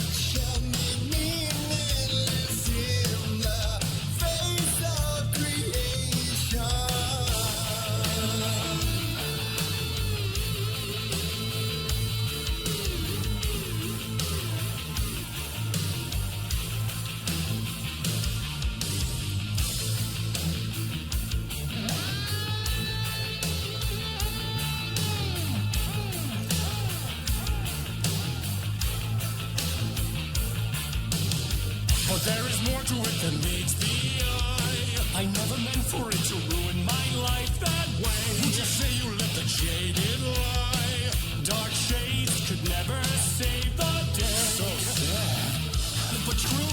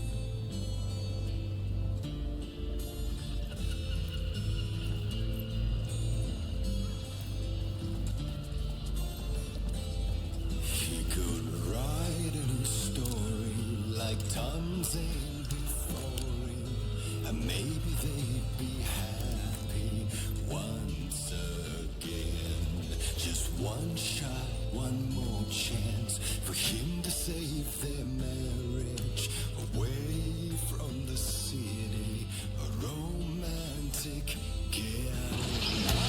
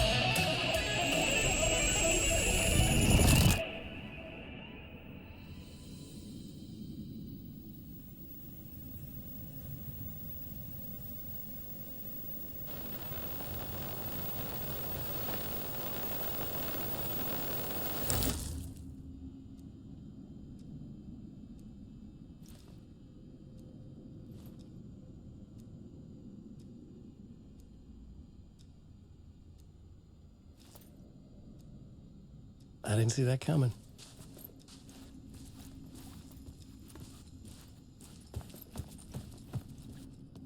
A vision.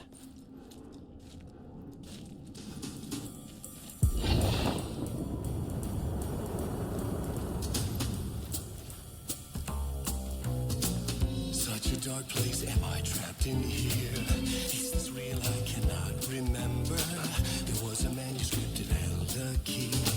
A vicious cycle I must not surrender to. Echo seems to seek out again and again until I figure it out to bring this song to its end.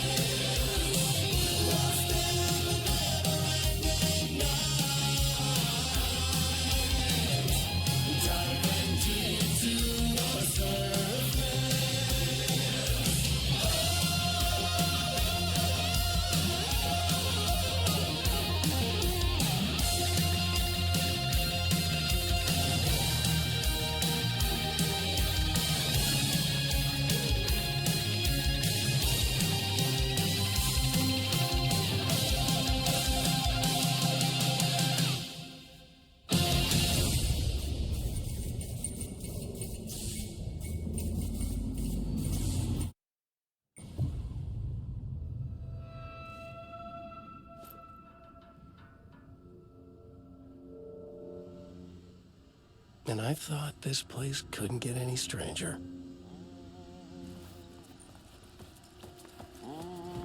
Champion of light. Catchy, right? Herald of darkness. Lost in the...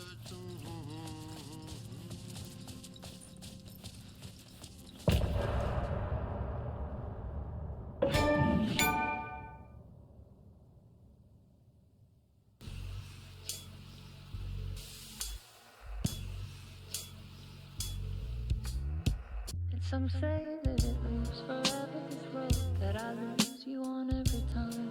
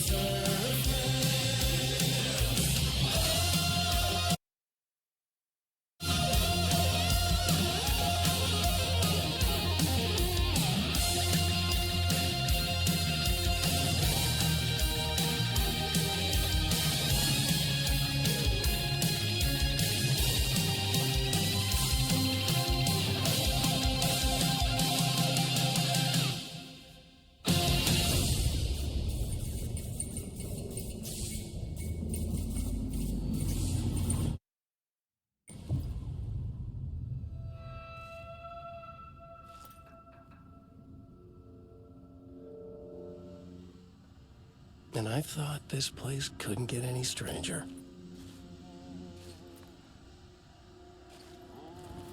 Champion of light. Catchy, right? Herald of darkness. Lost in the...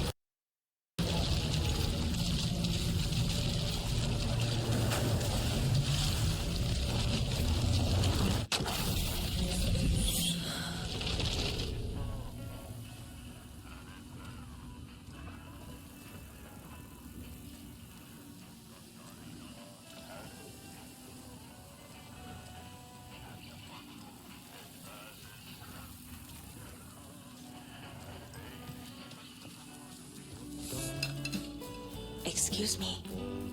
Do you know where... Hush! Artie's in the middle of a show. I wonder if I'm the first FBI agent to ever get shushed.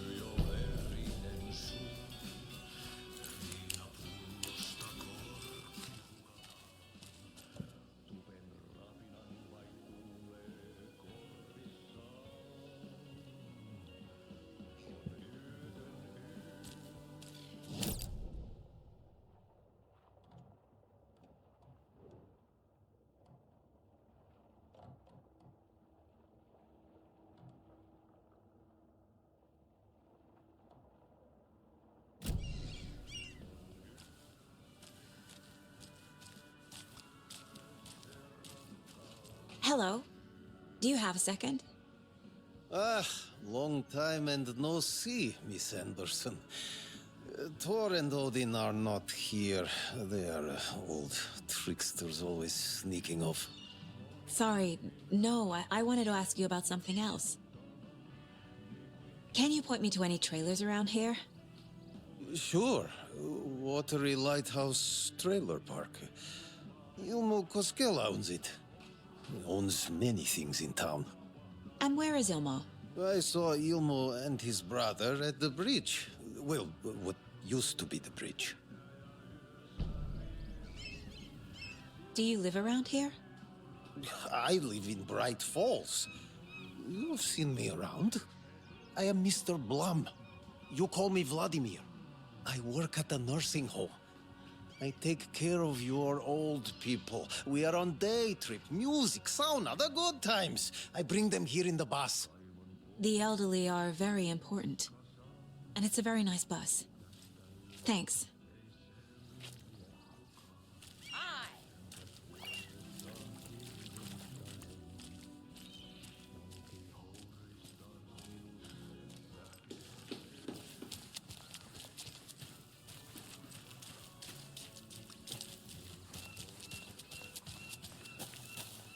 The flooding is even worse here. More like underwatery. I'll have to tell Casey that one later.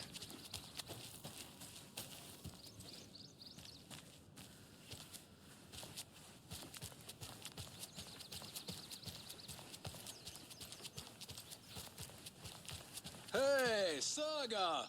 Over here!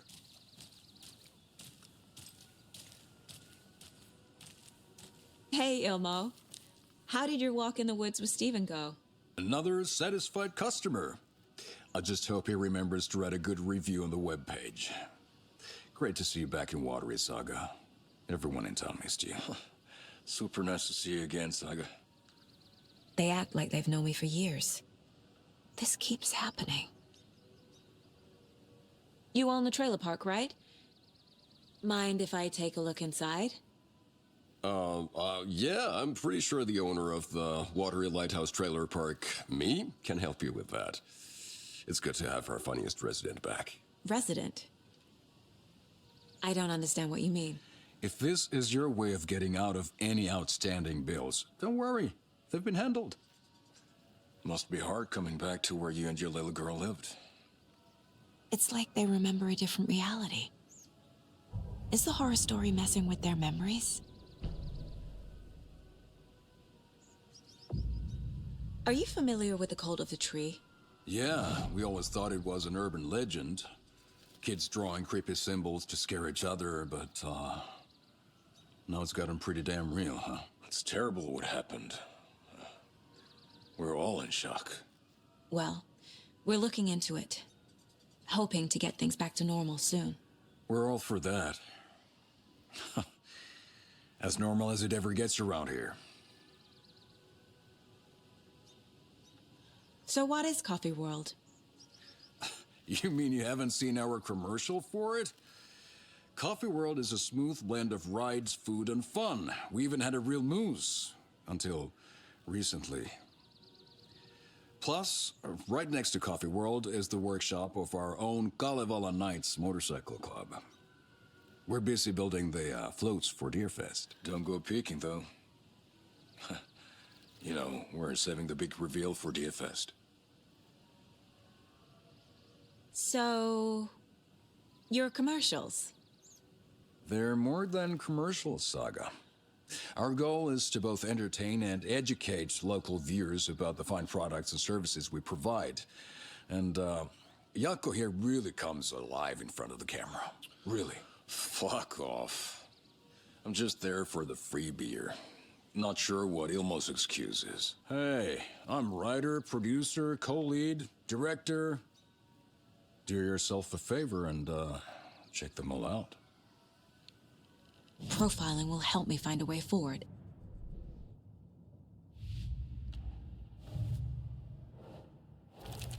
Sure. Trailer park is a good place to look for a trailer. Keep it simple, Saga.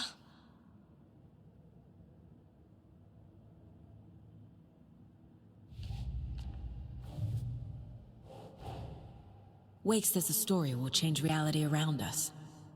If that's true, then I need to know what's real and what's fiction.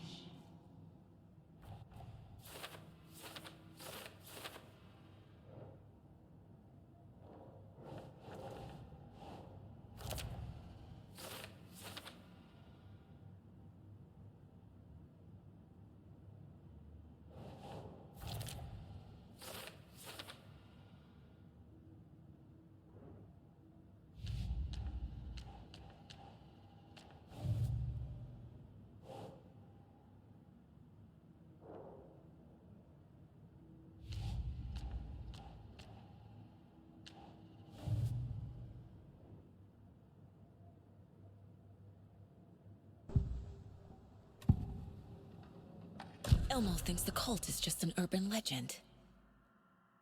Or does he? There are things that go bump in the night. It's all true. It's all true. Sound the alarm, brother. Gather the troops, brother. Yako, the shadow of the forest is creeping closer. They don't think it's an urban legend at all. They understand it's dangerous. Ilmo made it sound like I lived here. Does he really believe that? Light, laughter, and love will guide you home. Saga and her daughter. Oh boy. Happy faces raise property value. Family comes first, Ilma. We take care of her trailer while she's gone. She's one of us, Yako. Her spare key is safe and sound. The Koskela brothers have happy memories of me living here. This must be the story affecting them. I'll play along for now. I need the key to that trailer.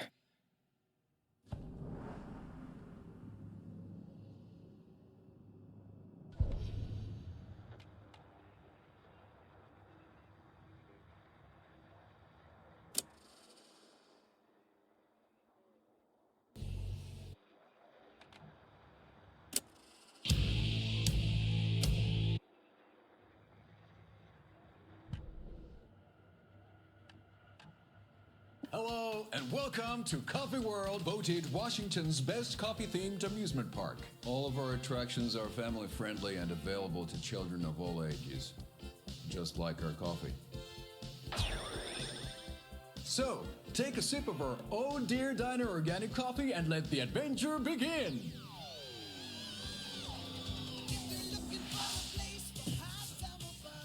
Hold on for dear life on the Espresso Express!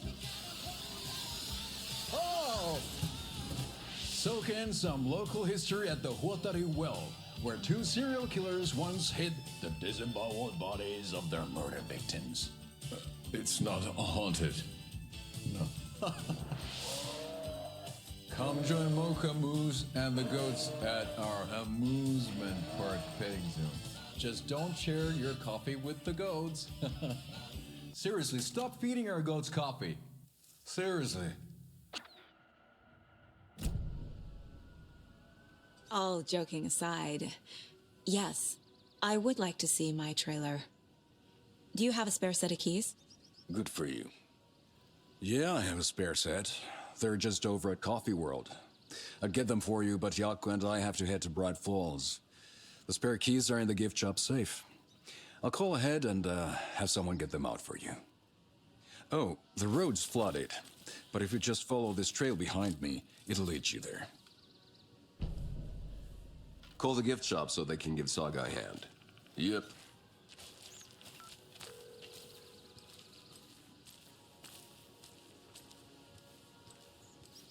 There's Coffee World. Need to get across the river. What am I paying them for? Guess they're busy.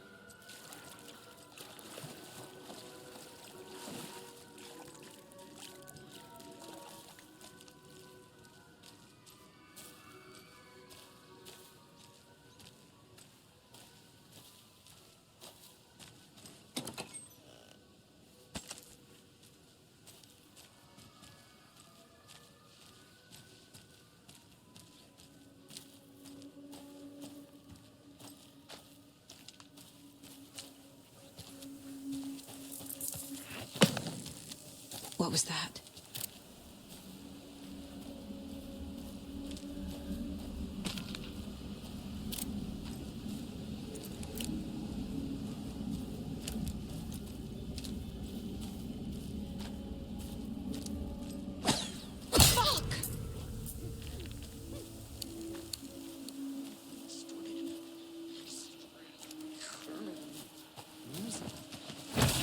FBI, show yourself!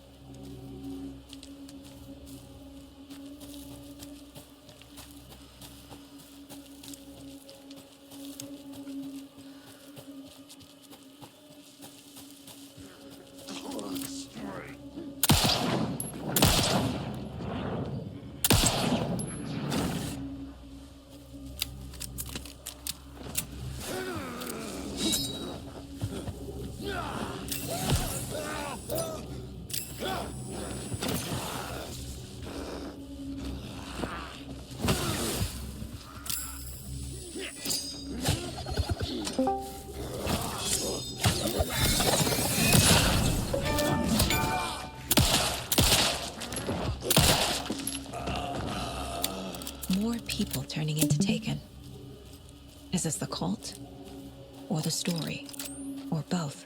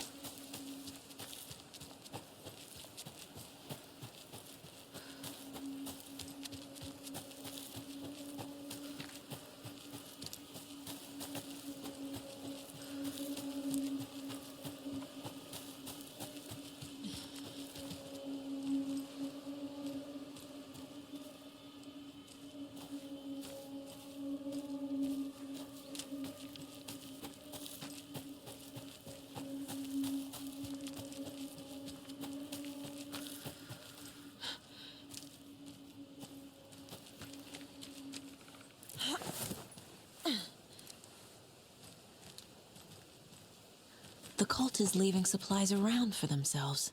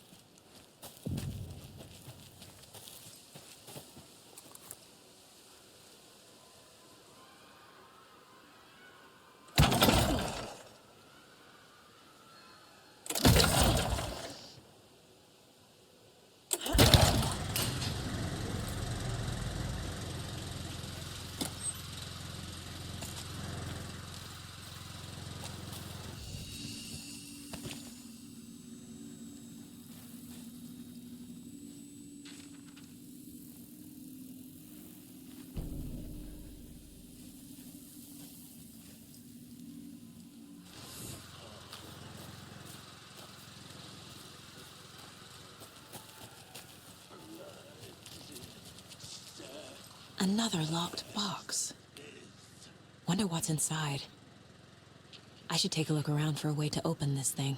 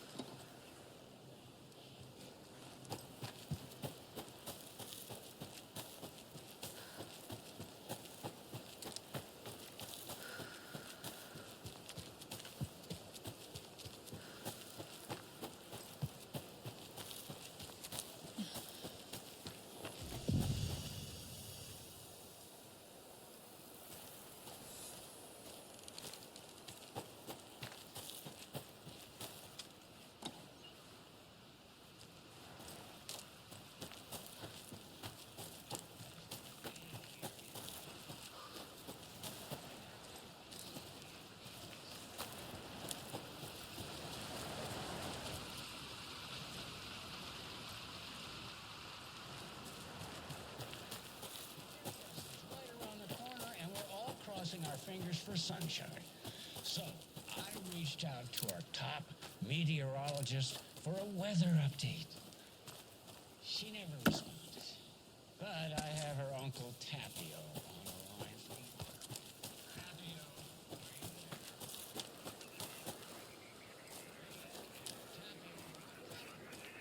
There's something written here.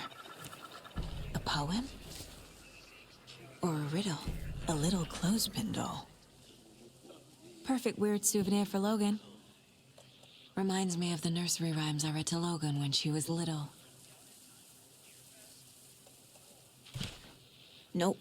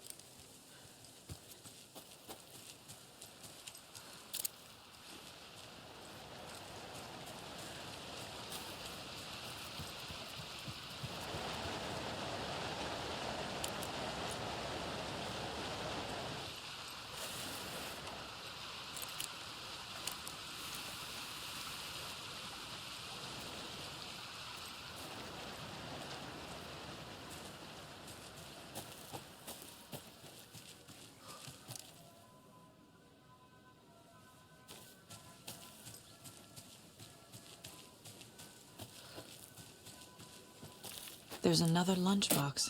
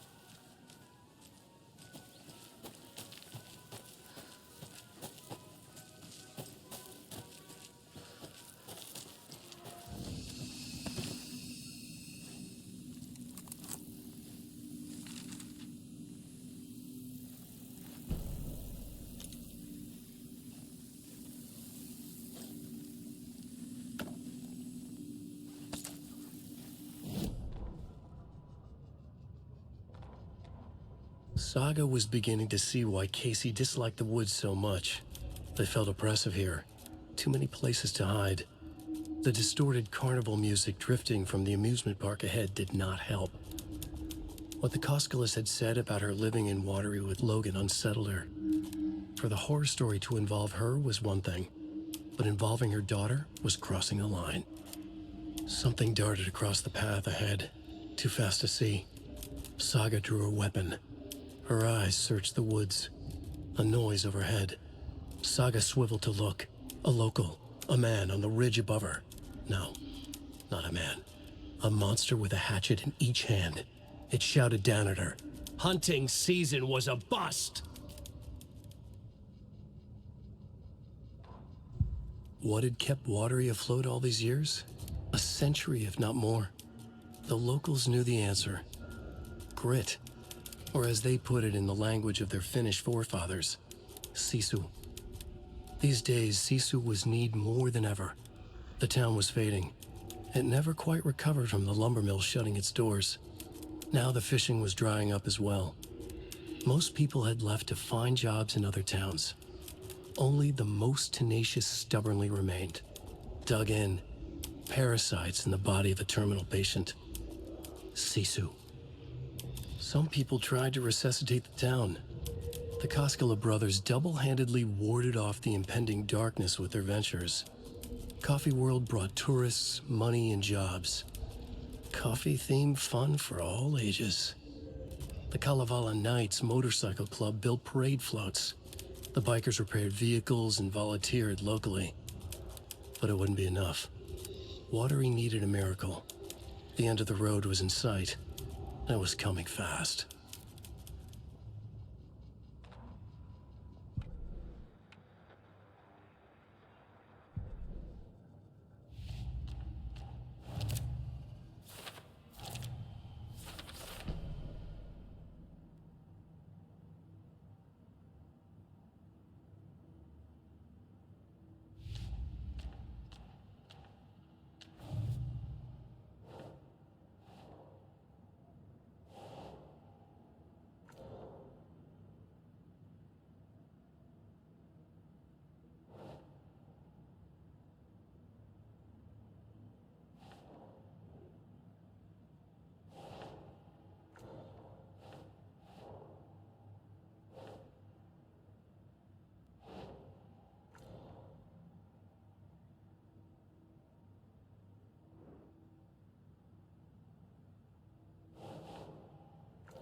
Last time, it didn't happen all at once.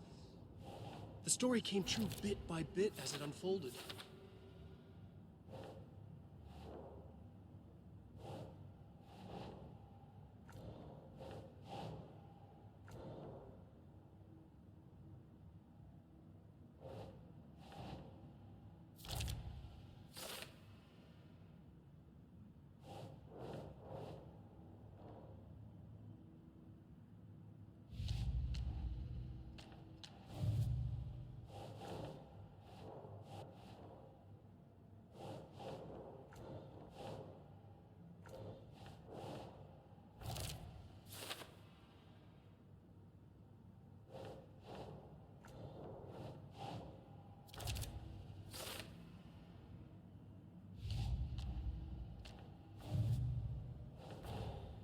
Creepy dolls, mysterious rhymes. No weirder than anything else going on, I guess.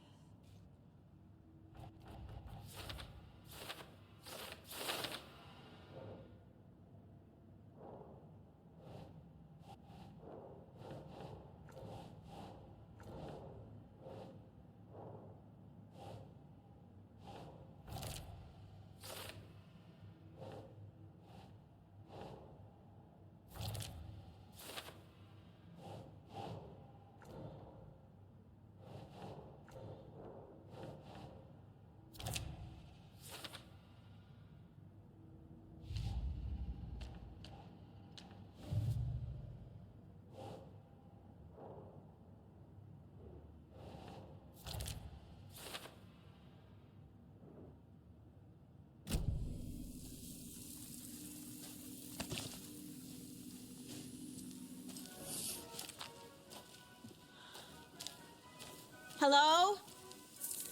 Anyone here? Nope. Did they get out? Did the Taken get them? Or were they turned into Taken? I'll need to get the key to the trailer park myself. Ilmo said the key is kept in the gift shop's safe.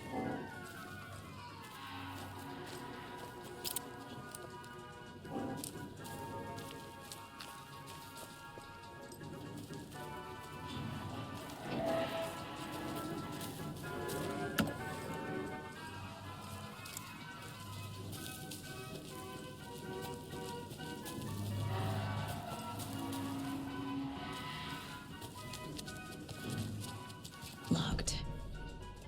Needs something to jimmy it open with.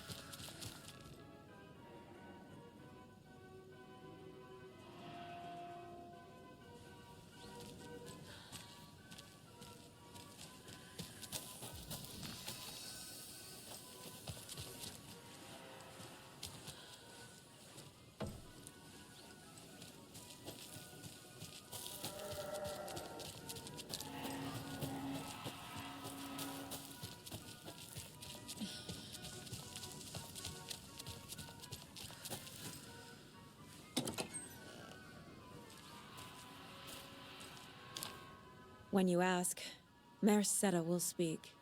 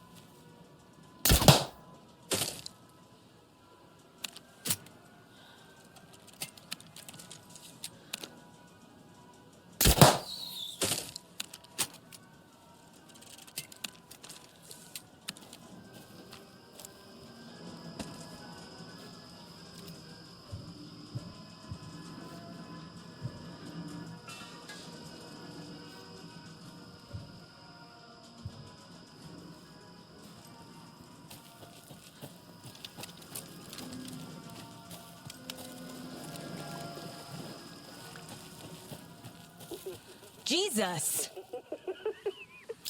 Calm down, Saga. It's just a pot of coffee.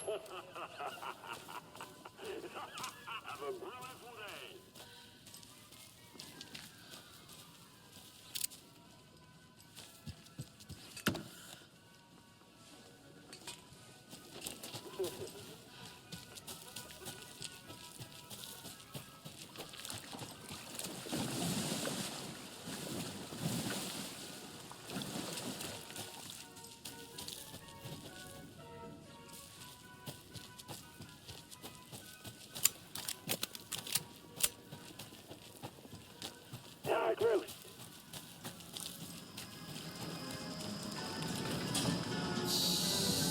Okay, then.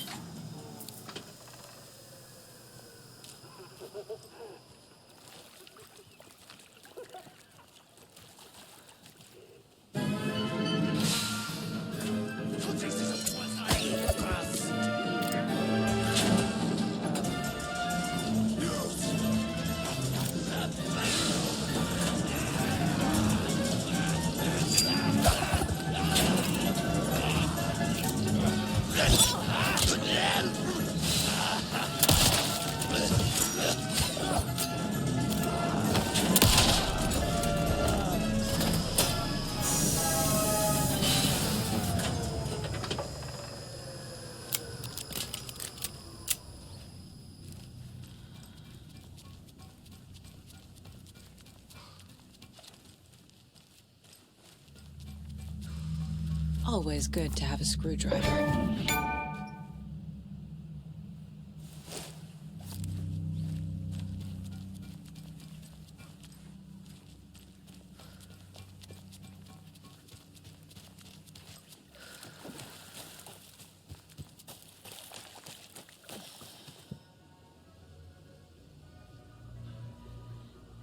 What kind of exercise does Kobe do? Clayton says it.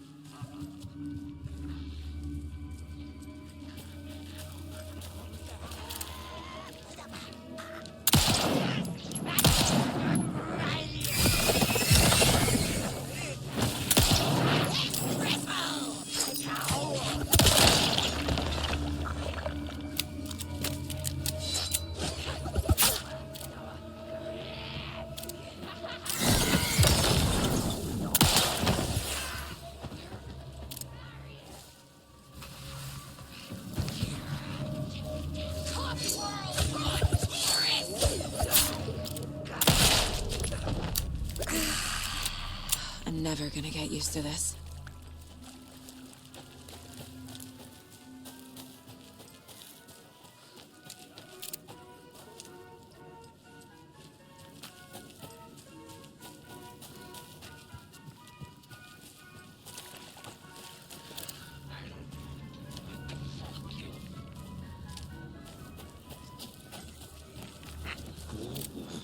Broken kidney.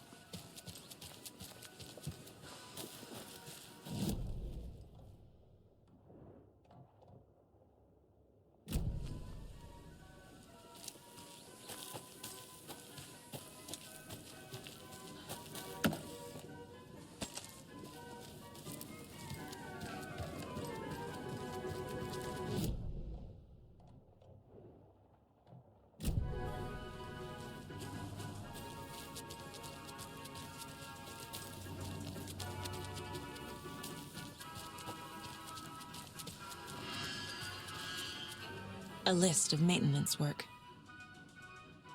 A screwdriver. Huh.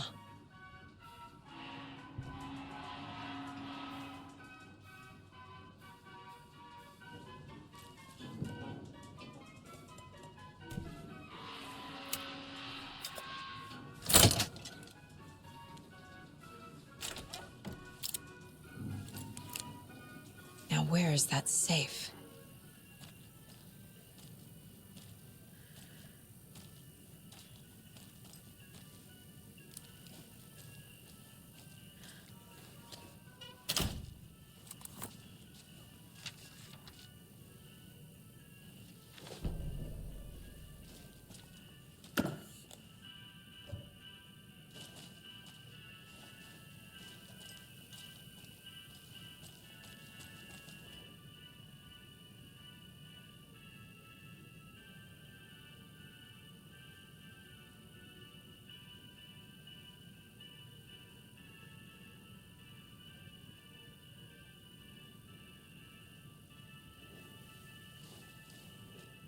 Locked. Okay. What would Ilmo use for a code?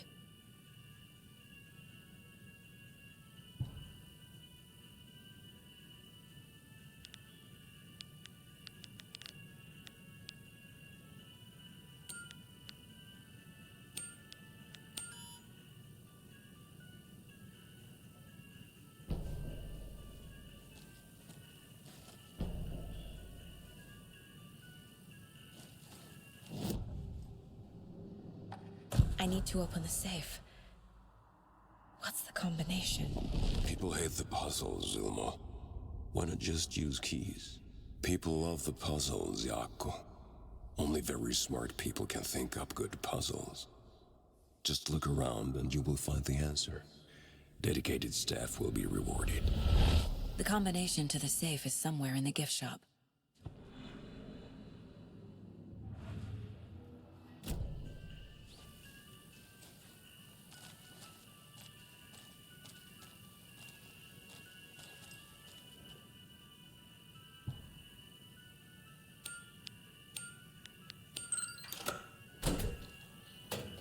The keys to my trailer.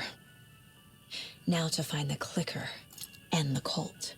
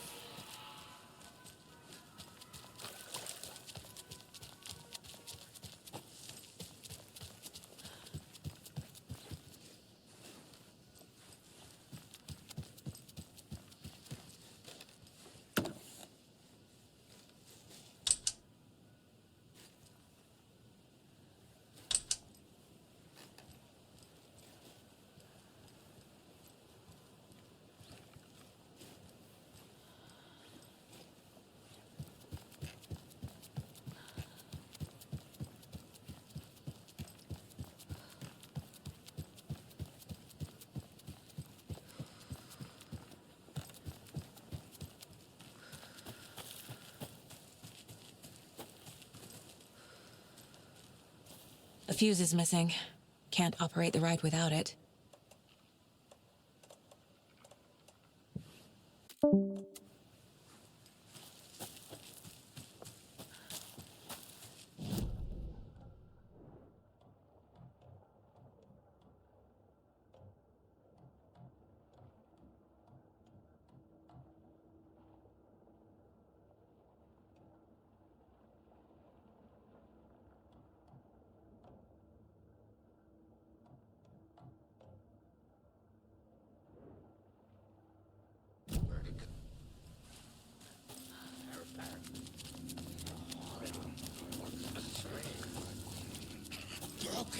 broken.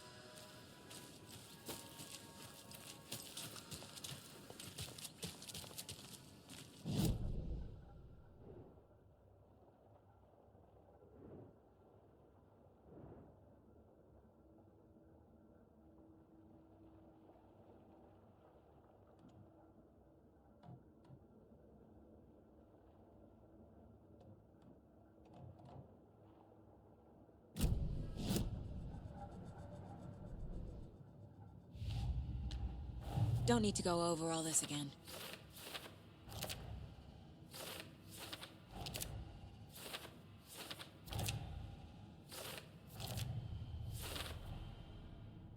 I already took care of all this.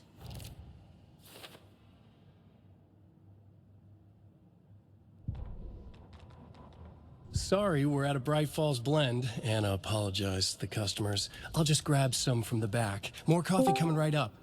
She suggested they ride the percolator while they waited. She passed Ilmo at the Espresso Express. Big smile, Anna. Coffee world is all smiles. Anna nodded, smiled. She smiled until her face hurt. Anna stopped walking, realized she was standing next to the Huatari well. Must have zoned out, she thought. She was about to go, but something in the well caught her eye. A shadow shifting in the dark. Anna was overcome by vertigo. The world tilted, and then she was falling down, down, down into the shaft. The darkness opened up to swallow her.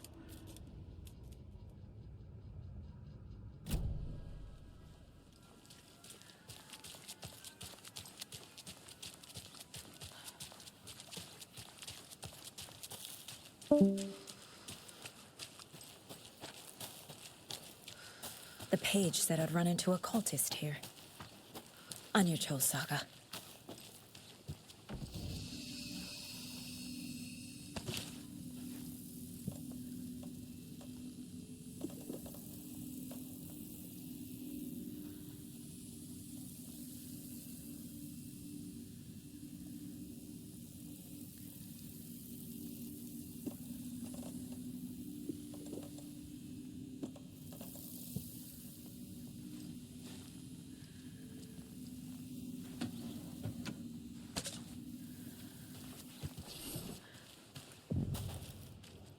Merceder is not afraid of the rough questions. Ride with the hag, but not her.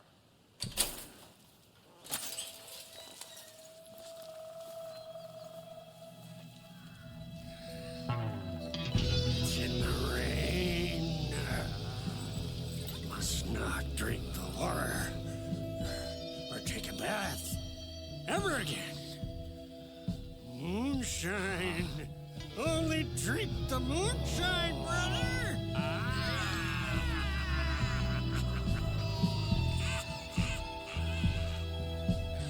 Don't look like cultists.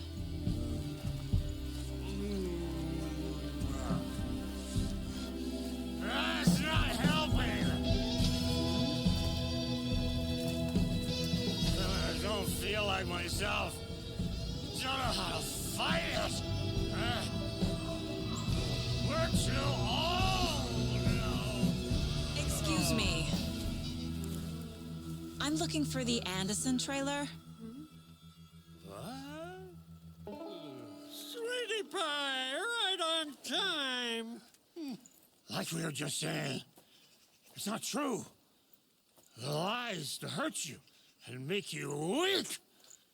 Don't believe a word.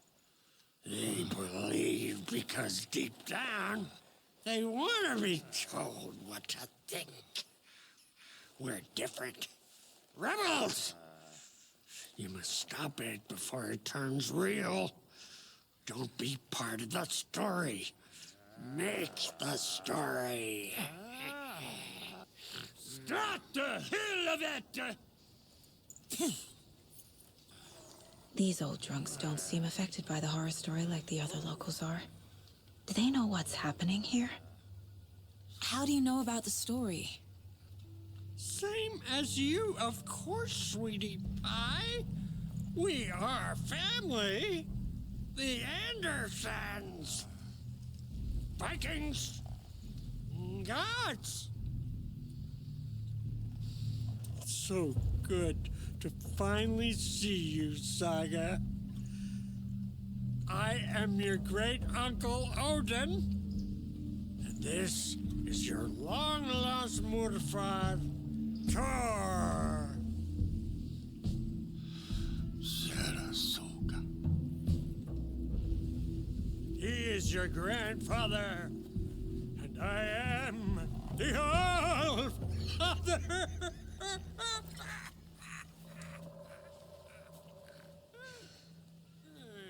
Just as crazy as everyone else. Just as caught in it. I need to stay focused. I need to check out the trailer. You have things to do, sweetie pie. Hello, Yakov. Who is this incredibly attractive martial arts master? It's me, your brother, Ilmo.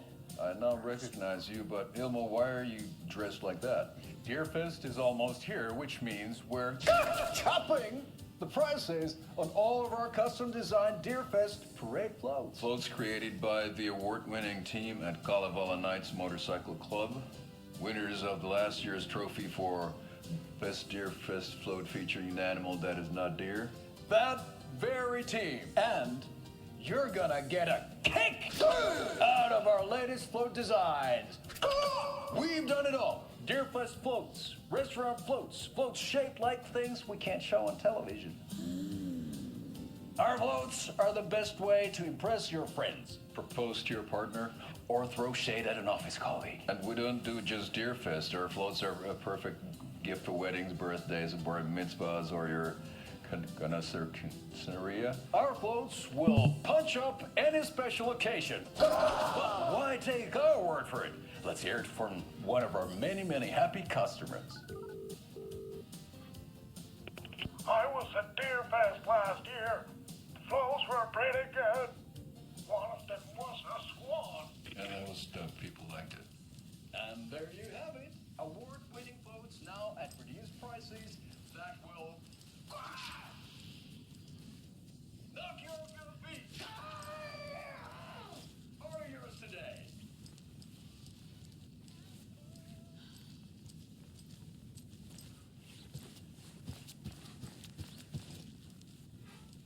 Hey there, Mr. Deer.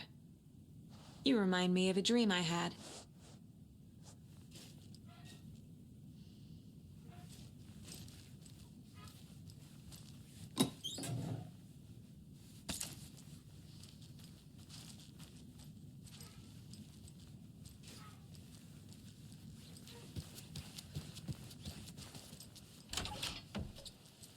Oh, fucking hell. What time is it? Gotta head back to the bus soon, brother.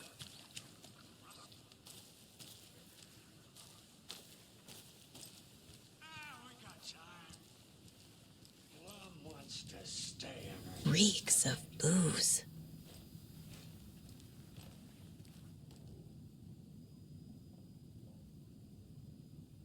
A pun book from Ilmo. Are we close in the story? That might explain some of his behavior. Did I leave the Bureau in this fictional reality?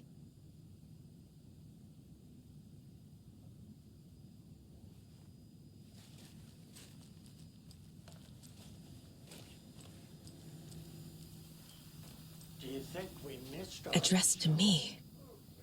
From years ago. Wake was right. The horror story is changing reality.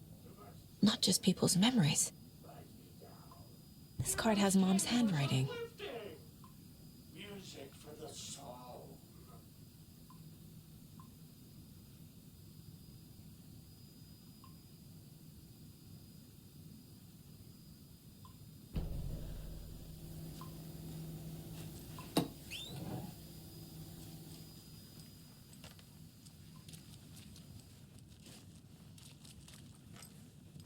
Everything here reminds me of Logan. This could be her room. This is getting too real. Too personal. The Nordic Tales book Mom gave to Logan when she was little. Bon. Logan used... My newfound relatives. Cozy with the cult of the tree. And that's the clicker. In the hands of the cult, just like the page promised. Carnival and Knights. That's the motorcycle club the Koskela brothers are in. I'll take Odin and Tor up on their offer and visit their nursing home. Right after I find this biker workshop.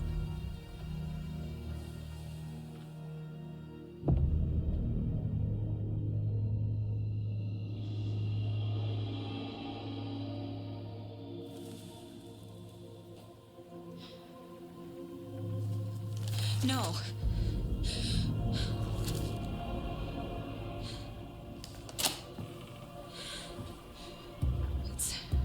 It's not true. It's just a fucking story. It's not true. Logan's back home. She's fine. Fuck.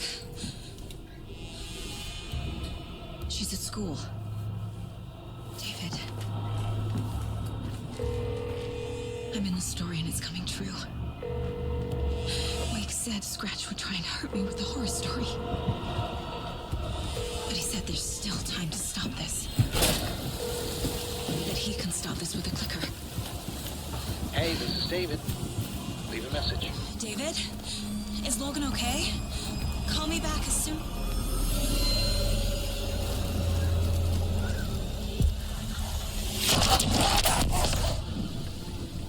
Mulligan? Fuck. Hey! Stay where you are.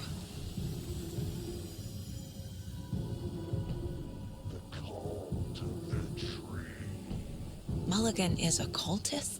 What the fuck is going on here?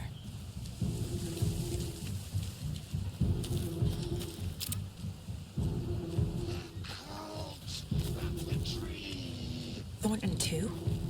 God damn it. And now they're all taken?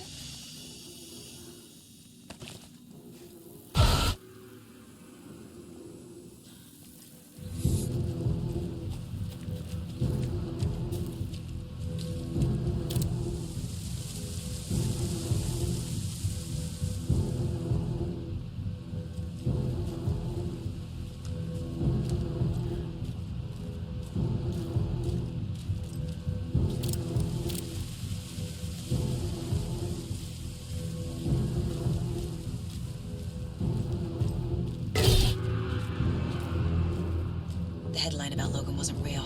Don't think about it. The cult has the clicker. Get it? Fix this.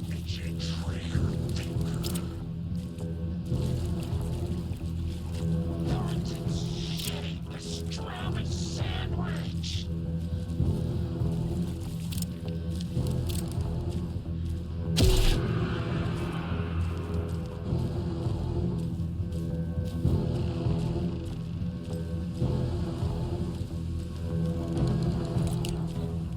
This is the workshop from the photo with the cultists. This is where they had the clicker. If it's still here, I need to find it.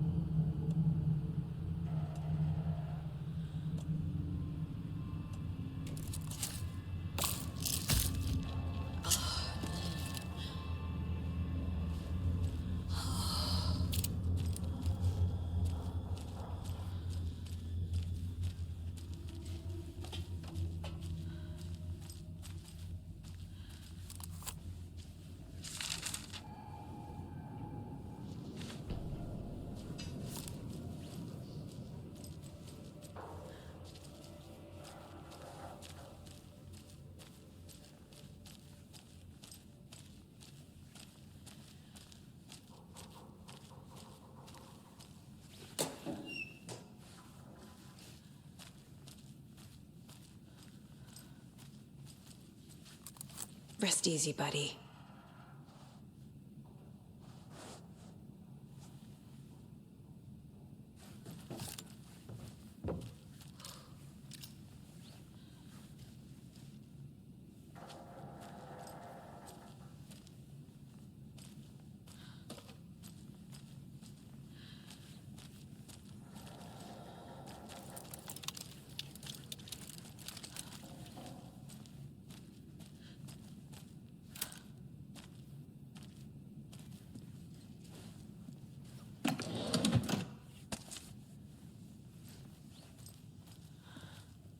Locked. They must be in there. There has to be a way to get this lock open.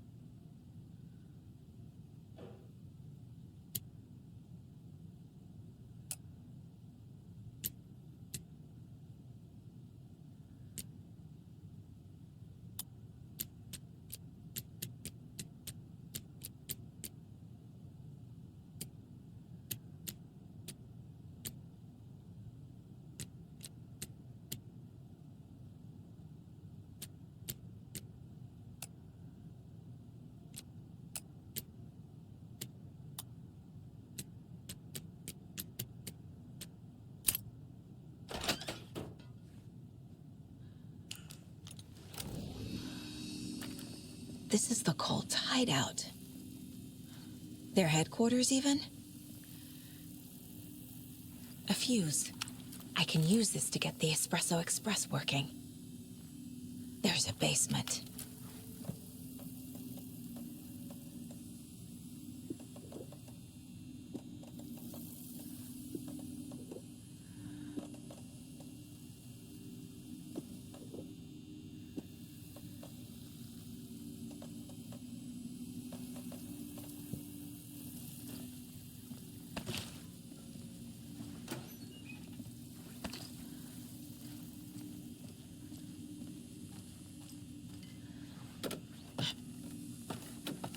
A creepy basement.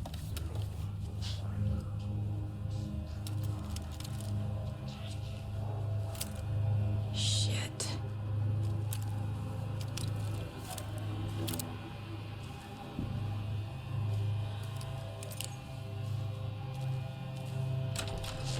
Hey!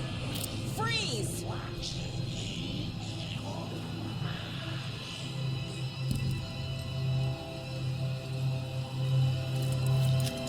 That's the clicker.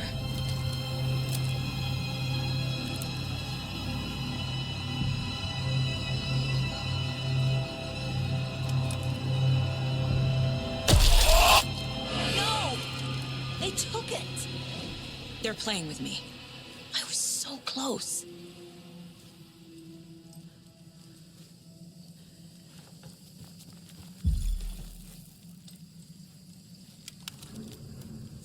was another overlap here in Watery. The parade float was the key. Mulligan and Thornton had gone there, taken the clicker, left this monster here to stop her. There's an overlap here, like there was at Cauldron Lake. Mulligan and Thornton are like Nightingale. Inside, waiting. And a parade float is the key. A taken is upstairs. This was a trap.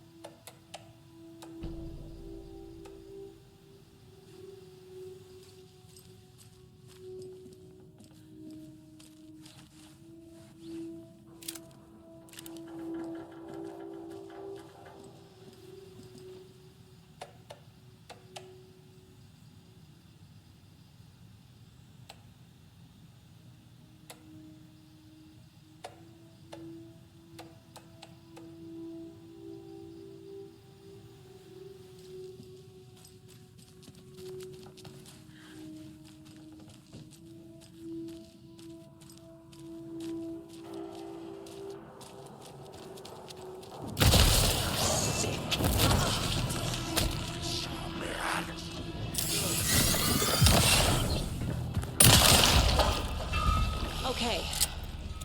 Now where's that parade float?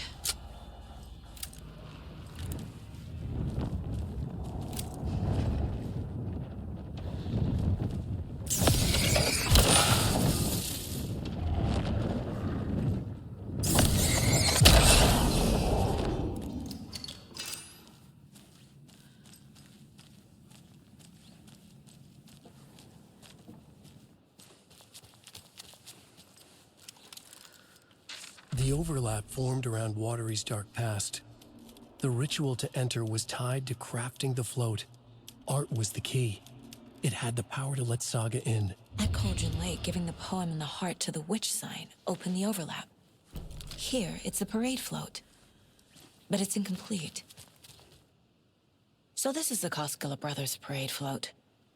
Looks like only 4 pieces are missing. The mask is the only one without a location listed. Gift shop. Easy. Espresso Express. Got it. Fair Trade Fun Zone. I can't make out what it says.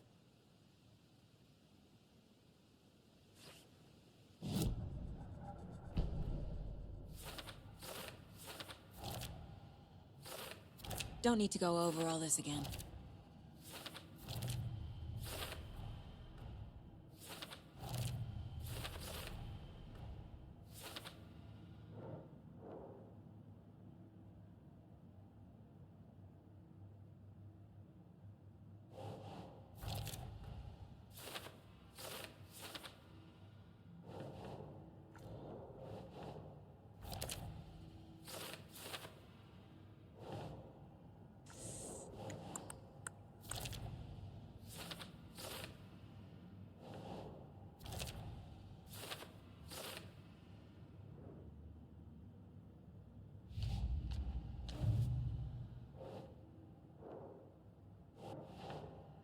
Keep trying. No, that is not going on the board.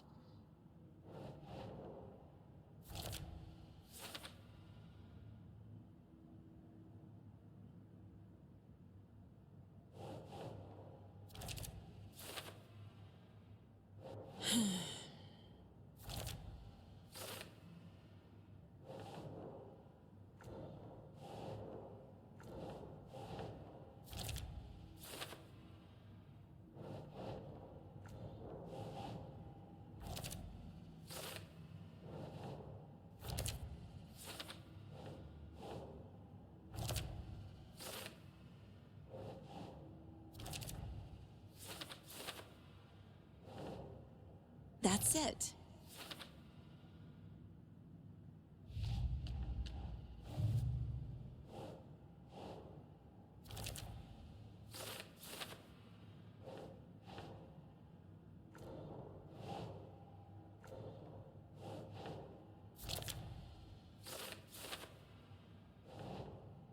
doesn't look right.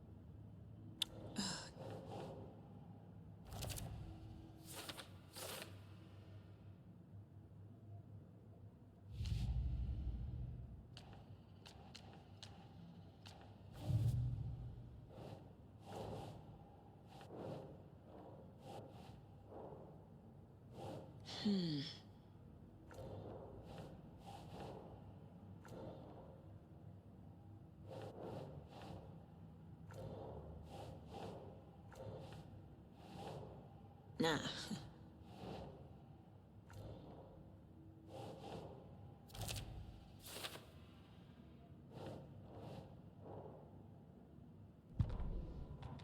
Ilmo stood in front of the parade float, turned dramatically to his crew. Now, imagine the murderer's arms moving.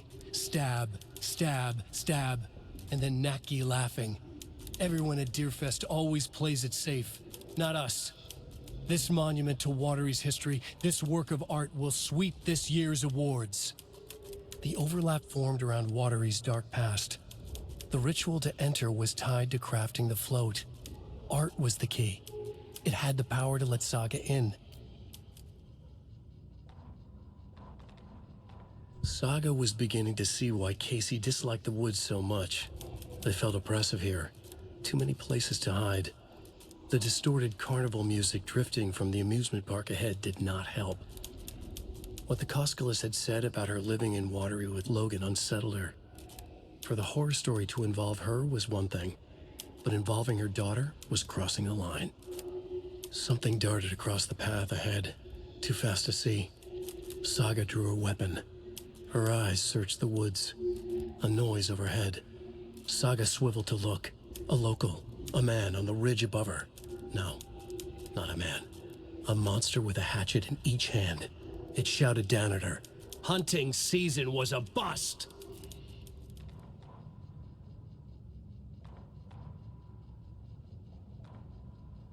Saga had read about it. The trap. She knew what was waiting for her. The moment she saw the giant, she knew she wasn't ready. You let Logan drown. The weapon it carried could crack her skull like a brittle egg. Brains leaking out like yolk. Everything she loved, lost. Everything she was, lost. We will watch it eat your mind. Reading this made her sick, but the fear was sharp when she faced it. There was another overlap here in Watery. The parade float was the key. Mulligan and Thornton had gone there, taken the clicker with them, left this...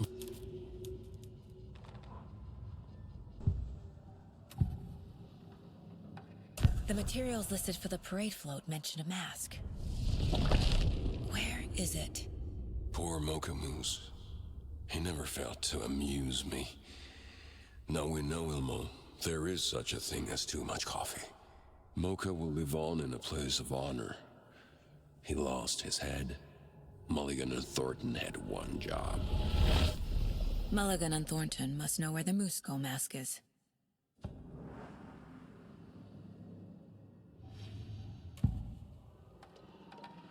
Mulligan and Thornton were fine earlier. How did this happen? A terrible mistake. Shadows crept over Mulligan and Thornton. Shadows on their faces, filling the shape of them.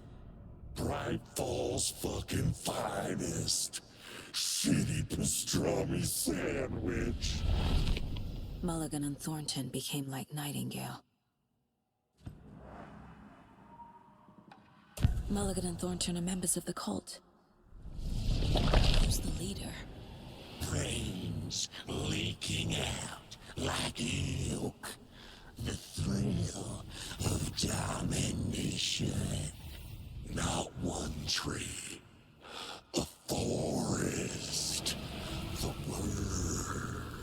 A secret like this doesn't die.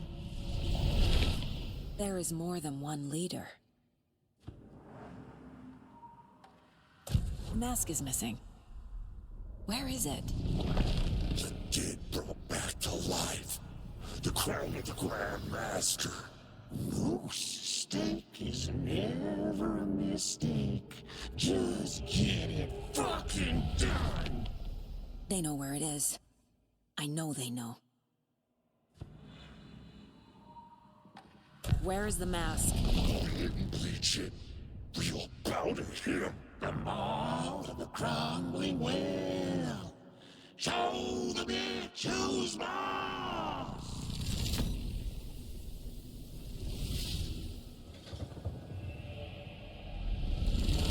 The moose mask is at the Huatari Well, in Coffee World.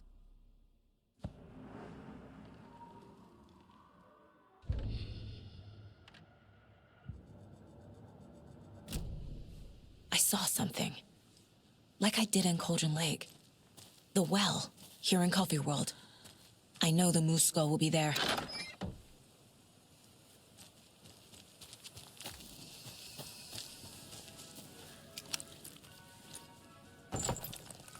Now I need to bring the mask to the float.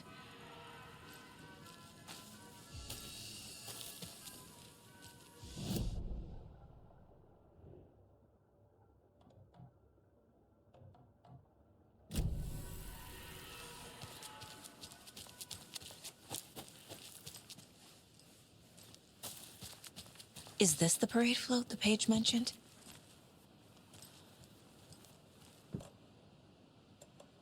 The moose skull goes here, obviously. This is one disturbing parade float. Not sure what Puko means, but it looks like the knife is missing.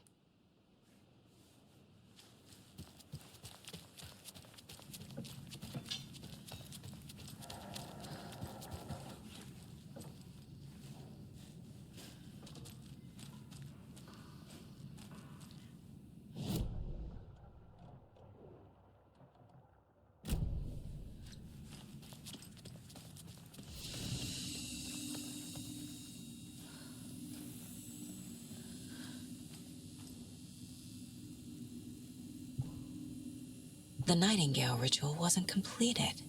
The cult isn't well organized. People aren't following orders.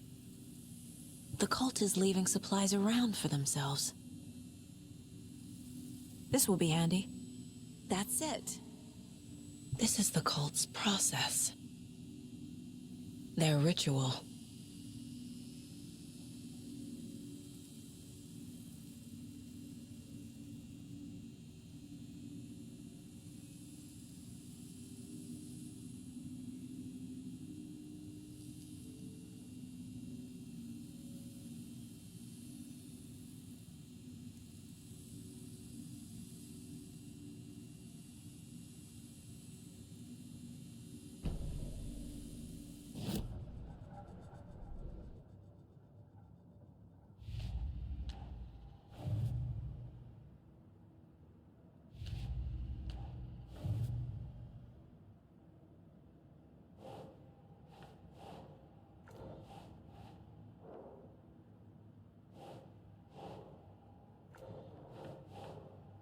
Nope.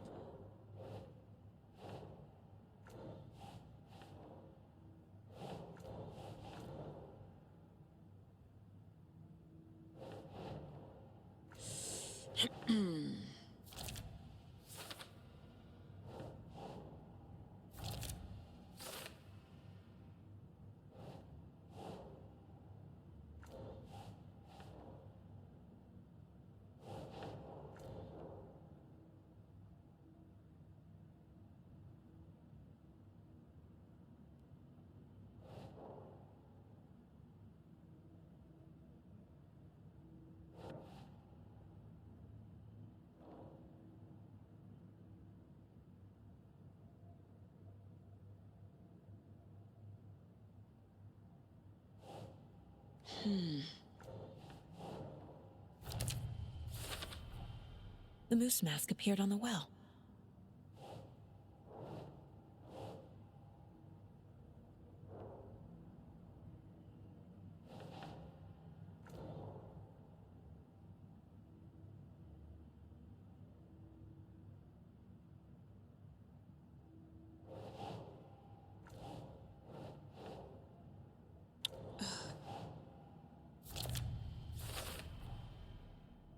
float killer used a knife. Art? Imitating life?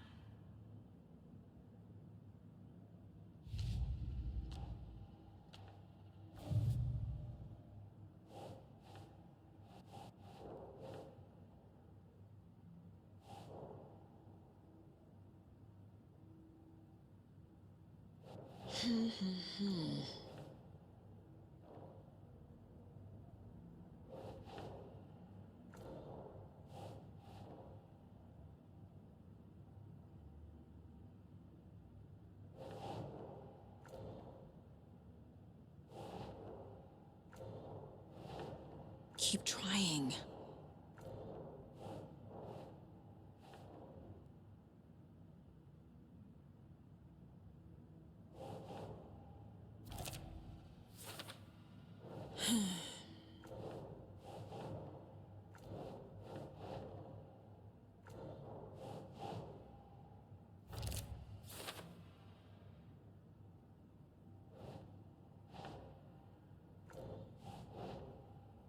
Hmm.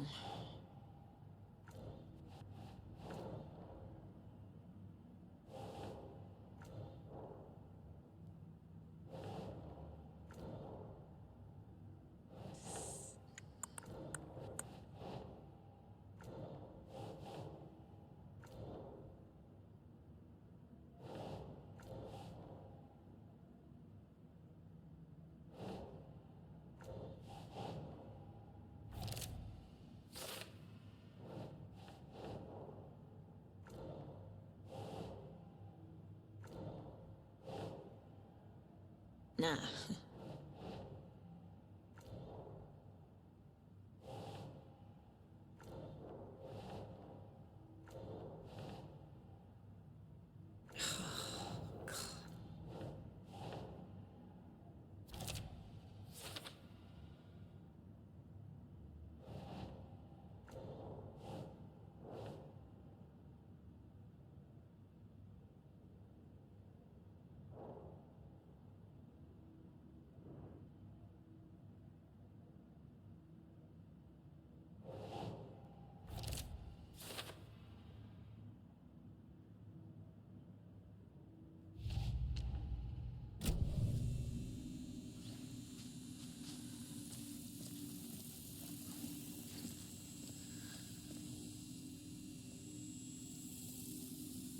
This is one weird cult. Rose. She's that waitress from the diner.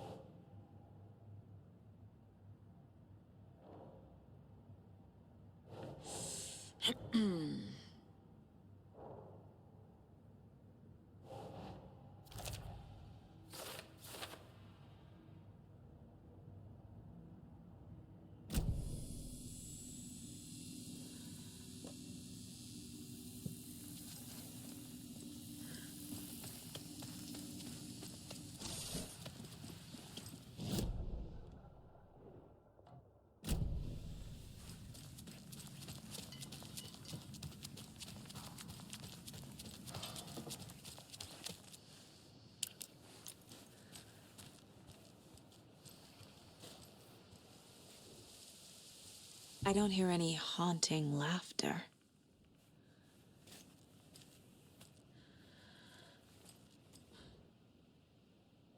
Stabbing again and again. That must mean the arm's supposed to move.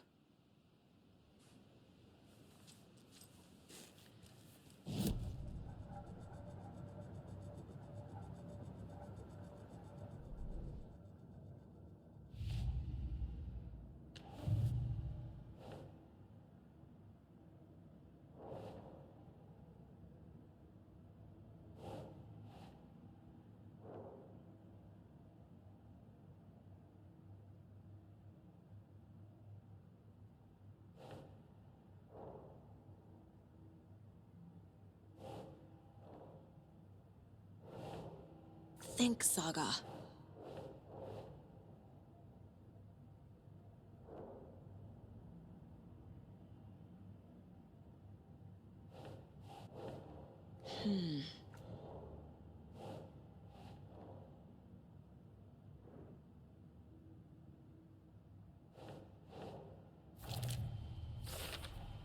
Should the characters be moving?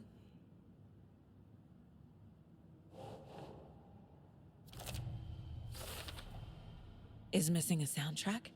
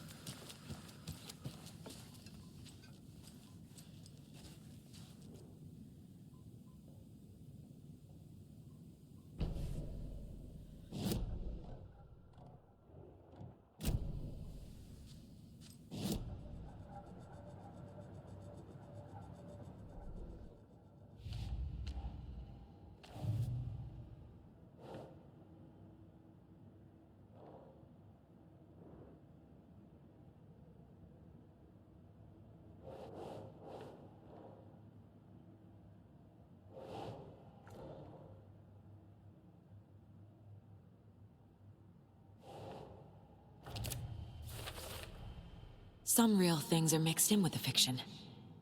Doesn't matter. It's not real. It's not.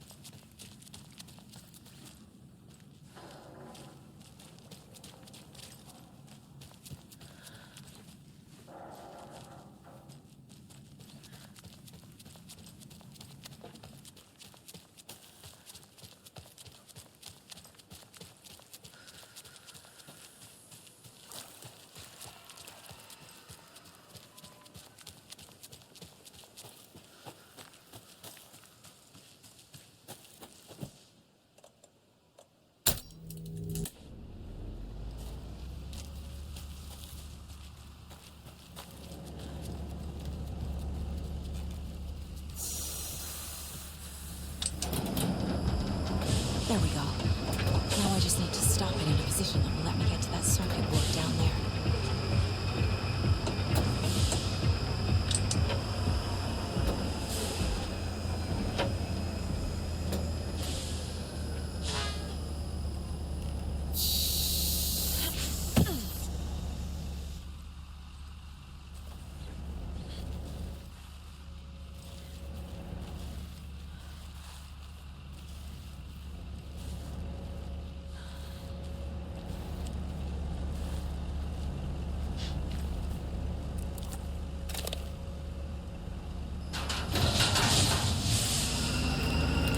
Shit! Good thing no one was riding that.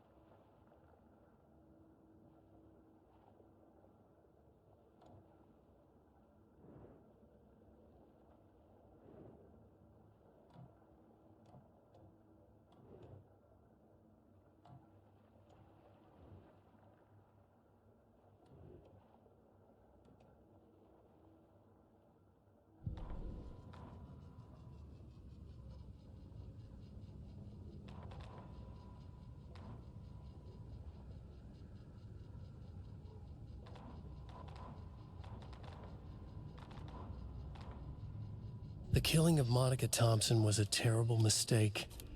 Thornton blamed Mulligan's itchy trigger finger.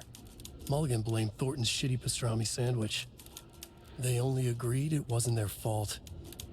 No one will find her corpse. We'll hide it.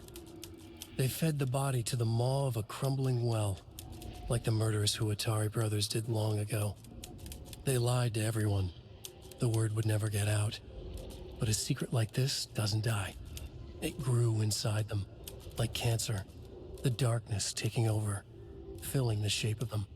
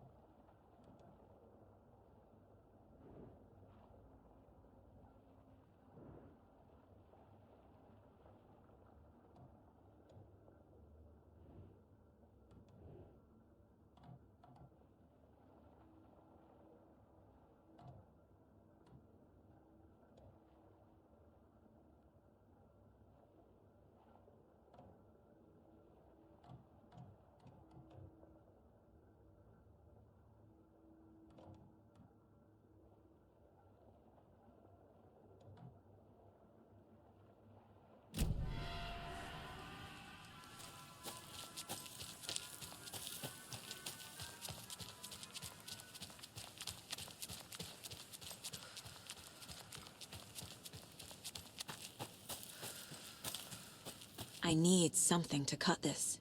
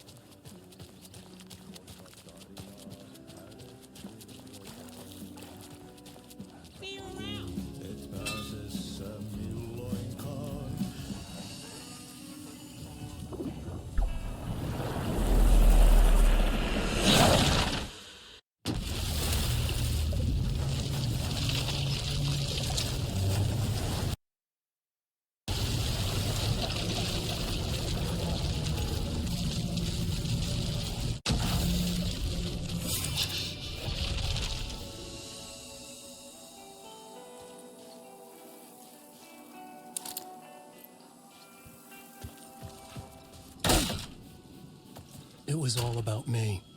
This performance the Dark Place was putting on. But I had no control over it. I knew how utterly lost I was.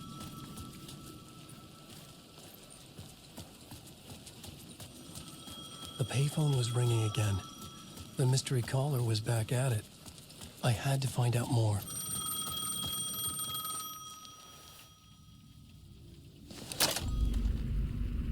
Alan Wake? Do you know who I am? How the fuck could I? Whoa! There's that famous temper. Lucky thing I'm not a paparazzi. You keep jerking me around, refusing to tell me who you are. You remember? You... Oh, fuck me.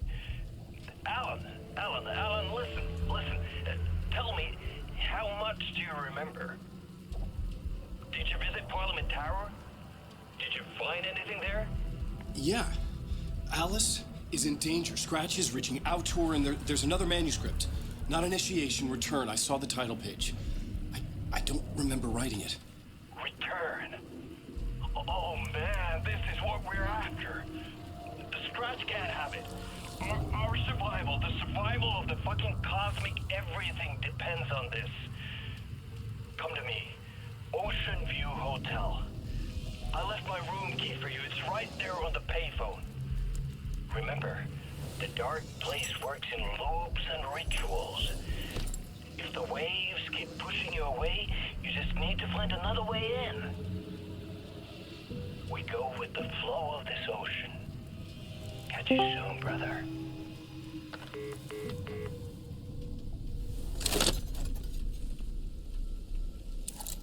The Ocean View Hotel. A suspicious invitation to a shady meeting. Right on the money for the hard-boiled genre the whole city was built upon.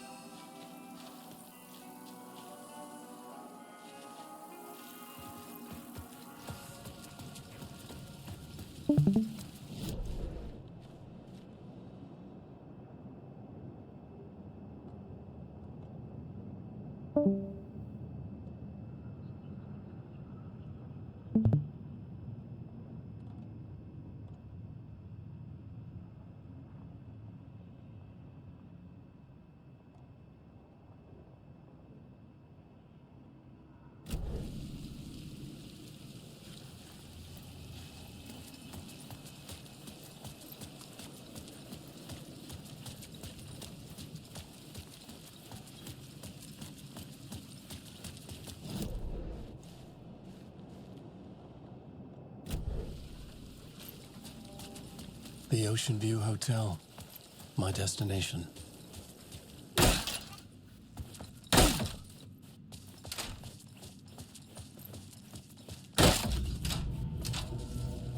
A loop that delivered me back to the street. What did the mystery caller said? If the waves keep pushing you away, you just need to find another way in. With only dream logic to lead me to the hotel, I looked to the neon signs for guidance.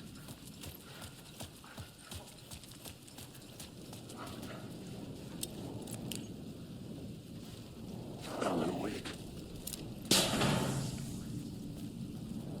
Alan, wake.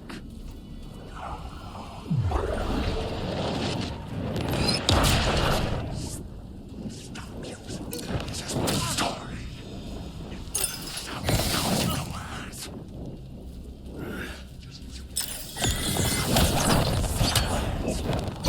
This is my story.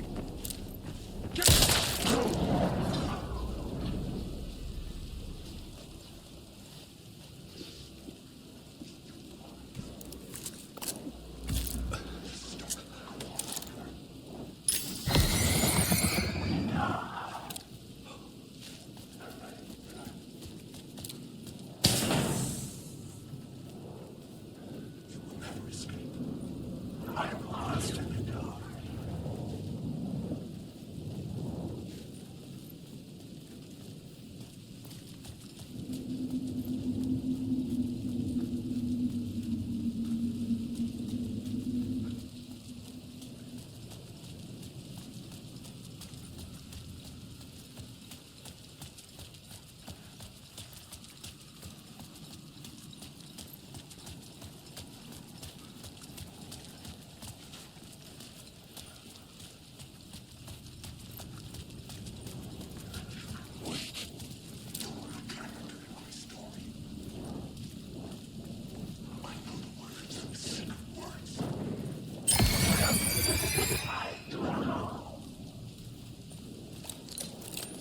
Recognize these words and wake.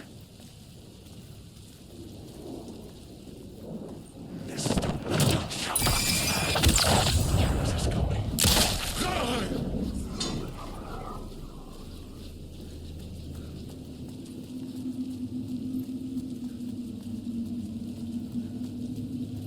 The dark place wouldn't let me go that way.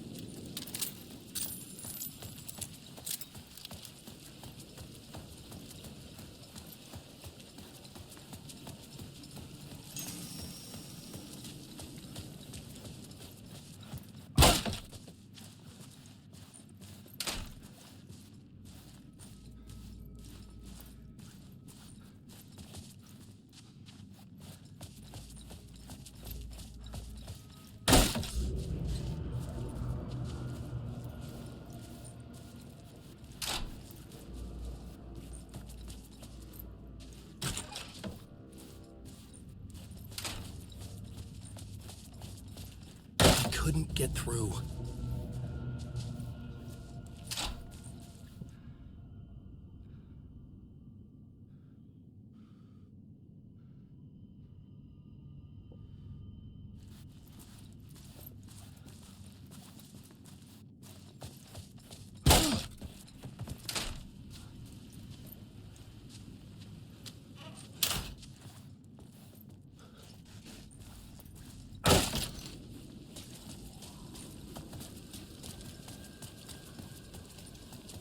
The sky bridge above was connected to the hotel. That could be my way in, if I could reach it.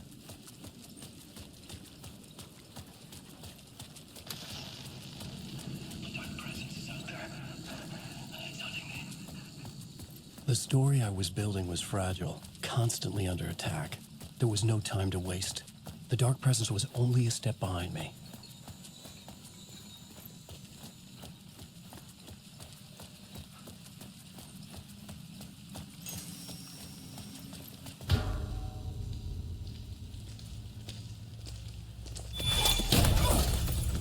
Casey!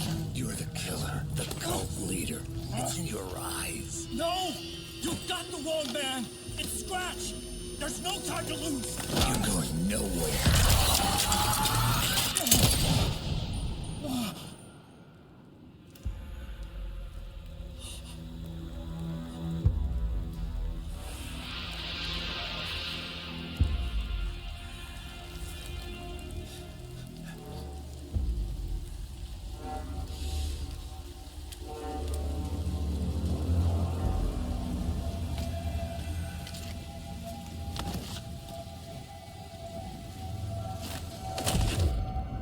I was dead tired. I just wanted it to be over. It was all my fault. I'd had this dark place in my head for so long. Sometimes I'd forget the pain was there. Like it was the way you were supposed to feel. I was not in a dark place. I was the dark place. The source of it all. The vessel. Me and the writer. We were the same.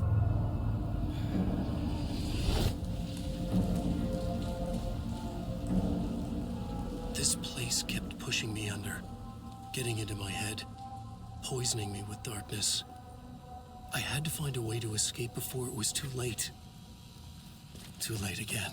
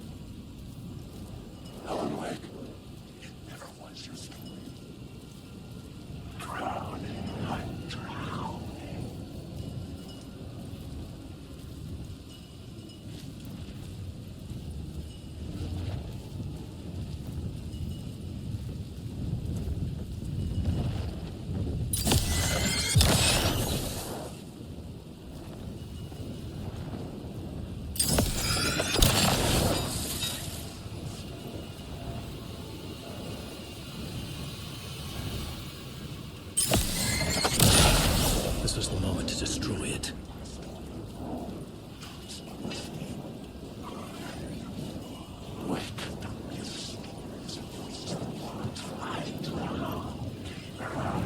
I was under attack from a shadow.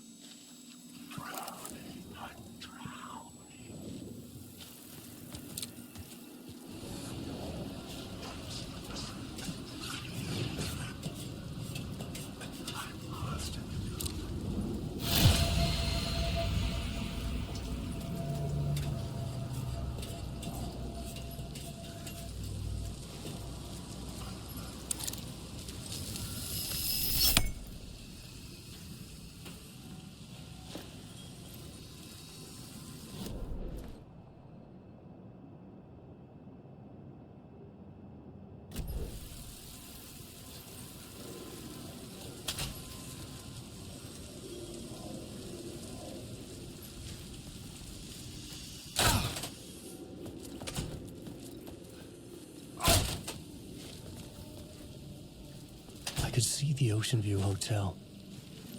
I was getting close.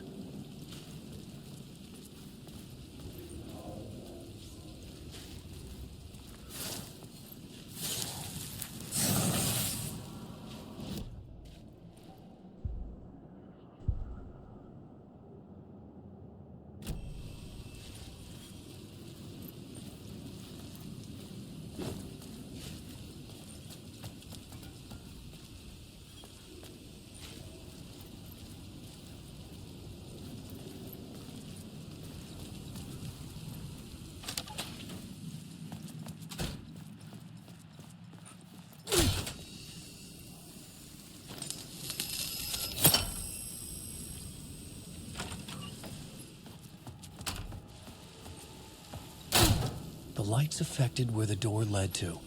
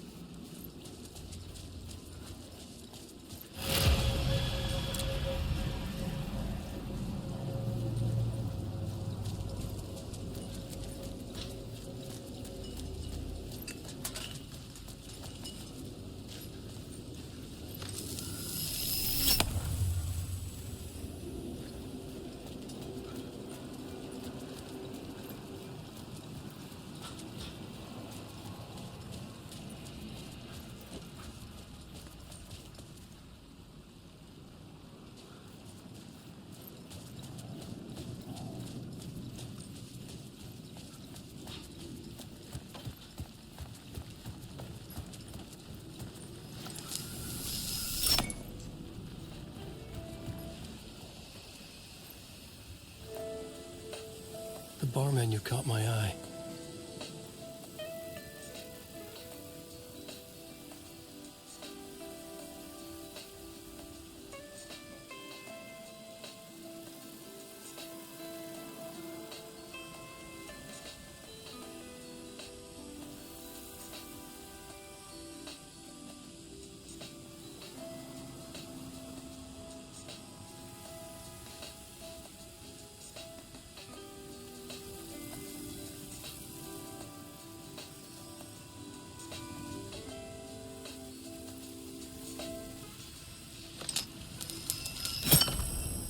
I could use that shotgun.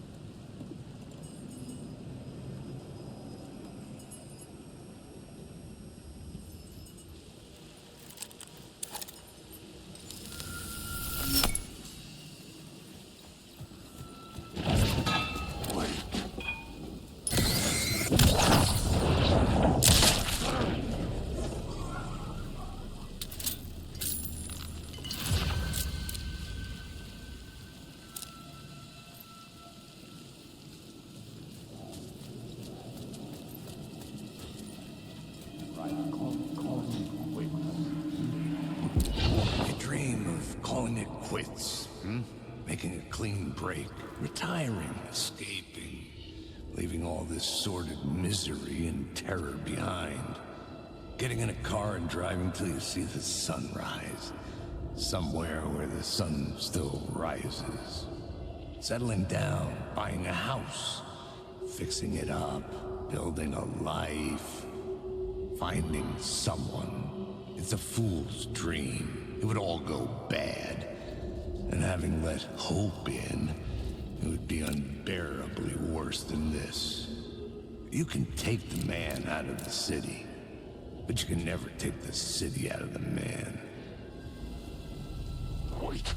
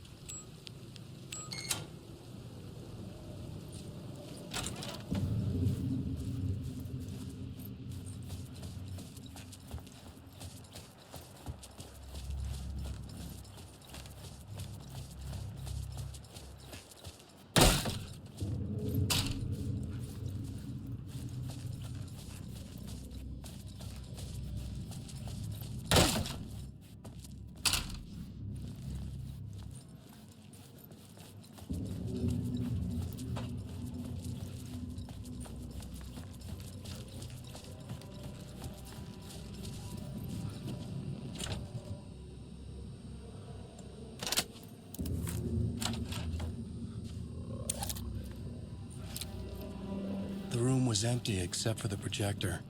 More games. Was the film a message waiting to be played?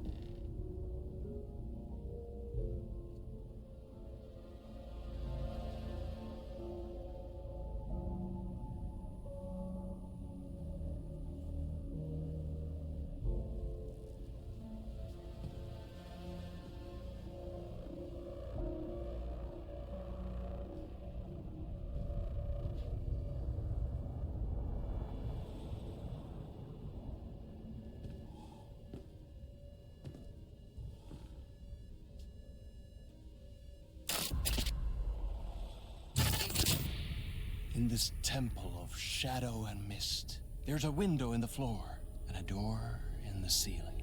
There's no knowing, am I standing still, or running, or kneeling?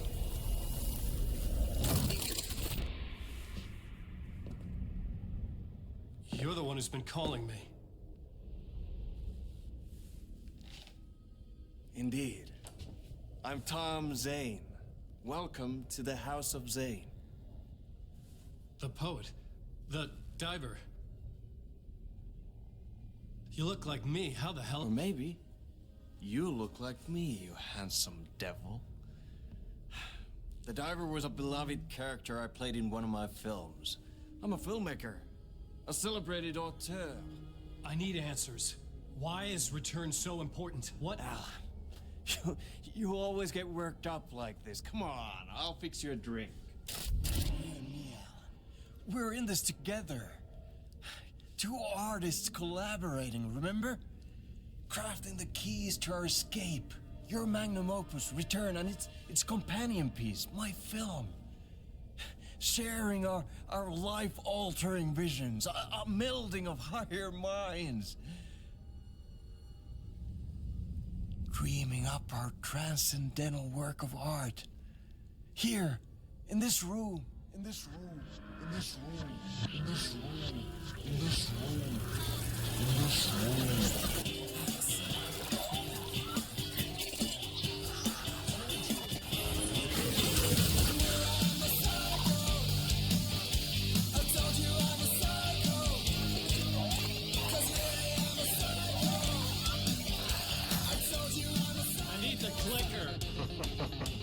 It's Return, because we return.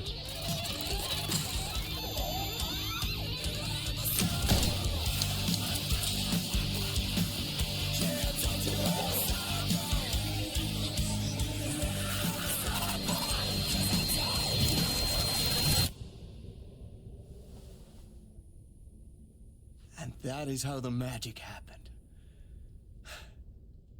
Enough of this bullshit. Alice is in danger. I need another murder site to go further. Back to Parliament Tower. Scratch is... Your wife is safe, back in the real New York. But Scratch is reaching for her through an overlap. Return is the key to escaping the dark place. You need to get it before that freak does. There's a murder site here in the hotel. Let the waves of your writing carry you there. Hello?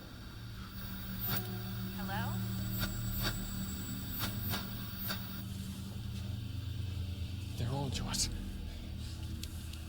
If anyone asks, you were never here.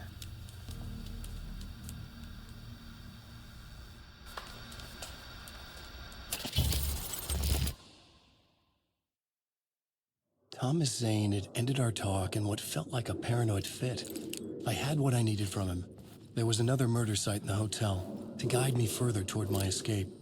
I had to write my way to it.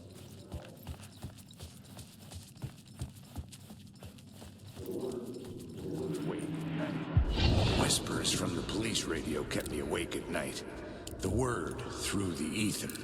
A murder in the backdrop of a play featuring a murder cult. How meta can you get? He said, looking knowingly at the camera. I could sense the cult of the word in this, and their leader, Mr. Scratch. Rumored to be Alan Wake, the writer who'd gone missing years before. The hotel was a perfect setting for a Casey story. I was on the right path. I would start at the entrance lobby.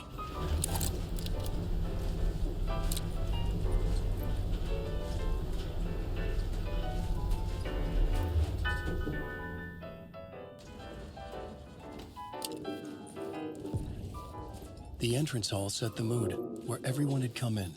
The victim, the murderer, the detective. An idea, clear as a vision, waited for me here.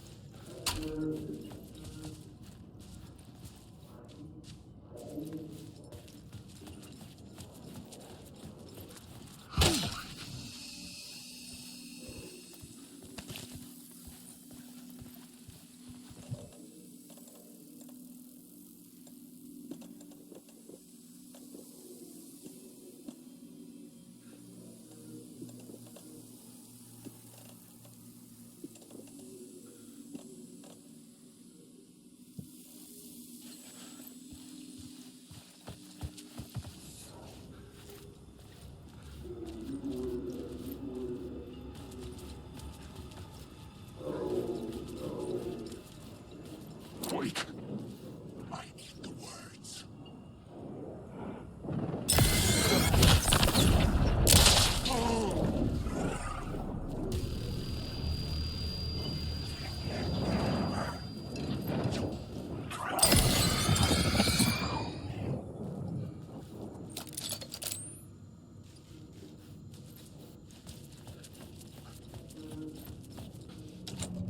I didn't have the key.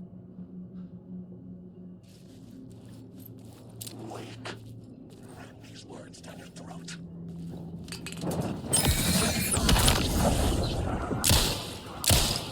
There's no...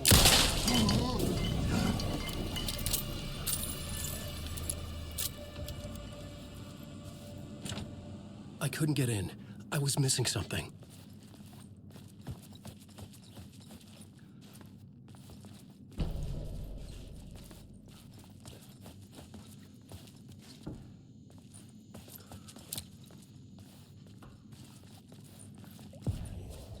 The room at the end of the corridor was closed off. It felt significant. Something terrible would happen there.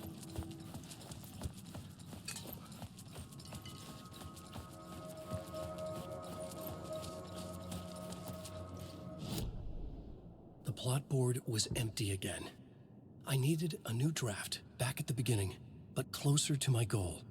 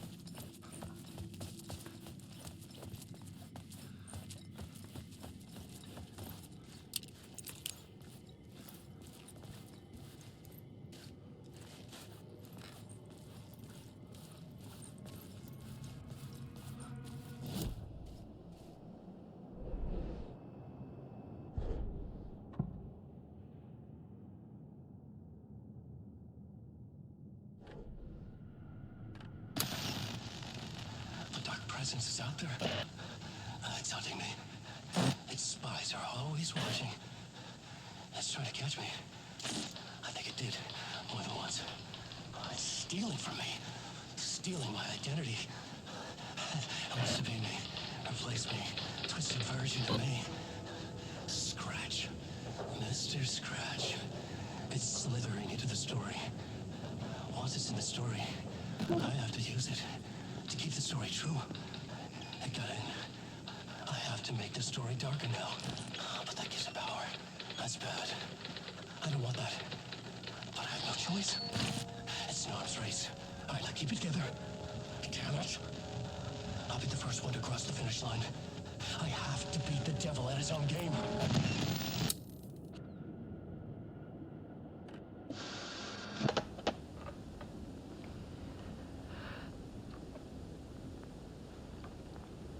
When I was younger, photography was everything to me. I moved to New York.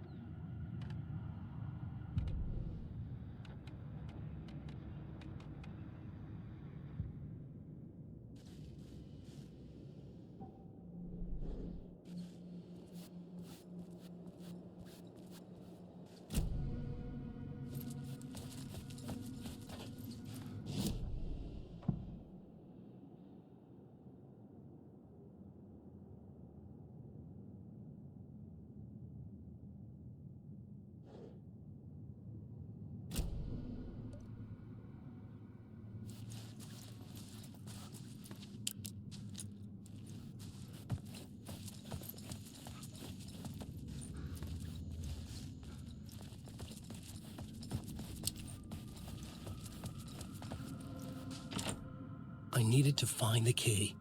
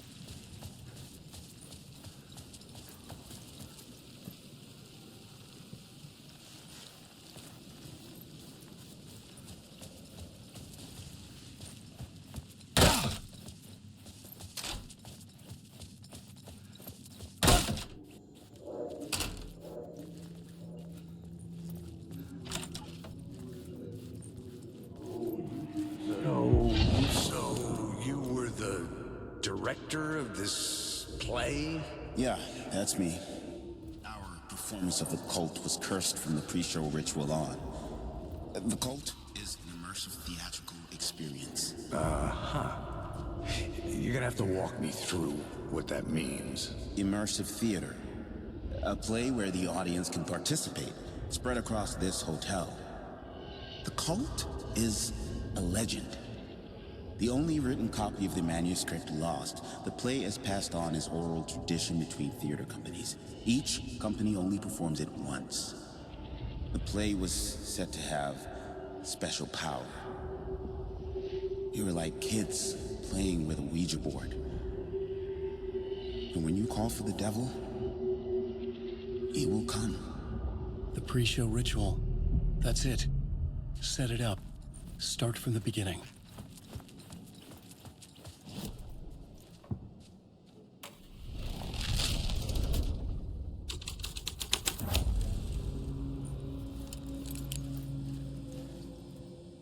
Layers upon layers.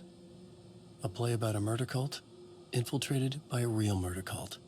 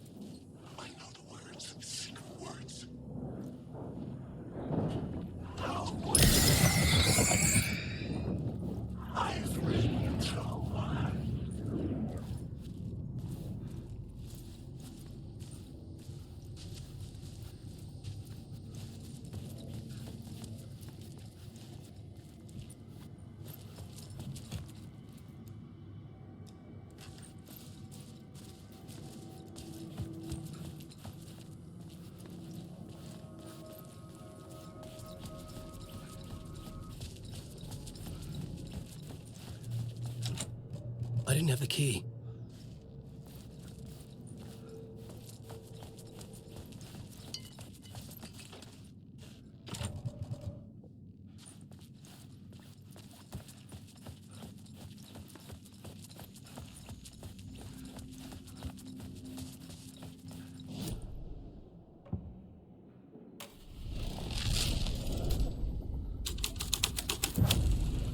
The scene had changed.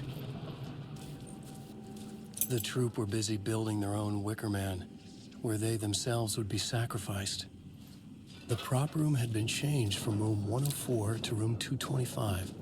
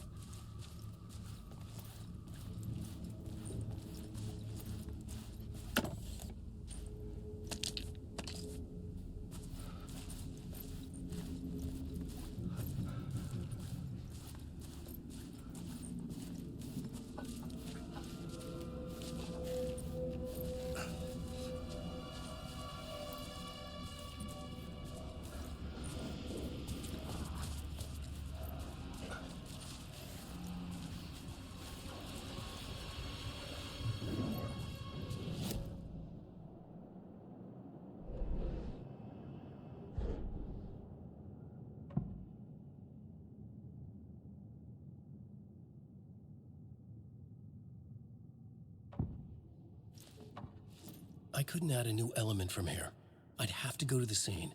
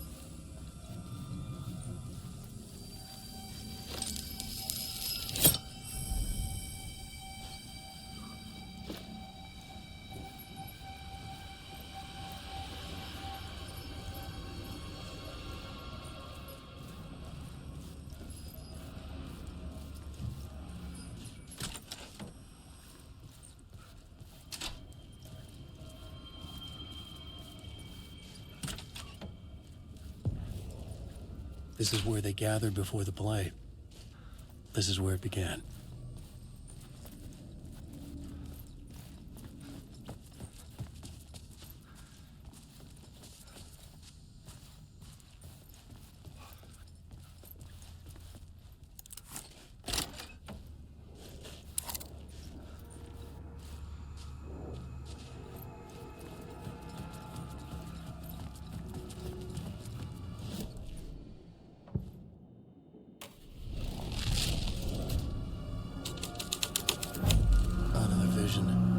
Another idea.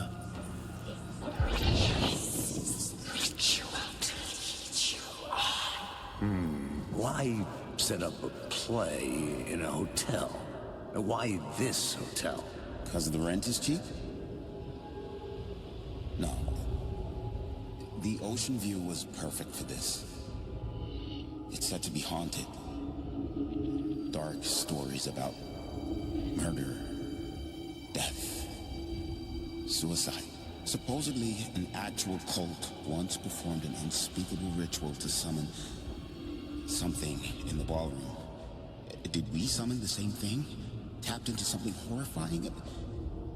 It seemed like it was part of the play, but it wasn't. Does that sound crazy? You don't want to ask me about crazy, kid. A haunted hotel. Yes. That's a trope for a reason.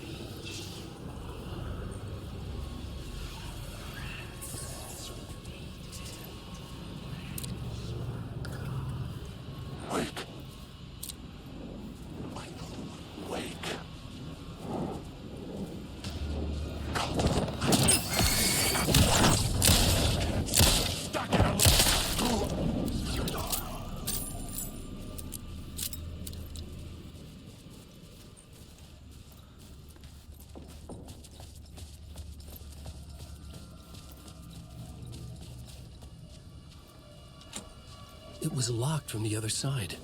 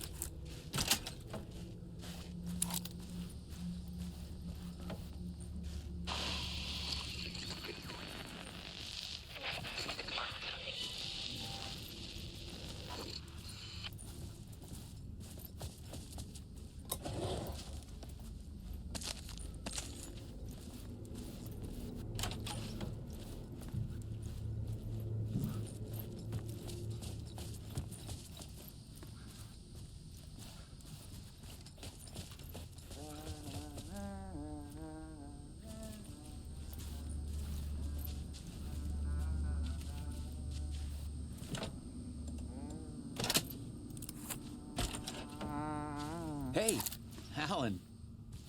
Tim Breaker, in case you don't remember again. I know, Tim. I'm remembering more now. It's good to hear, man.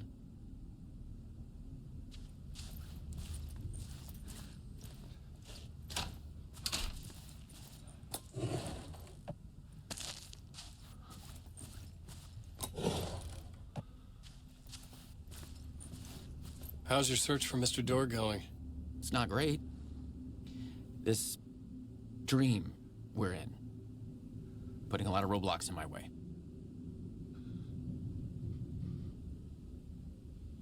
So you think this is a dream? I'm not ruling it out. You know, my dreams have always been incredibly vivid. They feel real until the second I wake up. In dreams, I'm often someone else. A different person with a different name, living a different life in a different world. It's alternate realities, maybe. But certain things don't change. Like Door. The sketch you have does look like the Door I know. The talk show host. All I know is the Door has something to do with what's happening to me. And he knows that I know. He's like some sadistic mastermind torturing me.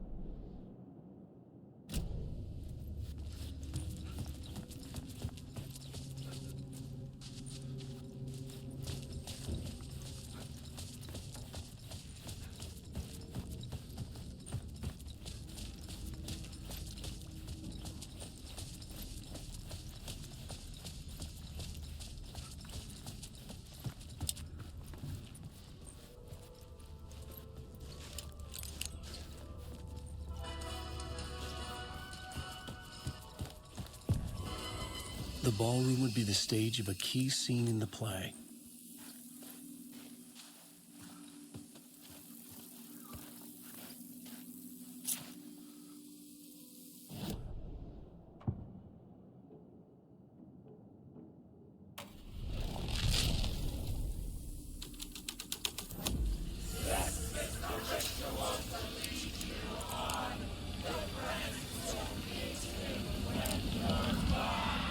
Getting real, all right. I recognized my writer's room on the stage.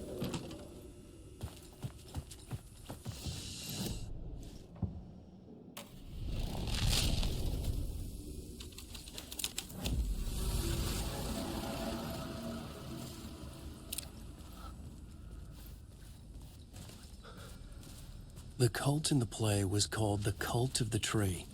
With their deer masks, they were the backwoods echo of the cult of the woods urban horror.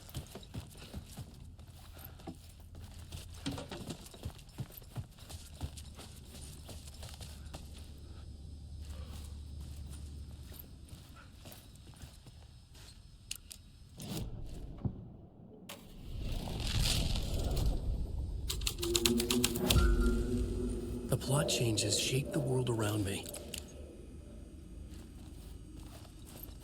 I almost dreaded the ideas this would conjure up. In this room. Nice set you got here.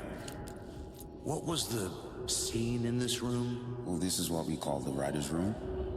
In the play, it's where the devil rewrites reality whilst God is asleep. The devil was our star role. I got a big-time celebrity to play him, and he was method acting the role to perfection. He never broke character, always wore the cult mask. His name was scratched out on the posters. Mm-hmm. And who was this mystery celebrity? Let me guess. Alan Wake? I wish I could tell you. But turns out there were masks upon masks. Whoever he really was, shit got weird when he was around. Some of the crew joked that we'd actually hired the devil to play himself. Mr. Scratch is the devil. He was born to play the role. I had to agree with Casey on that.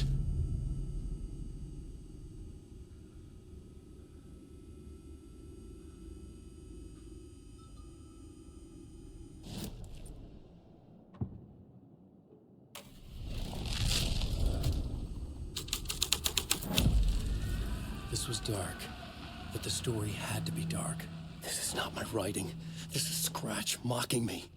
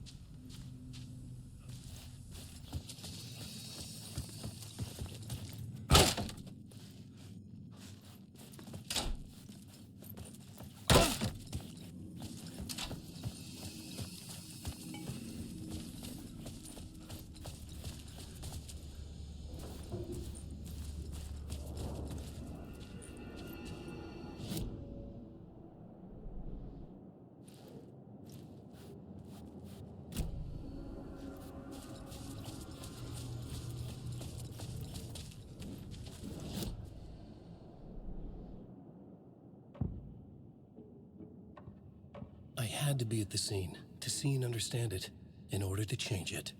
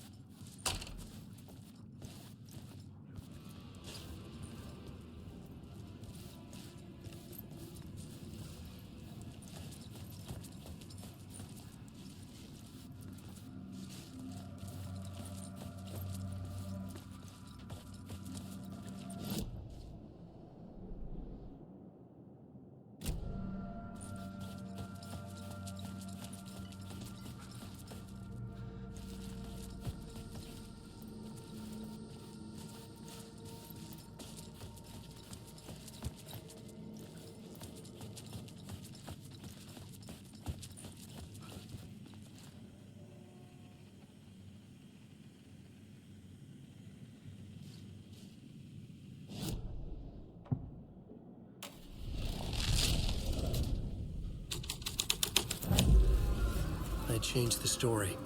And with that, the dark place changed.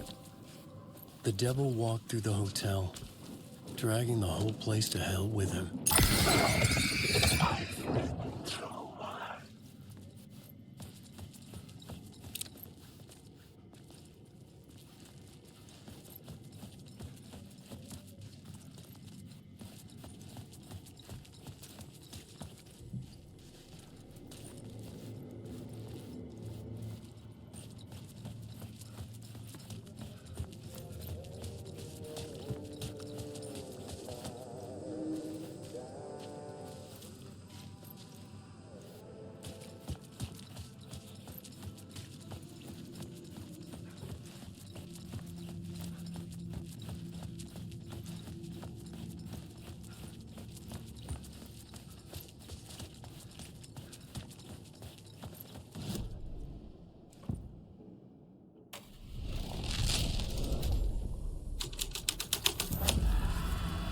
The devil's path up the staircase was draped in blood.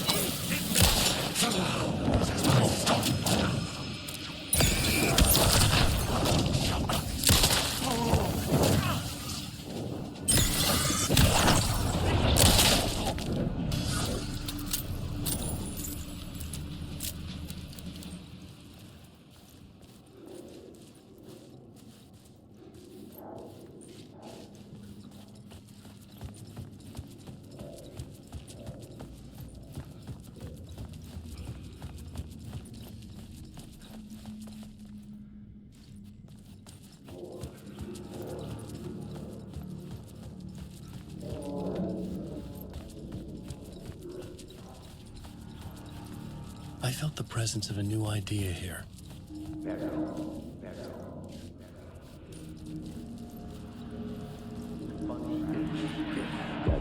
Mr. Scratch, if that's who the actor playing the devil was, had stayed in the hotel. Asking around at reception got me a room number. 666. He had requested that room, specifically. The devil had a sense of humor. Or he really didn't. It was funny either way. According to the director, the actor hadn't mingled with the rest of the cast. He had only come out for the play. And always in character.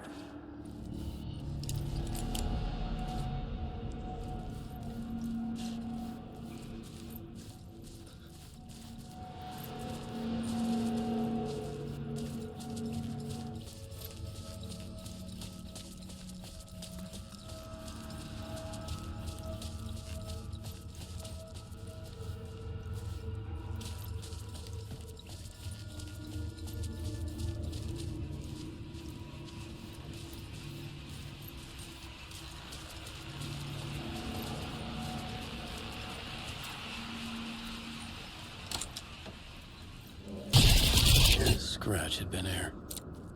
I could sense his presence lingering in the room. I was about to have another killer idea.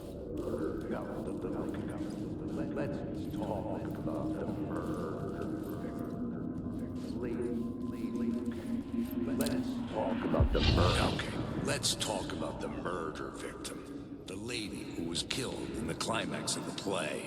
The leading lady. Oh, it was an honor to get to work with her. A grand dame for sure.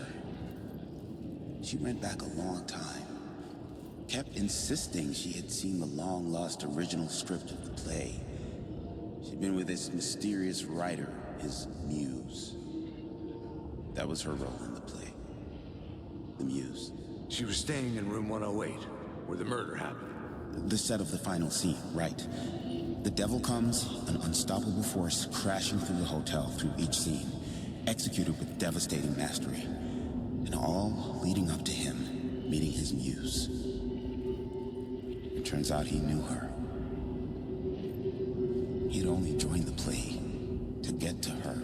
To murder her.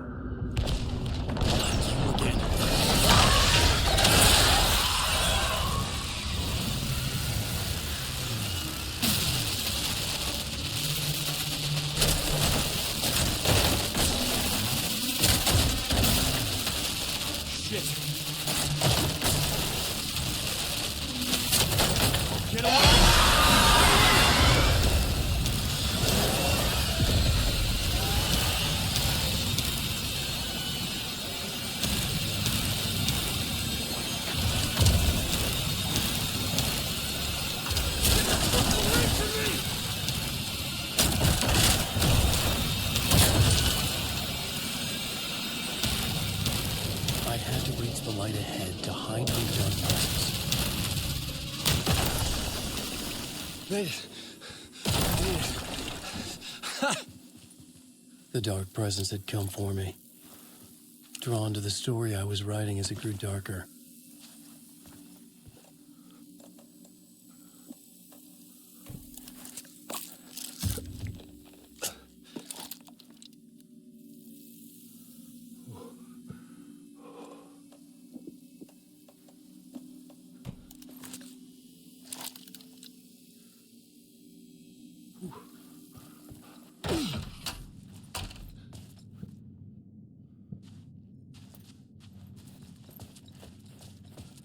The muse was the murder victim. The final scene took place in room 108.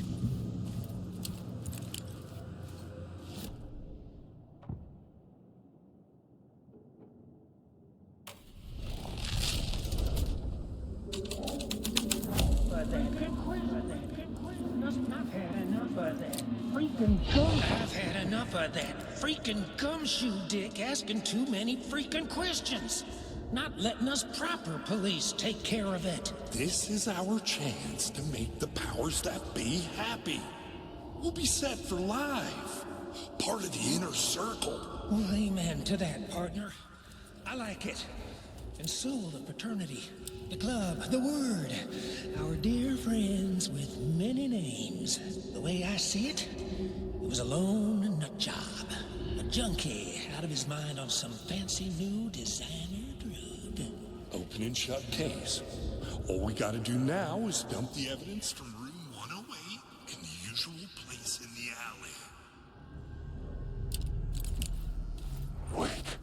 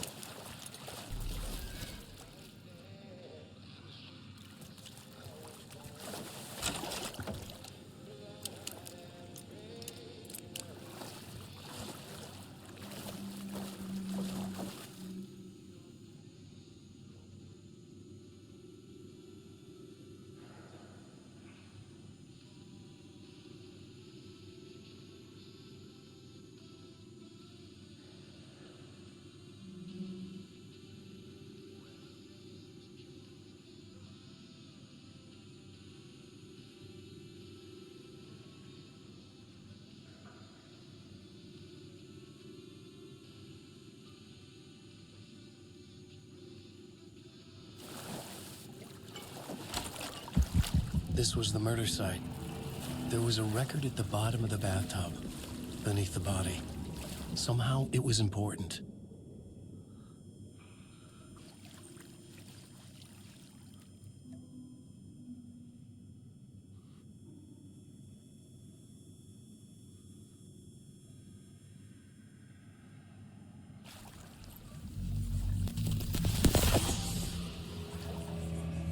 Another step.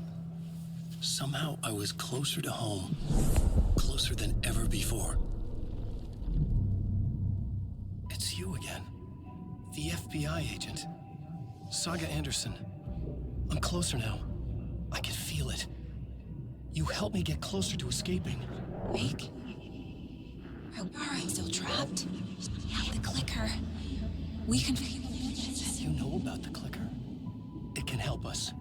I destroyed the dark presence with it last time. You can help. You can find it. You must find it. I can get it to you. I have to understand. Did you write the story? Alice is in danger. I have to stop Scratch. I have to find Return. I need to get back to my apartment. I'm writing a story to get through. Initiation. It's the only way. The story. You can do that. You can write out...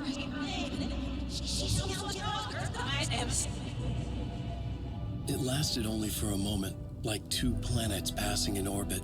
Saga Anderson was helping me go deeper, closer to escape, somehow. I had to trust her. Parliament Tower. I had to get back to my apartment, my study. I had to find the manuscript of Return.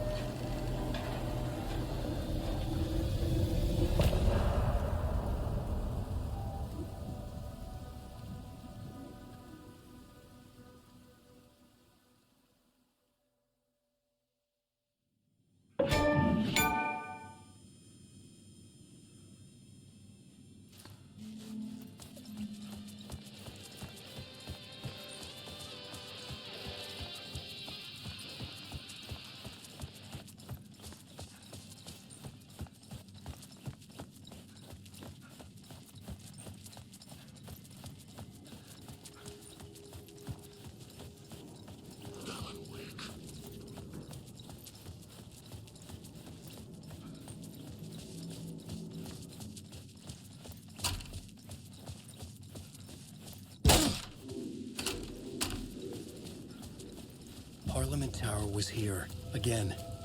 Zane said the manuscript of return was the key to escaping. I had to get it before Scratch did.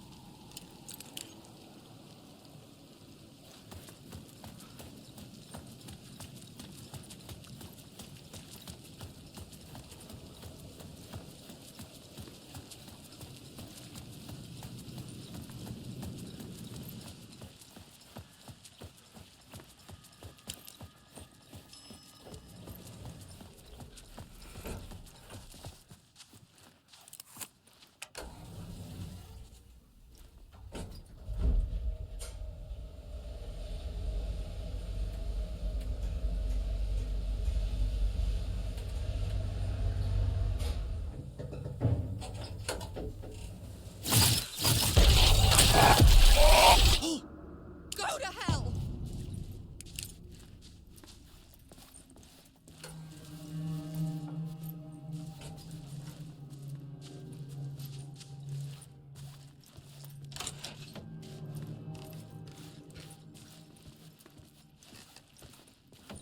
Alice had turned the bathroom into a dark room.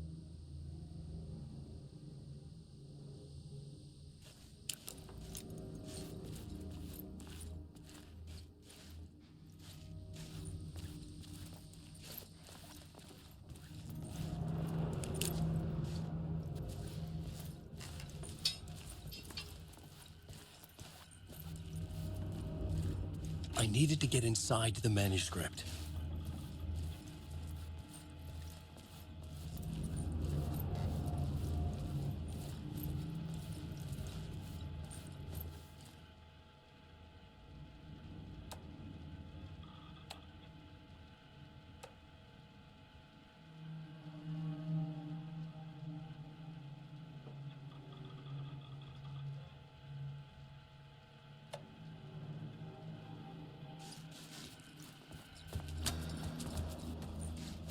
For months after Ellen died, I didn't leave the apartment. I was flattened by the confusion, the shock, the guilt, fear. I could barely get out of bed. Barry Wheeler started visiting. He even cooked me meals. I couldn't stand the guy when I first met him, but he's a better friend than I gave him credit for. And he still checks in, even after he moved out west.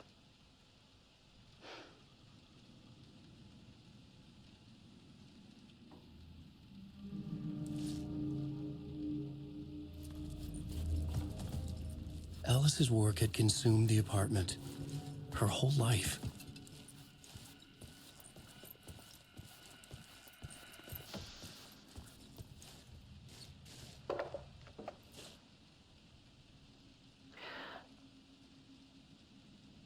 One morning, I saw a deer soar past my bedroom window. It was a balloon of some cartoon animal. And I looked out at the street below, and I saw a little girl crying. Like losing that balloon had just ended her whole world. It was the perfect image of the horror of caring. And that's when I got myself out of bed. And I picked up my camera.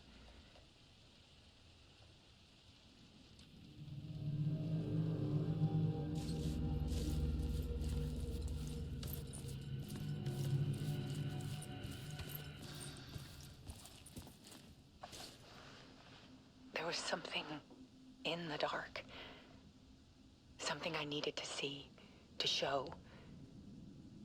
The more shadows I photographed and filmed, the more I felt like I was on the verge of a breakthrough. I submerged myself in it. I only went out at night. My search became obsessive, but I still had no idea what I was looking for.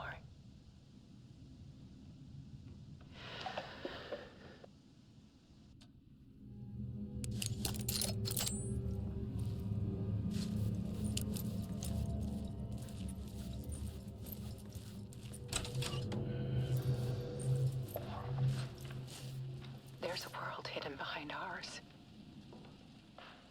A dark tide ebbing and flowing against reality.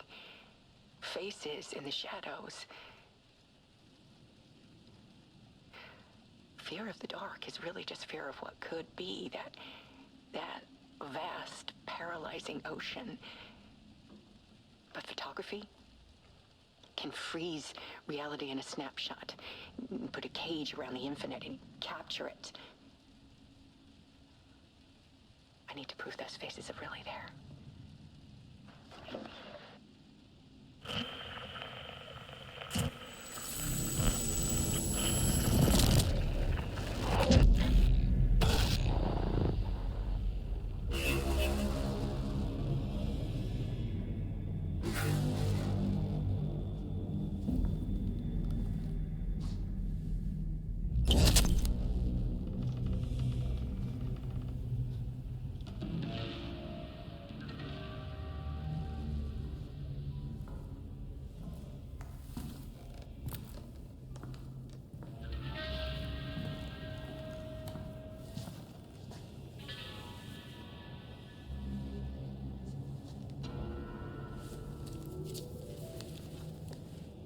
The full manuscript of a novel. Return. A horror story about the dark presence escaping from the dark place, taking over Bright Falls. I couldn't remember writing it. I had not written it. I would never write this. I knew who had. Scratch. A monster with my face. If this story came true, Scratch would get out, people would die. Destroying the manuscript, it wouldn't stop it from happening. I would have to fix it, edit it. I could not change the genre of the story. I'd have to work within the constraints set by Scratch. I needed someone in the story to fight the darkness. Saga Anderson. I kept seeing her in my visions. She was already in Bright Falls, already involved, but she was not in Return. Not yet. I'd write her in. Try to stop Scratch within the limits of the horror story. It was almost impossible. It was taking too long. I had not reached the end.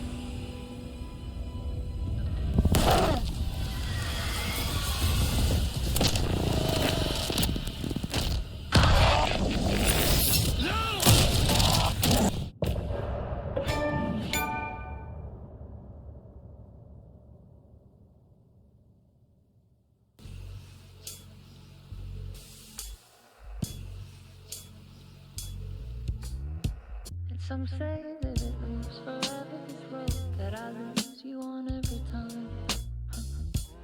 Some say that it moves forever, this road.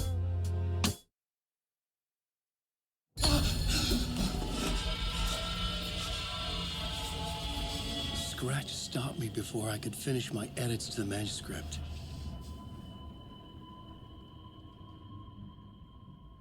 The memory of my edits was already fading.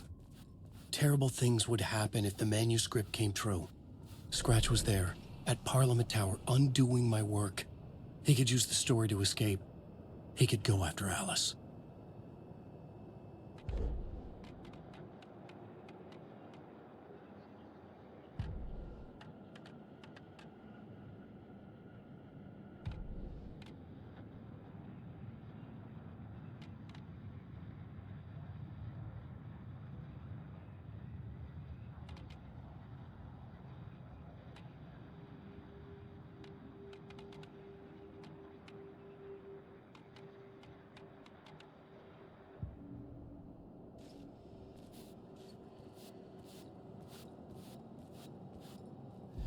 Zane had said we worked on Return together. That was a lie. Scratch wrote Return. I would pay Zane another visit. He had guided me to 2 murder sites. I needed a new one to get back to Parliament Tower. A new draft of initiation.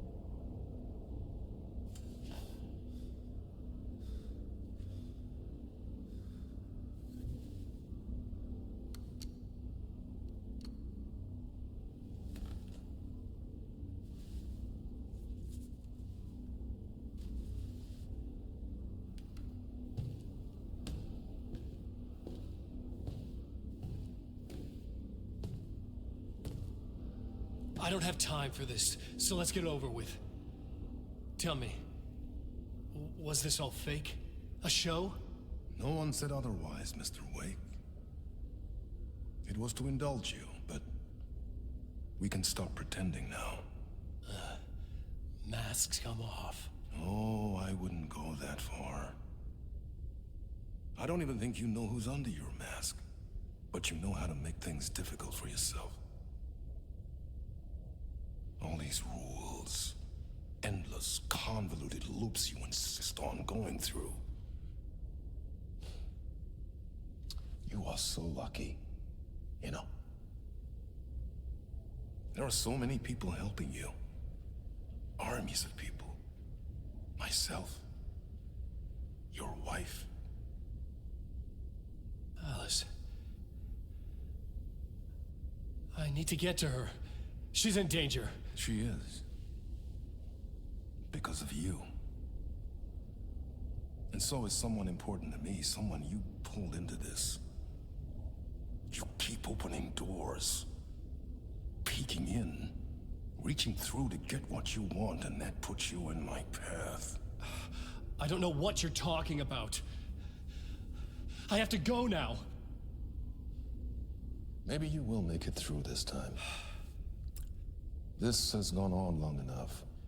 This and our Night Springs. It was a nice distraction. It's time someone gave me a straight answer here. The next time we meet, the circumstances will be very different. And you would do well to return the favor by playing your part. Or stay out of my way, Mr. Wake.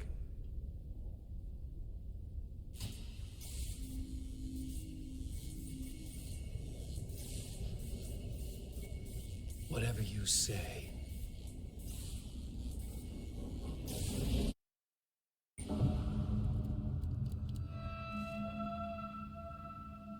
Door, Zane, the masks were finally coming off. Was it a sign I was closer to escaping? I had no time to waste.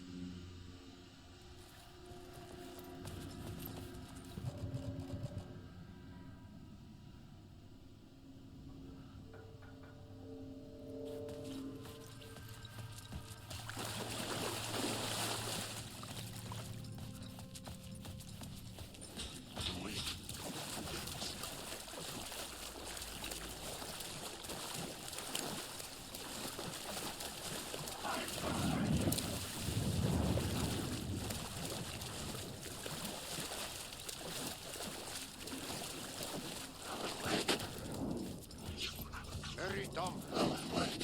Here is the light at the end of the... Jumalauta, that held you close, Tom. Mutta on watch the granny in the snow. When the panic is biggest, the help is also